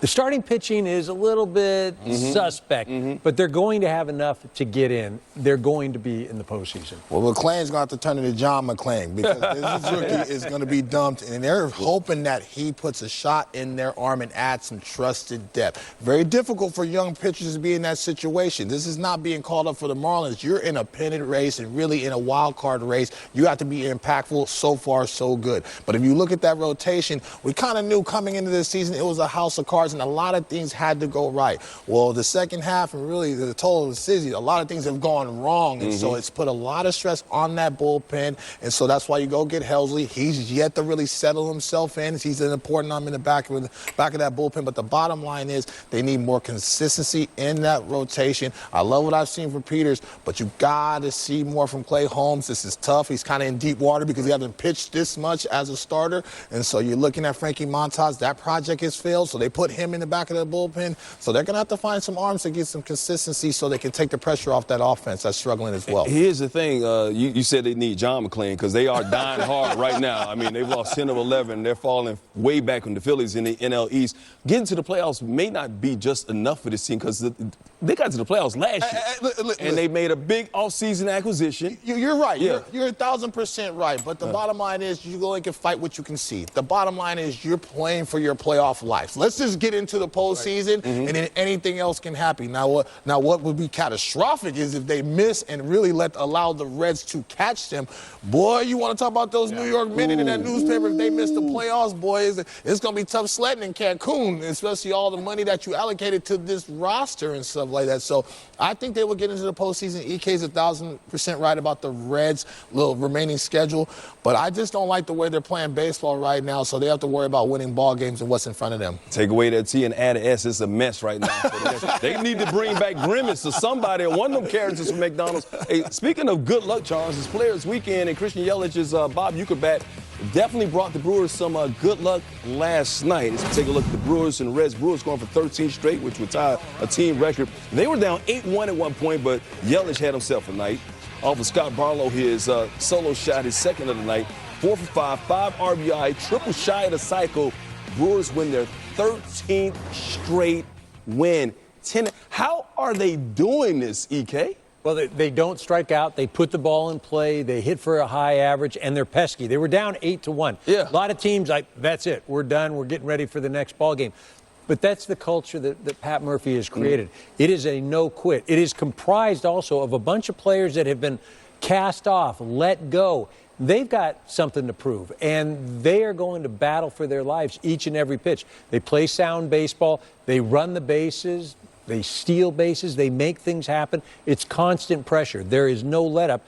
And they wait for the other team to make a mistake. And they're led by Christian Yelich, who not only superstar, but leads by example as well.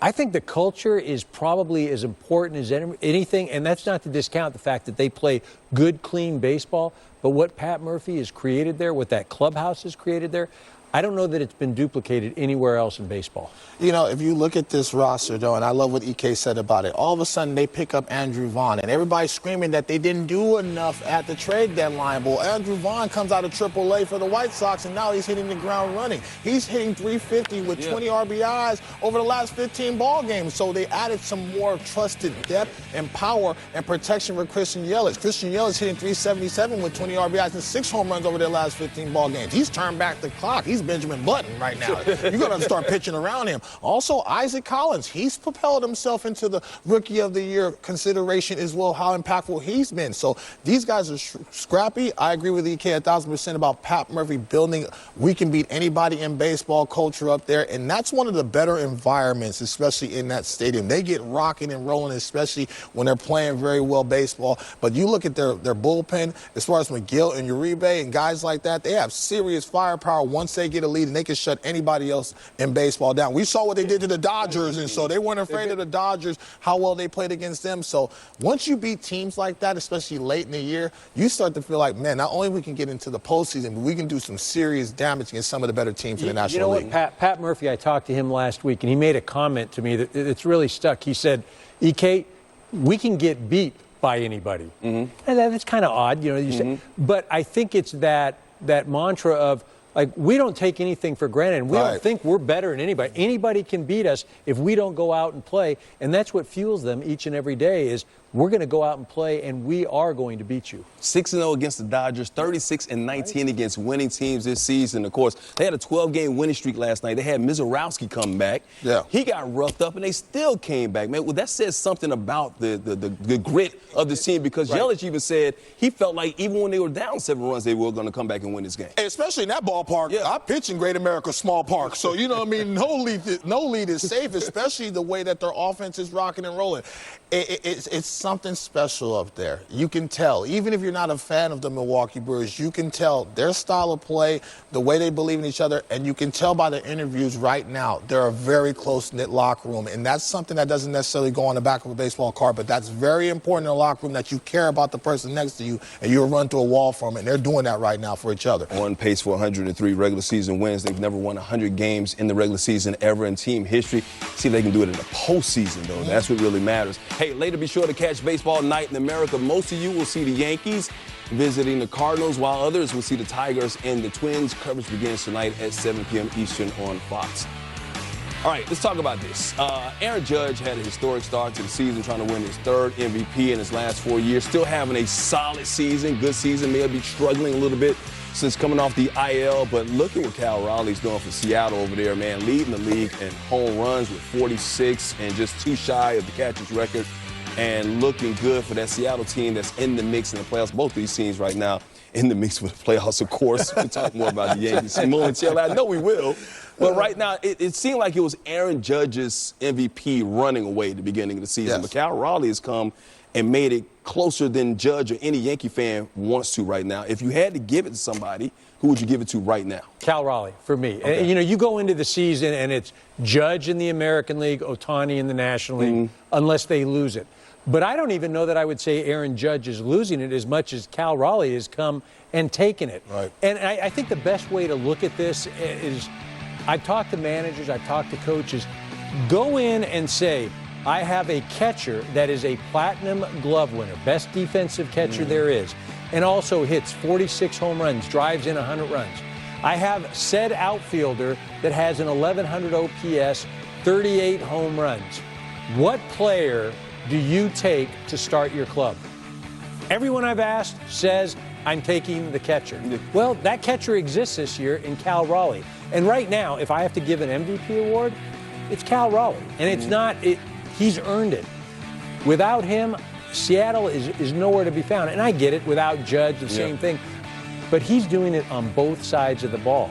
Catching at an elite level, hitting at an elite level as well. You know what?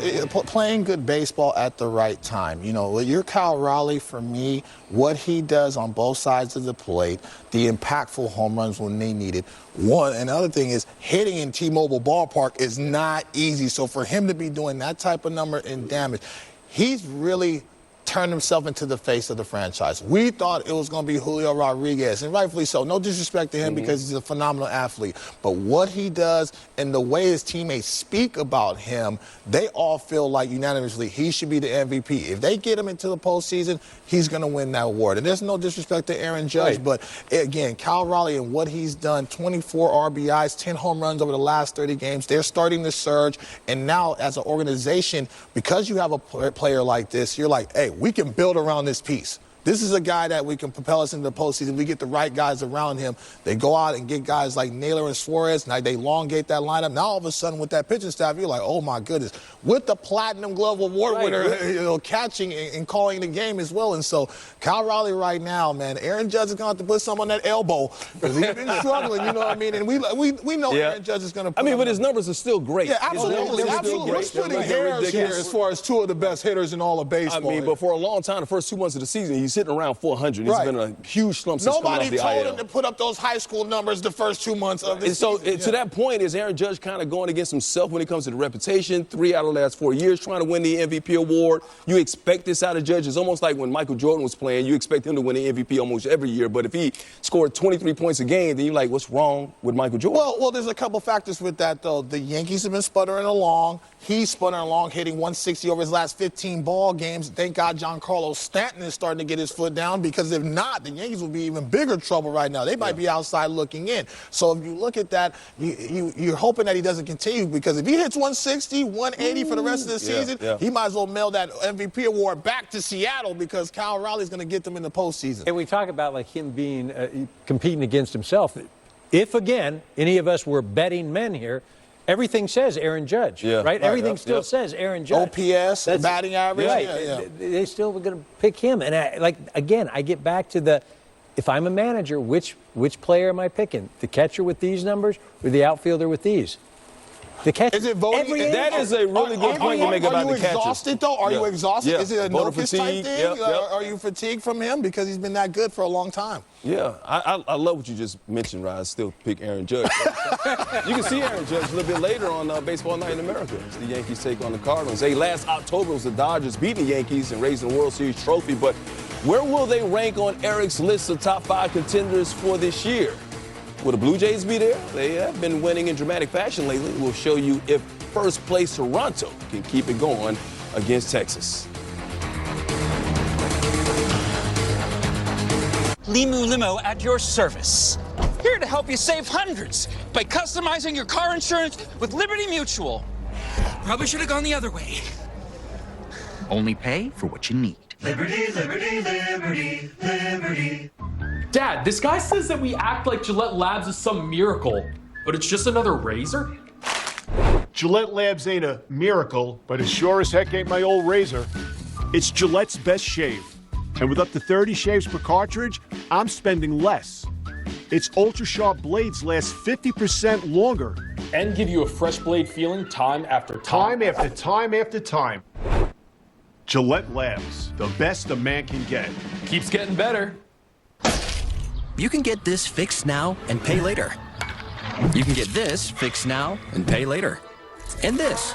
Get it fixed now and pay later in 4 interest-free payments at SafeLight.com. SafeLight Repair, SafeLight Replace. The chase for the championship is on at Live Golf Indianapolis.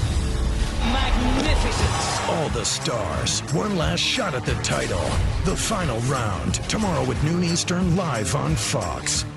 Next Saturday on FS1, we got neighbors with bad blood. The bench is clear. We got Ohtani and the Dodgers, and Machado and the rival Padres. Are you kidding me? Next Saturday at 8:30 Eastern on FS1.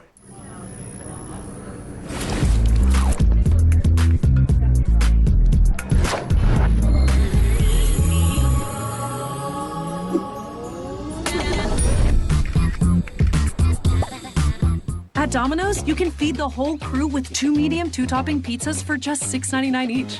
Or you could attempt to share burgers around $6.99 instead. No matter how you slice it, you get more with Domino's $6.99 pizzas. Booking.com has all kinds of stays because some want a house in the desert. Others do not. Find exactly what you're booking for. Booking.com, booking.yeah. With Apartments.com capturing the hearts of hundreds of millions of renters, everybody wants the secret to our success, but they're never going to get it. Will they, Craig? No, sir. Or the secret to the most rental listings.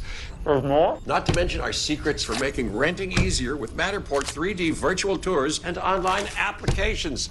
Oh, this is good. Yay! Yay! Apartments.com. Ooh, the place to find a place.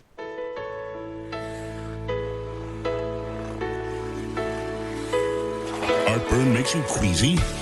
Get fast relief with Tums Plus, upset stomach and nausea support, and love food back. MLS is game on. Messi! This is our soccer.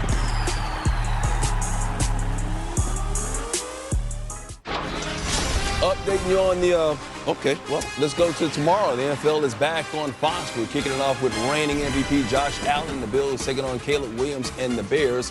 We got preseason football tomorrow at 8 Eastern on Fox. All right, moments ago, keeping you updated on the Mets and the Mariners. Moments ago, with Nolan McLean making his big league debut. There it is, Cal Raleigh, the first base hit off the rookie right there. That sets up bases loaded situation for J-Rod, and check out the rookie. Look at that. Oh, my gosh. Oh, my gosh. Rumble, young man, rumble. Oh, all right. Clay. That was beautiful. He's only giving up one hit. That away. It'd been the early work the next day, that's for sure. That was pretty nice. Mets right now and the Mariners scoreless right now in the third inning of play. As we welcome you back, D-Train. EK, Mike Hill hanging out with you. Nobody's really talking about the Blue Jays in the American League. They're in first place in the American League East, taking on the Rangers. Pick it up in the second inning here, Ernie Clement. Going to the wall for the double. Blue Jays played a run right there. It's 1-0. Next batter, Miles Straw, taking Patrick Corbin deep. 3-run shot, third of the season. Toronto on top 4-0 here. Yeah, they get a lot of production from the bottom of their lineup from guys like Sean Clement being able to turn the lineup over and get Bo Bichette 4 or 5 at-bats a game. Oh, well, Wyatt Langford helping them out. The wrong way for it. Seeing Bo Bichette, the lucky guy right there. 2-run score. Relay comes home. Vlad Guerrero slides in safely. Rangers challenge that play. And, yeah, he's out. Get the tag down before he touched the plate. Blue Jays, though, up 6-0. 6-1. Straw. Deep and gone off of John Gray. 2-run shot, second of the game. Blue Jays lead it 8-1. And then moments ago, Dalton Varsho. Oh! Varsho. 2-run shot right there. And the Blue Jays pouring it on. His 13th home run of the season. 10-1 right now. Bottom of the 5th inning there. Marlins and the Red Sox. Yoshida. Down. Off of Cal Quantrill. Roman Anthony. Scores. Trevor Story beats the throw home. Red Sox take a 2-0 lead. And it's Otto Lopez. Same score in the second inning. Story Fields. Look at that. Oh. Throw right there. Telling the story. Look at that. That's classic Jeter move right there. Nice little bounce back season for Story. They needed him in that lineup. Red Sox still lead it 2-0. Let's talk about Toronto and Boston, top 2 teams in the American League East. Maybe you expected Toronto to make a move there, but anybody expect the Red Sox to be playing the way they're playing right now? I mean, not the way it started, right? I did not see this coming at all. Look, at any team that's managed by Alex Cora, it's going to be around all year long. But I think for me, the pitching staff, I mean, Crochet is really, I mean, he is the guy. But, you know, you've got Giolito, Bello. Then they go out, they signed Walker Buehler. He's been okay. Then they go out and they trade for another Dodger in Dustin May. And at the end of the game, whoever had thought that Chapman would be as dominant, talk about the fountain of youth and whatever. Did you look at my notes? I said the same thing. Crochet. Yeah, dude, look at it right here, dude. I got the same stuff. We're locked in, man. You and me. Yeah, this is right. They're crazy. You're 1,000% right. I think in the first half of the season, until Lucas Giolito returned, nobody knew, especially in Red Sox Nation, who's going to win that second big game. You knew Garrett Crochet was going to win that first big game. Cy Young running, you know what he can do from the left side. But until that point, you didn't see any consistencies from Walker Buehler. So then all of a sudden now, Bayo starts to come around and starts to throw the baseball, a 3 ERA over his last 7 starts. Lucas Giolito hit the ground running, was absolutely outstanding.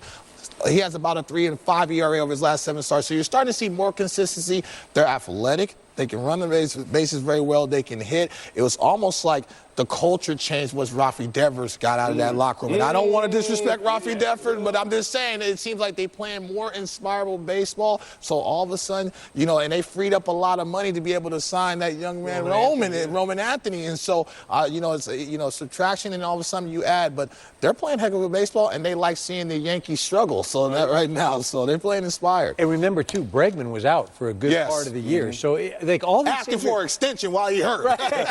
It's all, you know, it's all coming together for them. And look at they I don't know, are they postseason? Can they maintain this? Yeah, Can they and make a nice little run? Are they going to be better than the Yankees? I want to ask you. I've been messing with my Yankee. You know, he got the blue on the bench side. You tell us, Mr. Host. I think for a Yankee fan, that's the hardest part. It's not if you're not going to make the playoffs, and the Red Sox will when they weren't expected to after you just went to the World Series last year. That's tough for a Yankees fan. But hey, give the Red Sox credit where credit is due. They're playing well. They're playing well. Like you said, Chapman is lights out right now for them out of the bullpen. Moments to go. Keep you updated on the Mets and the Mariners and Francisco Lindor. You said you wanted to see a little bit more out of this, and RBI double right there is going to play to run. Mets need all the runs they can get. They've been struggling, like I said, lately, losing 10 of their last 11 games. And right now, at least, they're on top of the Mariners. 1-0 there at Citi Field. Of course, we'll keep you updated throughout the day. Predicting outcomes in the world of sports is far from an exact science, and that's exactly why they play the games. But by mid-August, we usually have a good feel for who will be contending in October for that World Series. That ain't the case this year. Here's Ken Rosenthal with more on this roller coaster of a season.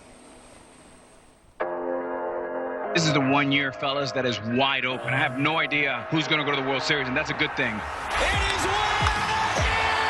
I'm telling you, something magical is happening. Identifying the best teams in baseball is typically not all that difficult. The question might cause an argument or two, but usually the choices are fairly obvious. This season, the answer depends upon the month, sometimes even the day. This is the ebb and flows of the season. It's all really wide open with all those teams available. In the first 2 months, the Tigers, Cubs, Mets, and Yankees were the talk of the sport. Then the Brewers went on an astonishing run, blowing past the Cubs. I cannot believe what I am watching with this Milwaukee Brewers team. The Blue Jays, riding a high-contact offense, took advantage of yet another midseason swoon by the Yankees, and the Phillies, after falling 5.5 games back on June 12th, benefited from the Mets rotation going from the league's best to one of its worst. It is gone! All he does is hit home runs. An equally astonishing reversal occurred in the NL West. In a span of 41 days, including the All-Star break, the Padres gained 10 games on the Dodgers. In the air to deep left field. The Padres also addressed every one of their needs at the trade deadline, deepening their lineup and making the league's best bullpen even better.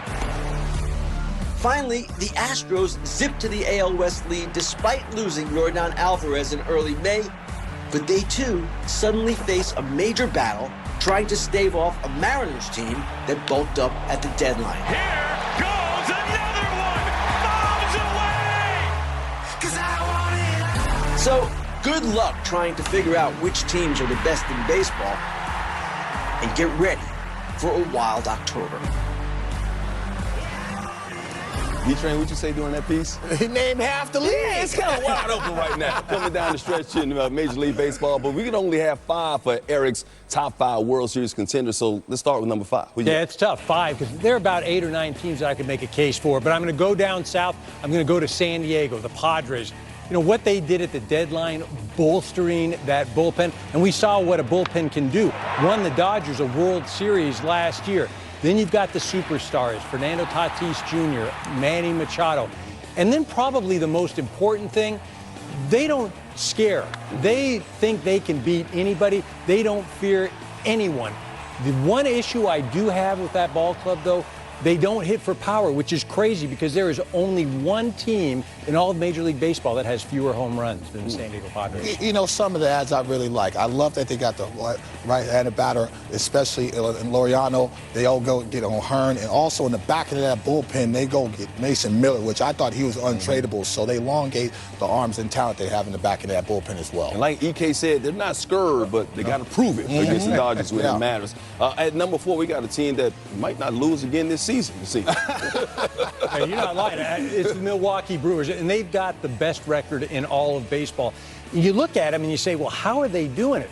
Well, they're doing it by playing, as you want to say, fundamental baseball, right? They pitch, they catch, they do all the little things, they make contact. But more than anything, I think Pat Murphy, the manager, has this team believing. They actually think that they are that good. And the run that they've been on now, you say, well, there's no way that they can continue it. They don't need to continue it. They only need to do it again in the postseason, and this team is purely capable of doing that. Yeah, dealing with rookies and a castaway that's playing like Babe Ruth right now. You know, number 3, who you got? I'm going to go to the American League, the Seattle Mariners, and you say, well, look they're not even the top of their division. They're in second place. But this is a team that probably is the most complete team in the American League. The starting staff is only going to continue to get better. The bullpen, outstanding. Jerry DiPoto goes out and adds Naylor and Suarez on the corners. And then you've got the MVP, as of right now, Cal Raleigh behind the plate. Julio Rodriguez is having a great second half. this is a team you do not want to run into in the postseason. They are a scary lineup, especially adding Naylor and Suarez. Both guys can provide some pop in that lineup, very important in that ballpark. Also, Cal Raleigh is going to steal that MVP from your guy in New York. Y'all saying all that. We're going to talk about it a little bit later on in the show. We're going to keep it moving. This is a talented lineup, and I agree with EK, but when you pair that with that pitching, man, it's scary hours up there in Seattle. Still in second place right now. See, there you go. At number 2, who you got? I'm going Philadelphia Phillies. You know, this is a team the last few years, they're always in the conversation to win the World Series. You know, you've got Bryce Harper, you've got Schwarber, you've got the starting staff. And Dave Dombrowski went out and added Joan Duran. And if he's healthy, again, he took a ball off his ankle. If he's healthy, this team, again, there's not a real weakness. Maybe a little swing and miss, probably a little bit too much for my liking. But again, this is a team that can easily run through the postseason. Ron carted off last night, once again, X-rays negative there. And at number 1, is there any surprise? No, not at all. Not at all. You know, I would rather be right than anything, right? Like, and so I'm gonna pick the Dodgers. I think more than anything, last year they won the World Series. The starting staff this year, significantly different. You can run out Snell, Glasnow, Yamamoto, Kershaw, who's throwing great in the month of August. Oh, and by the way, they also have this other guy, Shohei Ohtani. That's 5 legit number 1s. Kershaw throwing like a number 1 right now that you can run out there. Their depth, outstanding. And then you talk about the top 3 in the lineup offensively. The only caveat, you know, Max Muncy needs to get healthy. Yes.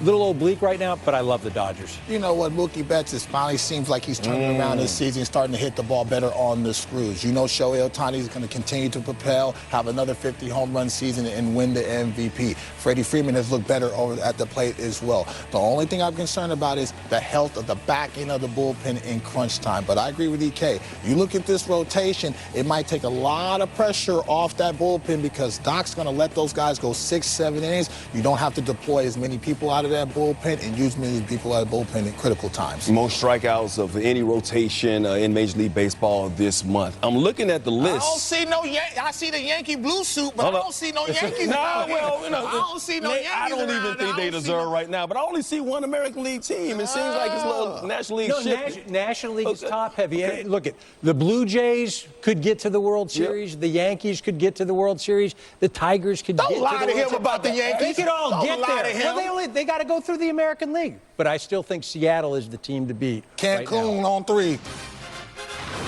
The debate will continue there, but no debate here. No sport provides more comedy than America's pastime. Coming up later in the show, you won't want to miss the latest edition of Caught Looking.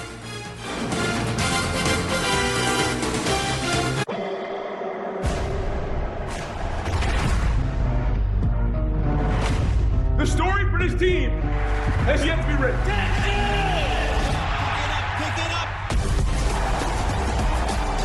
We've never seen anything quite like this. Arch Manning, what a throw! This is gonna be a war right now.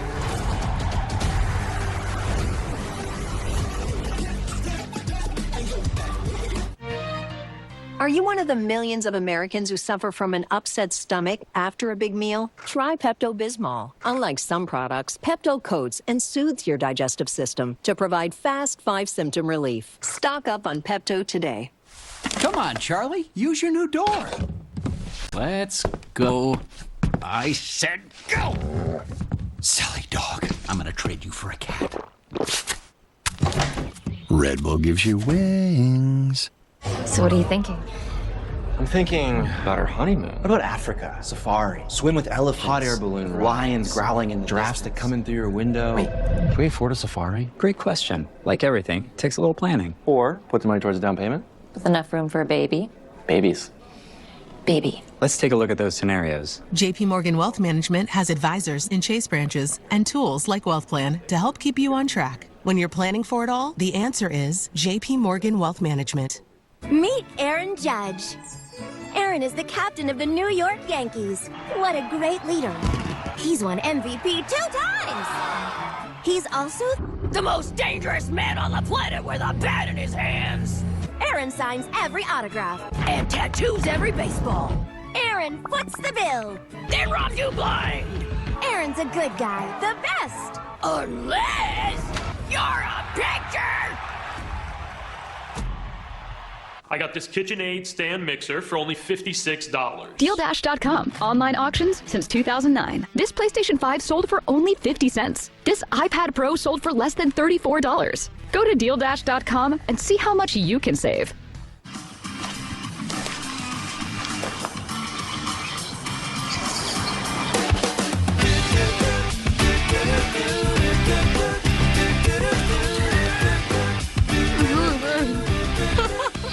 You know what our kids don't want?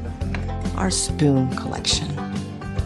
Or my holiday decorations. We spend a lifetime collecting things we love, but the best thing we can leave behind? Peace of mind. If you thought you couldn't afford life insurance, you can with Physicians Life Insurance Company. Getting coverage is simple. No health questions, no medical exams, and up to $30,000 in coverage for life. For all the details, call now or visit physicianslife.com for your free info kit. Physicians Mutual, Physicians Mutual. Moments ago, Red Sox, Marlins, Jarren Duran. With his team already up 2-0 in the bottom of third. 2-run off the wall, or RBI double, I should say, right there. That made it 3-0. And with 2 runners on, next batter is Trevor Story. And ooh, yeah. You got a story to tell about this one over the Green Monster. 3-run shot there. Story 2 for 2 so far, those 3 RBI and that home run. Right now, Red Sox rolling 6-0 in this game. We'll keep you posted throughout the day. Hey, later be sure to catch Baseball Night in America. Most of you will see the Yankees visiting the Cardinals, while others will see the Tigers and the Twins. Once again, coverage begins tonight at 7 p.m. Eastern on Fox. Of course, those Yankees are one of the most recognizable brands in the world with some of the brightest stars in the game. But the biggest impact they have may come off the field when they use that notoriety to amplify the voices of those in need during their annual Hope Week. Now batting for the New York Yankees, number 99, Aaron Judge, number 99. Since they were little, we always enrolled the boys in T-ball, 3-4 years old. For the Yankees, the left fielder, number 35, Cody Bellinger. You know what? It's been something 35. great in their lives. Vinny, I hear you have a nickname. Vinny 2 cents. It's because I put my 2 cents into everything. I mean, sometimes they call me Carmenich or Parmesan. This year, the New York Yankees are celebrating the 16th edition of Hope Week. Let's have a day today. We're going to wake up the bats, right, guys? Hope Week for the New York Yankees. It's a week-long initiative that was hatched 16 years ago. We find 5 powerful, inspiring stories, and we run the gamut Monday through Friday, celebrating each of them. We're kind of using the attention that we garner and pivot it towards people like Carmen and Vinny and their family, because people should hear about it. Looking good, Carmine, looking good. Back in 2016, I think Carmine was about 7 years old, and I noticed that he was, a little slower than his peers. And I'll never forget, we were here at a game. A stranger just, said, hey, his calves are so large. He must be a great athlete. And something just didn't sit right with me. When I got home, I Googled, all of the symptoms that I put together. And the first thing that popped up was Duchenne muscular dystrophy. It's a degenerative neuromuscular disease that wears away at the muscle. And within a week, I had him diagnosed. And on that very first visit, I had Vincent with me. He was maybe 3 at the time. And they looked at Vincent, and I said, don't even say anything yet. I needed a minute to digest it. My wife and I, we try every single day to make each day for the boys better because they do struggle. They want to do what their peers are doing. Carmine, up until 14 was walking this disease. Eventually, it affects all the muscles in your body, your heart, your lungs. This is what we're trying to fight for the boys, to find a cure. Please welcome the Gagliano family. For Hope Week, we wanted to roll out the red carpet here at Yankee Stadium for them. Hey guys, I need to know, where did your love of the New York Yankees come from? Watching Derek Jeter when I was younger. It came from when I was born. Carmine and Vincent are really personable, really just great kids. I think they enjoyed meeting the players, certainly. They got to meet their favorite players. I would describe it as pretty incredible because I was able to make Dash Chisholm an omelet. Seeing how cool this clubhouse is, how everyone works together to get this going. I just thought that was pretty awesome. You want to do the play-by-play on this? I'll take it over. Thank you, Mike. Here's Zach Neto, running around first for the Angels. Swing and a miss, strike 3. Neto down swinging. All of us have some opportunity to do something good for someone else. The players understand the impact they have in other people's lives.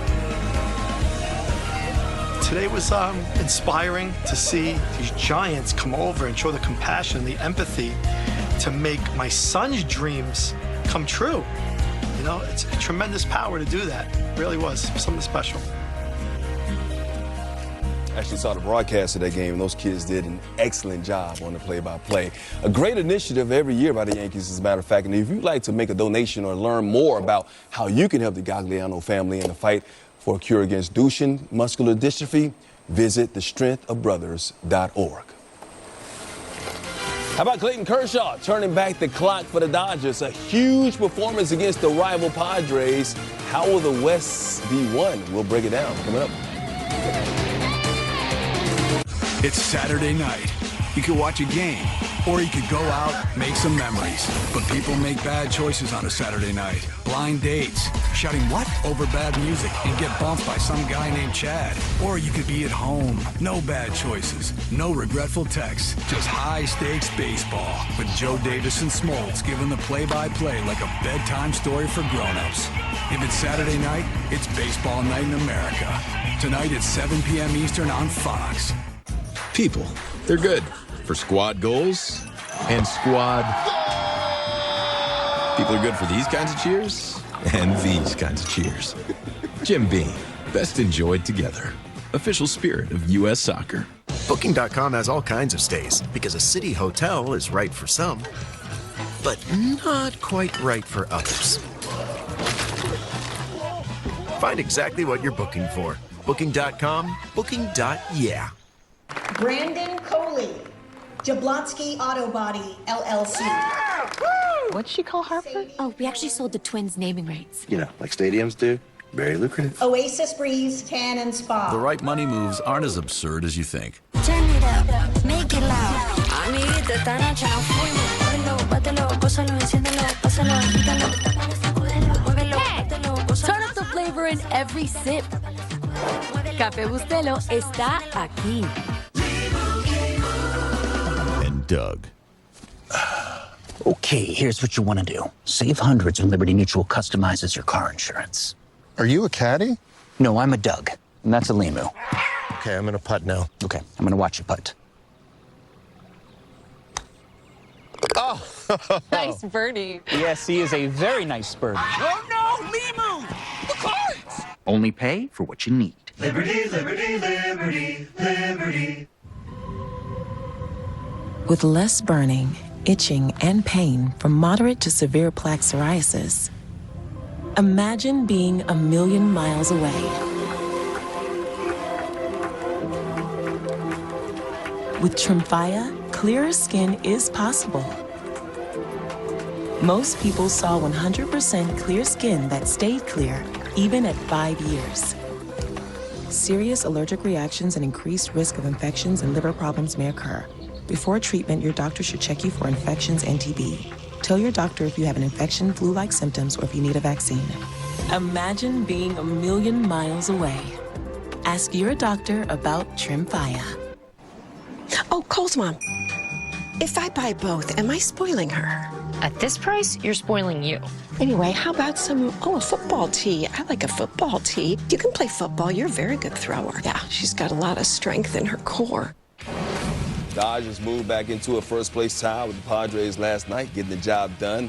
Up 2-1 here in the 7th inning last night. Teoscar Hernandez coming through with the solo shot, pad that lead. They hold on for the 3-2 win. Once again, as you look at the NL playoff picture, Dodgers and Padres deadlock right there. Phillies sizable lead over those struggling Mets. Brewers rolling right now, 8.5 over the Cubs. You see the wild card standings right there, Dodgers, Padres, Cubs, and the Mets. It's NL West. It's been the Dodgers' division to win. 11 of the last 12 years they've won it. How do you think it'll play out this year, though, EK? I think the Dodgers win this thing by a couple games. And I think the biggest separator between the two teams is the starting pitching. Now, you look at what the Dodgers have. Remember, they won a World Series last year going into the postseason with a rotation of Flaherty, Yamamoto, and Walker Buehler, right? And they won it because of their bullpen. This year, you know, all things trending in the right direction. Yamamoto, Glasnow, Snell, Kershaw. Oh, and by the way, Shohei Ohtani. So you've got 5 choices. You go over to the Padres, and they're not so fortunate. Michael King just going on the IL. So, yeah, you've got Cease, Pivetta, Darvish, but I just don't know that the depth is there. And that's what I think between the two ball clubs.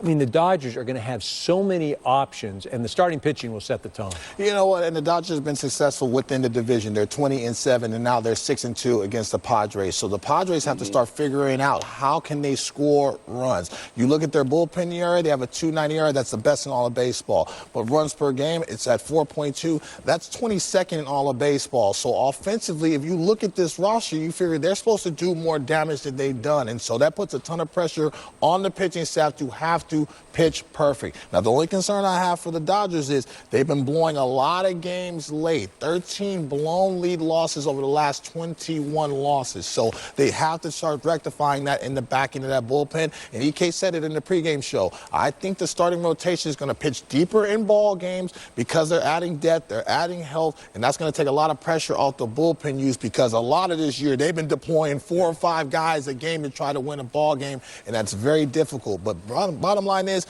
if the Padres don't beat the Dodgers, it does not matter who helps them out. Especially with the Dodgers, is the last couple weeks, all division rivalries, and they've been successful against the division. Like you said, best record against division rivals this season so far, 6-2 against the Padres. They still got 5 more games left against San Diego this season, including 3 next weekend. Meanwhile, once again, speaking of that, the Dodgers and Padres meet again next weekend in San Diego. Don't miss Saturday's game on FS1. That's at 8:30 p.m. Eastern.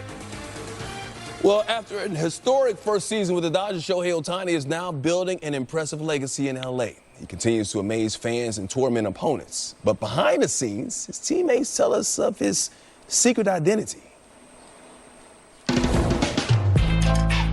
Shohei's really funny. He's always trying to make jokes to have a good time with his teammates. Really just how funny he is, man, with us. I mean, he's laughing, joking. He'll crack a little joke in our hitters meetings, and you kind of don't expect it. And, you know, he's a really funny guy. Well, I think the world is starting to understand that he's a practical joker. They put my car! Shohei got me. Shohei's behind this? Yes. Are you freaking kidding me? All right, Shohei, you're next. You're in trouble.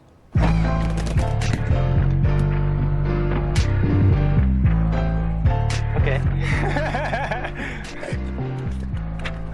Now tie. What did you think? I don't know. This is a troublesome.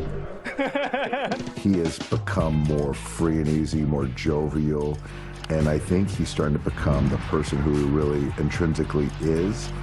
Feeling blessed, never stressed. Got that sunshine on my Sunday best. He's the face of Major League Baseball, but that pressure, that expectation, responsibility doesn't affect him. It blows my mind. The thing I really like the most that I'm very impressed is how Shohei handles all the things going on around him, and he's so consistent every day with being the same person.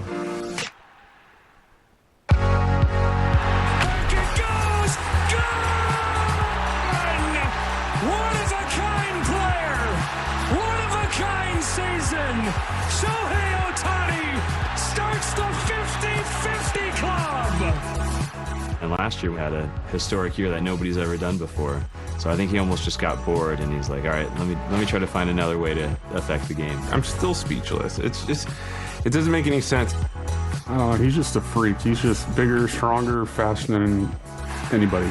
And Ohtani torches one, tosses the bat, and watches it fly. every single night he does something that I've never seen before. Even when he gets out, he's hitting it out 120 miles an hour, and you're kind of like, did I just see that right? It's truly kind of a blessing to be his teammate. That ball was absolutely annihilated. That ball's got to be broken. He is actually changing the game of baseball. He never ceases to amaze. It's incredible. It really is. He's a superstar. I did not know he was a bit of a prankster. That's pretty cool, man. Like, so I know he punks batters and pitchers alike, and of course but I think, in my opinion, he's the best player in all of baseball, right? For what he does on the mound and at the plate. Of course, he's going to be used in the postseason as a pitcher this year, unlike last year when he was hurt. But what's the best way to use him on the mound in the postseason? I think it's to start him. And so far, this 23 and a third innings pitch, he's got 32 strikeouts. Now, the last start had a little bit of hiccups, some traffic, some bases, but for the most part, so the sample size you've seen him, he's overpowering, especially with out of the windup. His fluidity, the throw, he's touching 101. The slider's at 92 miles an hour. He is a difficult cover and truly fun to watch. And so I think if he continues to stay healthy, he'll have around about 60 innings. So he'll have enough, balance and feel to how to command the baseball. Also, man, you can throw him 4 or 5 innings and trust him to get to the lineup 1 or 2 times and keep the game intact. So I like to see him in that starting pitching role. Yeah, Dave Roberts and the Dodgers have said that as well. He will not go more than 5 innings in the regular season. It's always followed with regular season. Right. So for me, that means build up, and you'll see him as a starter. You can't use him out of the pen, or it would be tough because offensively he's in the ball game. So what are you going to do? Run him down there? This ain't Little League. You can't run down there. Yeah. I got to believe, he's going to be a 5 or 6 innings in the postseason. You brought up a good point. Yamamoto, Glasnow, Snell, Kershaw, Ohtani. They got a plethora of good starting pitchers you can put in that rotation. They can't use all of them in the postseason. So if it were up to you right now, if you were Dave Roberts, who's the odd man out? I mean, if you're putting Ohtani out there. Well, so for me, Ohtani, because from a roster spot, he's a position player. Right. So I'm still carrying all the pitchers, right? Like, look at all these guys are going to be on the roster. Like, you're not going to get me to say, hey, look at this guy's out, this guy's out. I mean, look at Kersh. Kersh right now, in the month of August, has had 3 starts, 6 innings in each of those starts, has allowed 2 earned runs. That's a 1 ERA.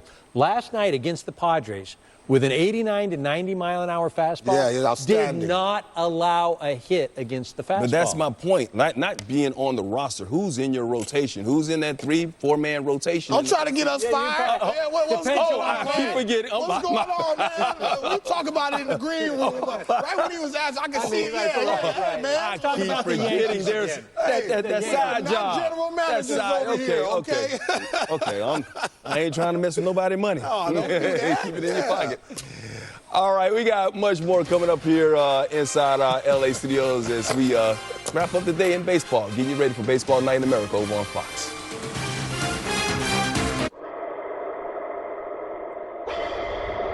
Welcome to Columbus, Ohio, folks. This is the one we've all been waiting for. None could be bigger than this. These guys are in the way of what we want. It's their family against our family. Touchdown! Arch Manning raised for this moment. The stakes could not be higher. Arch Manning, what a throw! That's what I'm talking about. We've never seen anything quite like this. We've got the biggest game of college football. This is going to be a war right now.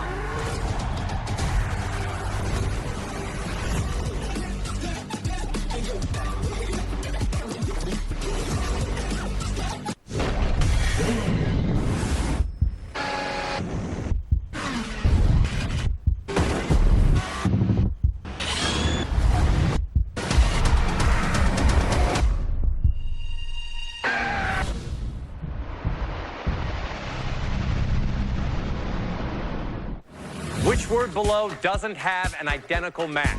50% of the people we polled answered that correctly. If you got that wrong, welcome to the dumb half. Don't miss TV's funniest game show. You're a correctional officer. Yes. You want to correct your answer? Joel McHale hosts The 1% Club, all new Tuesdays on Fox. Which of these were in the top 10 most downloaded apps of the 2010s? That was on your phone? That was on my phone. Don't tell my mom. Feeling spicy this summer? We about to get it poppin'. Cool off with the hottest trivia game on TV. Jay, these are pretty tough. Yes. The Quiz with Balls, all new Mondays on Fox. Sunday night, the NFL is back on Fox. It's gonna be a fight. It's present versus future, proven versus promise.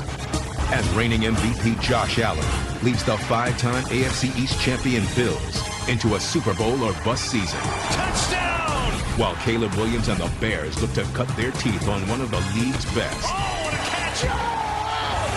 Preseason football, Sunday at 8 Eastern on Fox.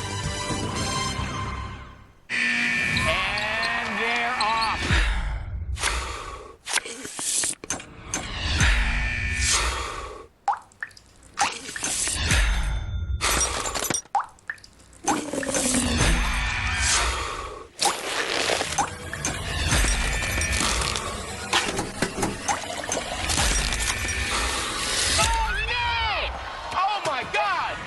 Welcome to 99 to Beat.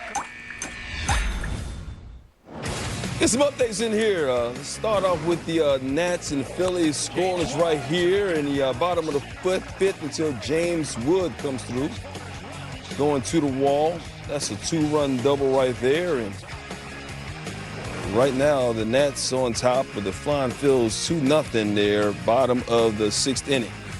Of course, New York trying to keep pace with Philadelphia, taking on the Mariners and Francisco Lindor out here robbing folks. Oh, sign him to the Jets. They got good wide receivers with the Jets. J.P. Crawford got quarterback issues with the Jets. Well, let's see what they do over there with quarterback this year. Look at that, nicely He's done. so important, Mike Hill, not only offensively but defensively as well. He's the captain of that team, and so he sets the tone. So when he goes and starts to play well, the team often starts to. All in support of the rookie Nolan McClain getting his first start. You see McClain looking good right now. Just 2 hits allowed going to the top of the 5th inning. All right, time now for our favorite segment, Caught Looking, and we are rolling. What's in the pocket there? Let's everybody pulling out pancakes. They going so good up there in Milwaukee. Is it pocket pancakes? Yeah, look at B.A., Brian Anderson. I love B.A., right? good people. Love B.A. Vinny wants a little two-piece. Nah, he punches Vinny right in the face. Is that allowed? Oh, man. Wow. Spicy. How about no more fireworks? Tuesday night in New York. Francisco Alvarez, 2 from Pete Alonso. The crowd's going nuts. Fireworks lighting up the sky. Well, at least for most of them. Citi Field eventually had to put up the board that they had. Once again, after these fireworks, we have no more fireworks. We have run out of. That is so good. Somebody go to the store. Yeah. It's New York. They got fireworks there. They start shooting. Arizona and Texas. Look at this bad flip. Oh! I tried to do that to our boss Bartier, man. He missed the play at the softball game. I mean, at the wiffle ball game when I did that too. And we continue to say that pitchers are athletes. Come on. Bartier got mad at you too, didn't he? He did. Yeah. Blue Jays draft picks here. Then on Thursday night, Toronto Blue Jays determine their fantasy football draft. What about dropping toy soldiers? Each player had their number on their toy soldier, and closest to the bucket wins. That's why you need more windows in locker rooms. I see a golf club. I see y'all got a lot of time on your hands as baseball players. That's what I see. Look at that. This was yesterday at Wrigley. 7th inning stretch interrupted by the Air and Water Show. Thunderbirds fly over Wrigley. How cool is that? Oh, scared the fans. Wow. Oh, whoa. Let me tell you, those things are loud too, man. Justin Turner taking cover. Everybody laughing. It's funny Why you can't. Hey, before we go to break, quick shout out to our director, Ashley Sandoval. Last night, she was at the Sphere in Las Vegas to see the Backstreet Boys in concert. She made it back to L.A. for work this morning, and here's some footage from the show. But one image in particular, not here on the screen, caught our attention that she brought back for us, and we did not know this. Oh, wait a minute. Wait a minute. Whoa. Man, why y'all be messing with me, man? Look at him. Look at Backstreet. Come on now. Backstreet. All right. You know what? I heard the concert's really good, though. I heard the concert. They don't move as well as they used to, but neither do we. Does anyone move as they did 30 years ago? All right, the Backstreet Boys are back. All right, we got one more segment coming back. We'll take you up to the top of the air. Stop, man. Don't let me punch you like they did in Milwaukee, bro. Messing with me, man. Y'all. This is Pato Award. His last name's Irish, but his first words were... Pato's the fastest 25-year-old on 4 wheels. He's tasted every kind of victory, except for the lactose variety. Pato looks like a one-man boy band. He charms like a British spy. He smells like burnt rubber. And he doesn't have fans. He's got groupies. So whether you love him or love him, take a look at the next face of IndyCar. This is Pato Award. Welcome to the fastest racing on Earth. I'm the guy sitting next to your girl on the kiss cam. This game just got a lot more interesting. Sheila? Mom?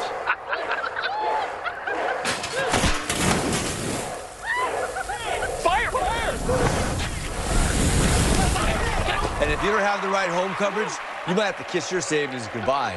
Let's go, beat it. So get Allstate, save money, and be better protected from mayhem. Yeah, like me. Bro! Tired of struggling with impossible messes in your tub and shower? Some cleaning sprays can be ineffective. Switch to Mr. Clean Foaming Bath Magic Eraser. Simply add water to effortlessly cut through 100% of soap, scum, and grime. And use Mr. Clean Extra Durable throughout your home. In the kitchen for burnt on food, and on walls to remove scuffs and marks. It even erases 3 times more permanent marker per swipe. Switch to Mr. Clean Magic Eraser. Brand power helping you buy better. Shohei Ohtani doesn't make any sense. A hitter that pitches and steals bases. No way. A living legend who's this humble? No way. Ohtani isn't a one-way player or a two-way player. He's a no-way player. DealDash.com. Online auctions since 2009. This PlayStation 5 sold for only 50 cents. This iPad Pro sold for less than $34. And this Nintendo Switch sold for less than $20. Go to DealDash.com and see how much you can save.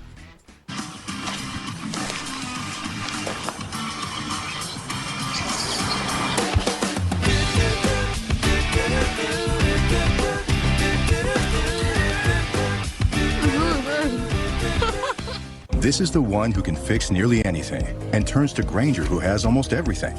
Few may see him, but he's the one that keeps it all on track. The industrial-grade products you need. Call, click, or stop by. Grainger, for the ones who get it done.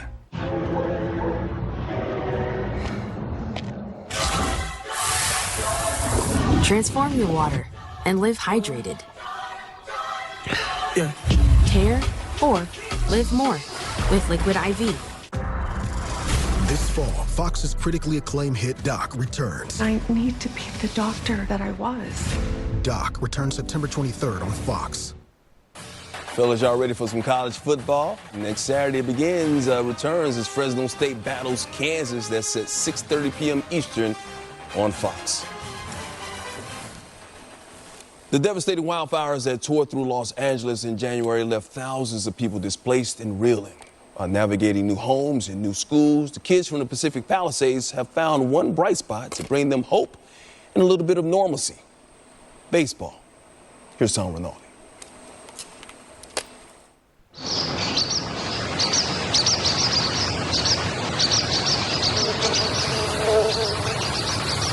The season begins when everything else begins again, with renewal and revival.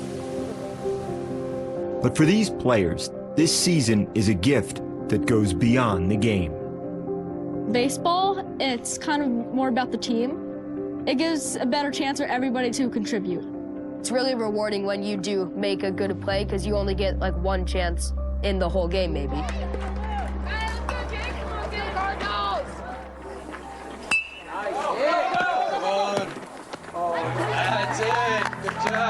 The fact that these kids from the Pacific Palisades Baseball Association are getting a chance at all is a testament to a love for the game and the spirit of their community. The tone of the game was set by the big lefty on the mound. Good job, Bill. You can be on a team and have none of your real close friends on it, and yet by the end of the season, they are. It was something that everybody in town, looked forward to and wanted to be a part of. So pre-fire, this league was huge. That's it. Way to start it off. Good job. All right, Jake. Baseball exists largely outside of time. If only time could be turned off, or for the Palisades, turned back. Southern California is on high alert as a powerful wind. So it began, I was at home. I actually went to the gym that morning. Potentially very dangerous windstorm. I was just at school. Well, I was actually homesick with the fever. And all of a sudden, we get the warnings. Brush fire that is growing in the Pacific Palisades just started here this morning. That day, the winds were really high. And when the wind would kick up from our bedroom window, you could see the flames 20, 30 feet high in the air. We got a call from the school from our 8th grader saying, please come get your son. The kids were crying because they could see the flames up on the mountain. 44,000 people have been ordered to leave their homes. I was watching my house from the Ring camera, and then ash started to fly in front of the camera. Then a bush lit on fire, and that's kind of when, for the first time, realized that the house might that'd be the last time we'd be seeing it. The fire was on a Tuesday, and it was Wednesday night. I got the confirmation that our house was gone. We're in what they call the alphabet streets, and it's gone. The whole neighborhood.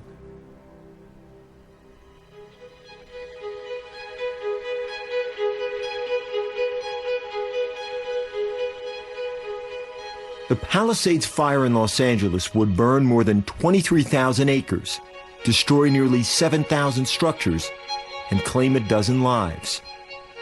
But the loss exceeds any collection of numbers.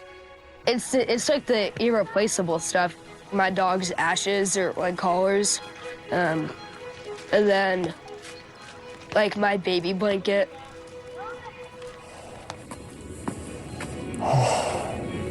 It's a weird thing because your house, in a way, after you live in it several years, it's a part of you.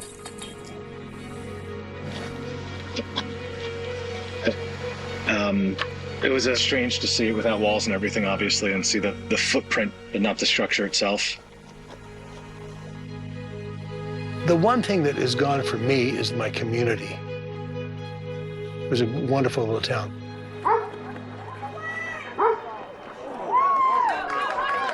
Amidst the devastation, the town would find connection and comfort through having a baseball season. Displaced and scattered across LA, more than 300 boys and girls from the Palisades are playing this spring, welcomed into the nearby Cheviot Hills Little League. Runs on me, runs on 3. 1, 2, 3, runs. It's a bit different, but the more games that we've played, the more I found that I'm enjoying it. It's really nice just seeing familiar faces around. This year, for all the teams, everybody has a P. Just trying to represent that we're here for each other. We're trying to do our best to stick together. You still want to win the games, but the big victory is we're doing this, that we're playing. This season, it's not really who we play for. It's what we play for and what we stand for. This year, it's kind of playing for the Palisades and rising back from the ashes.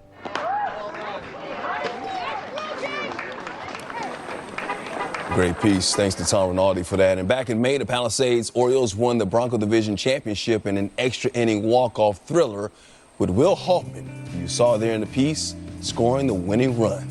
Congratulations to the champions.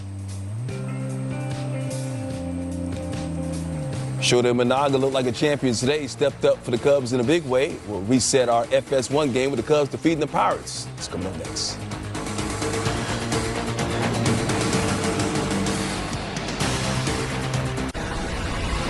This is Pato Award. His last name's Irish, but his first words were...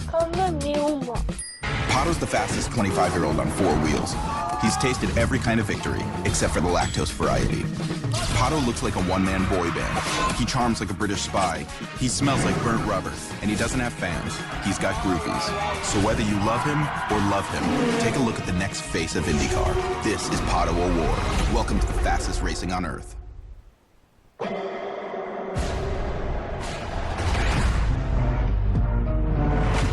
The story for this team has yet to be written. Pick it up. We've never seen anything quite like this. Arch Manning, what a throw! This is gonna be a war right now.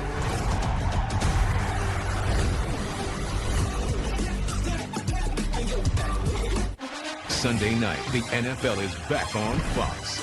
It's gonna be a fight. It's present versus future, proven versus promise.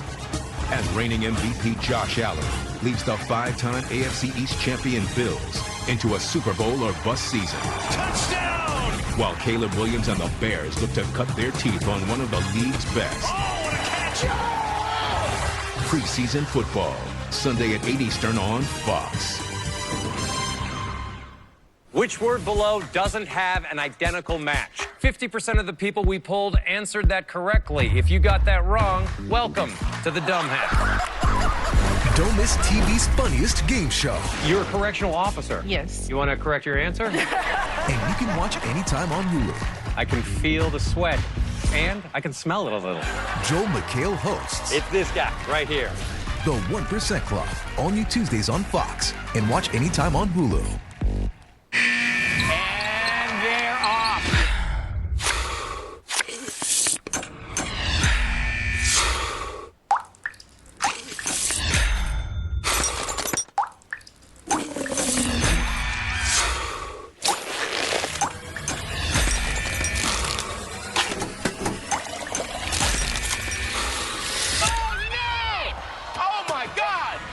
Welcome to 99 to Beat. Thursday, it's a special baseball night in America on Fox. No rivalry burns brighter. Bench is clear. Boston versus New York. Here we go. Buckle up. Alex Bregman leads the charge for the Red Sox against Aaron Judge and the Yankees. He's at the top of the mountain right now. Or Jose Altuve and the Astros take on Gunnar Henderson and the Orioles. It's a special baseball night in America, Thursday at 7 Eastern on Fox. Hey, we had the Pirates and Cubs earlier today on FS1, and Shota Managa was on point. The over Peguero looking here in the 5th inning. Then in the 7th inning, we got Alexander Canario swinging. 1 run, 6 strikeouts in 7 innings. Did not get a decision, though, because Cubs didn't take the lead into the 8th. Tied at 1. Seiya Suzuki off of Evan Sis. 1 run scores. Cubs lead at 2-1. And then later in the inning, Nico Horner comes through. Scored a run right there. Chicago goes and win 3-1. Craig Counsell on his starter's outing after the game. He had a great start. It was awesome. Super efficient for the first 6 innings, and they made him work. They made him work pretty hard in the 7th after getting 2 quick outs. But it was a great outing. I mean, his fastball, it was located super well. I thought the sweeper was.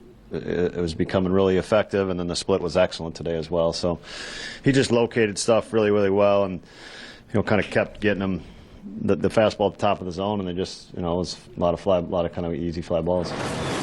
Back here in our LA studios, EK, D-Train, Mike Hill hanging out with you. Phillies in first place in the NL East. Sizable lead over those struggling Mets, taking on the Nats today. Pick it up in the first inning. No score, Cade Cavalli dealing. Yeah, that's the big-time breaker right there. Get off that mound and let him know, throwing that baseball with conviction. You got 100 miles an hour with movement in the back pocket. Nice to see. 2 Ks there in the first inning. Max Kepler here. Cavalli in the jam, up the middle. C.J. Abrams Nice. Turning that DP right there.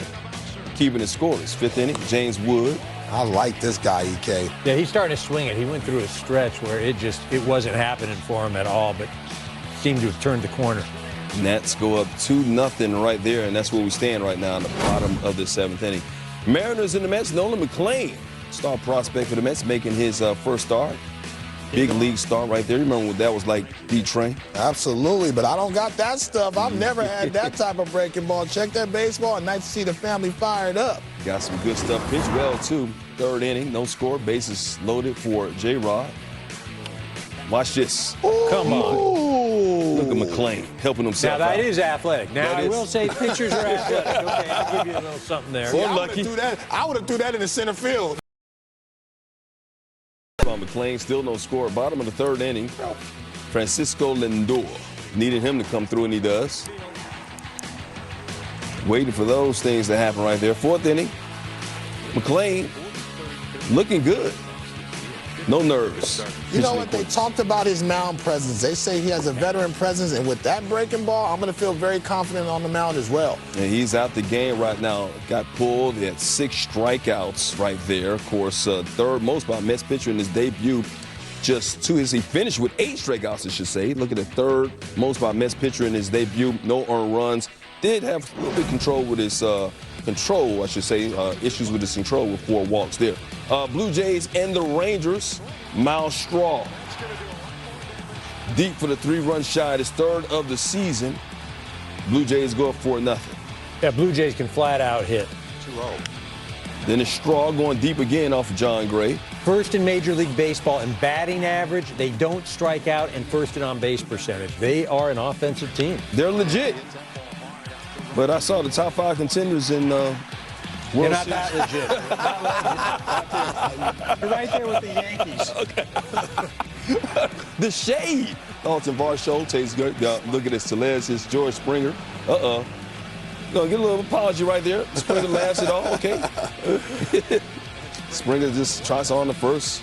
David Schneider. Okay.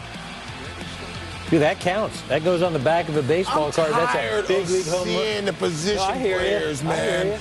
We got to play catch. The game's got to change. Yeah. They've got to change that. Yeah, Blue Jays rolling in that one. Marlins and Red Sox. Otto Lopez. Look at Trevor Story.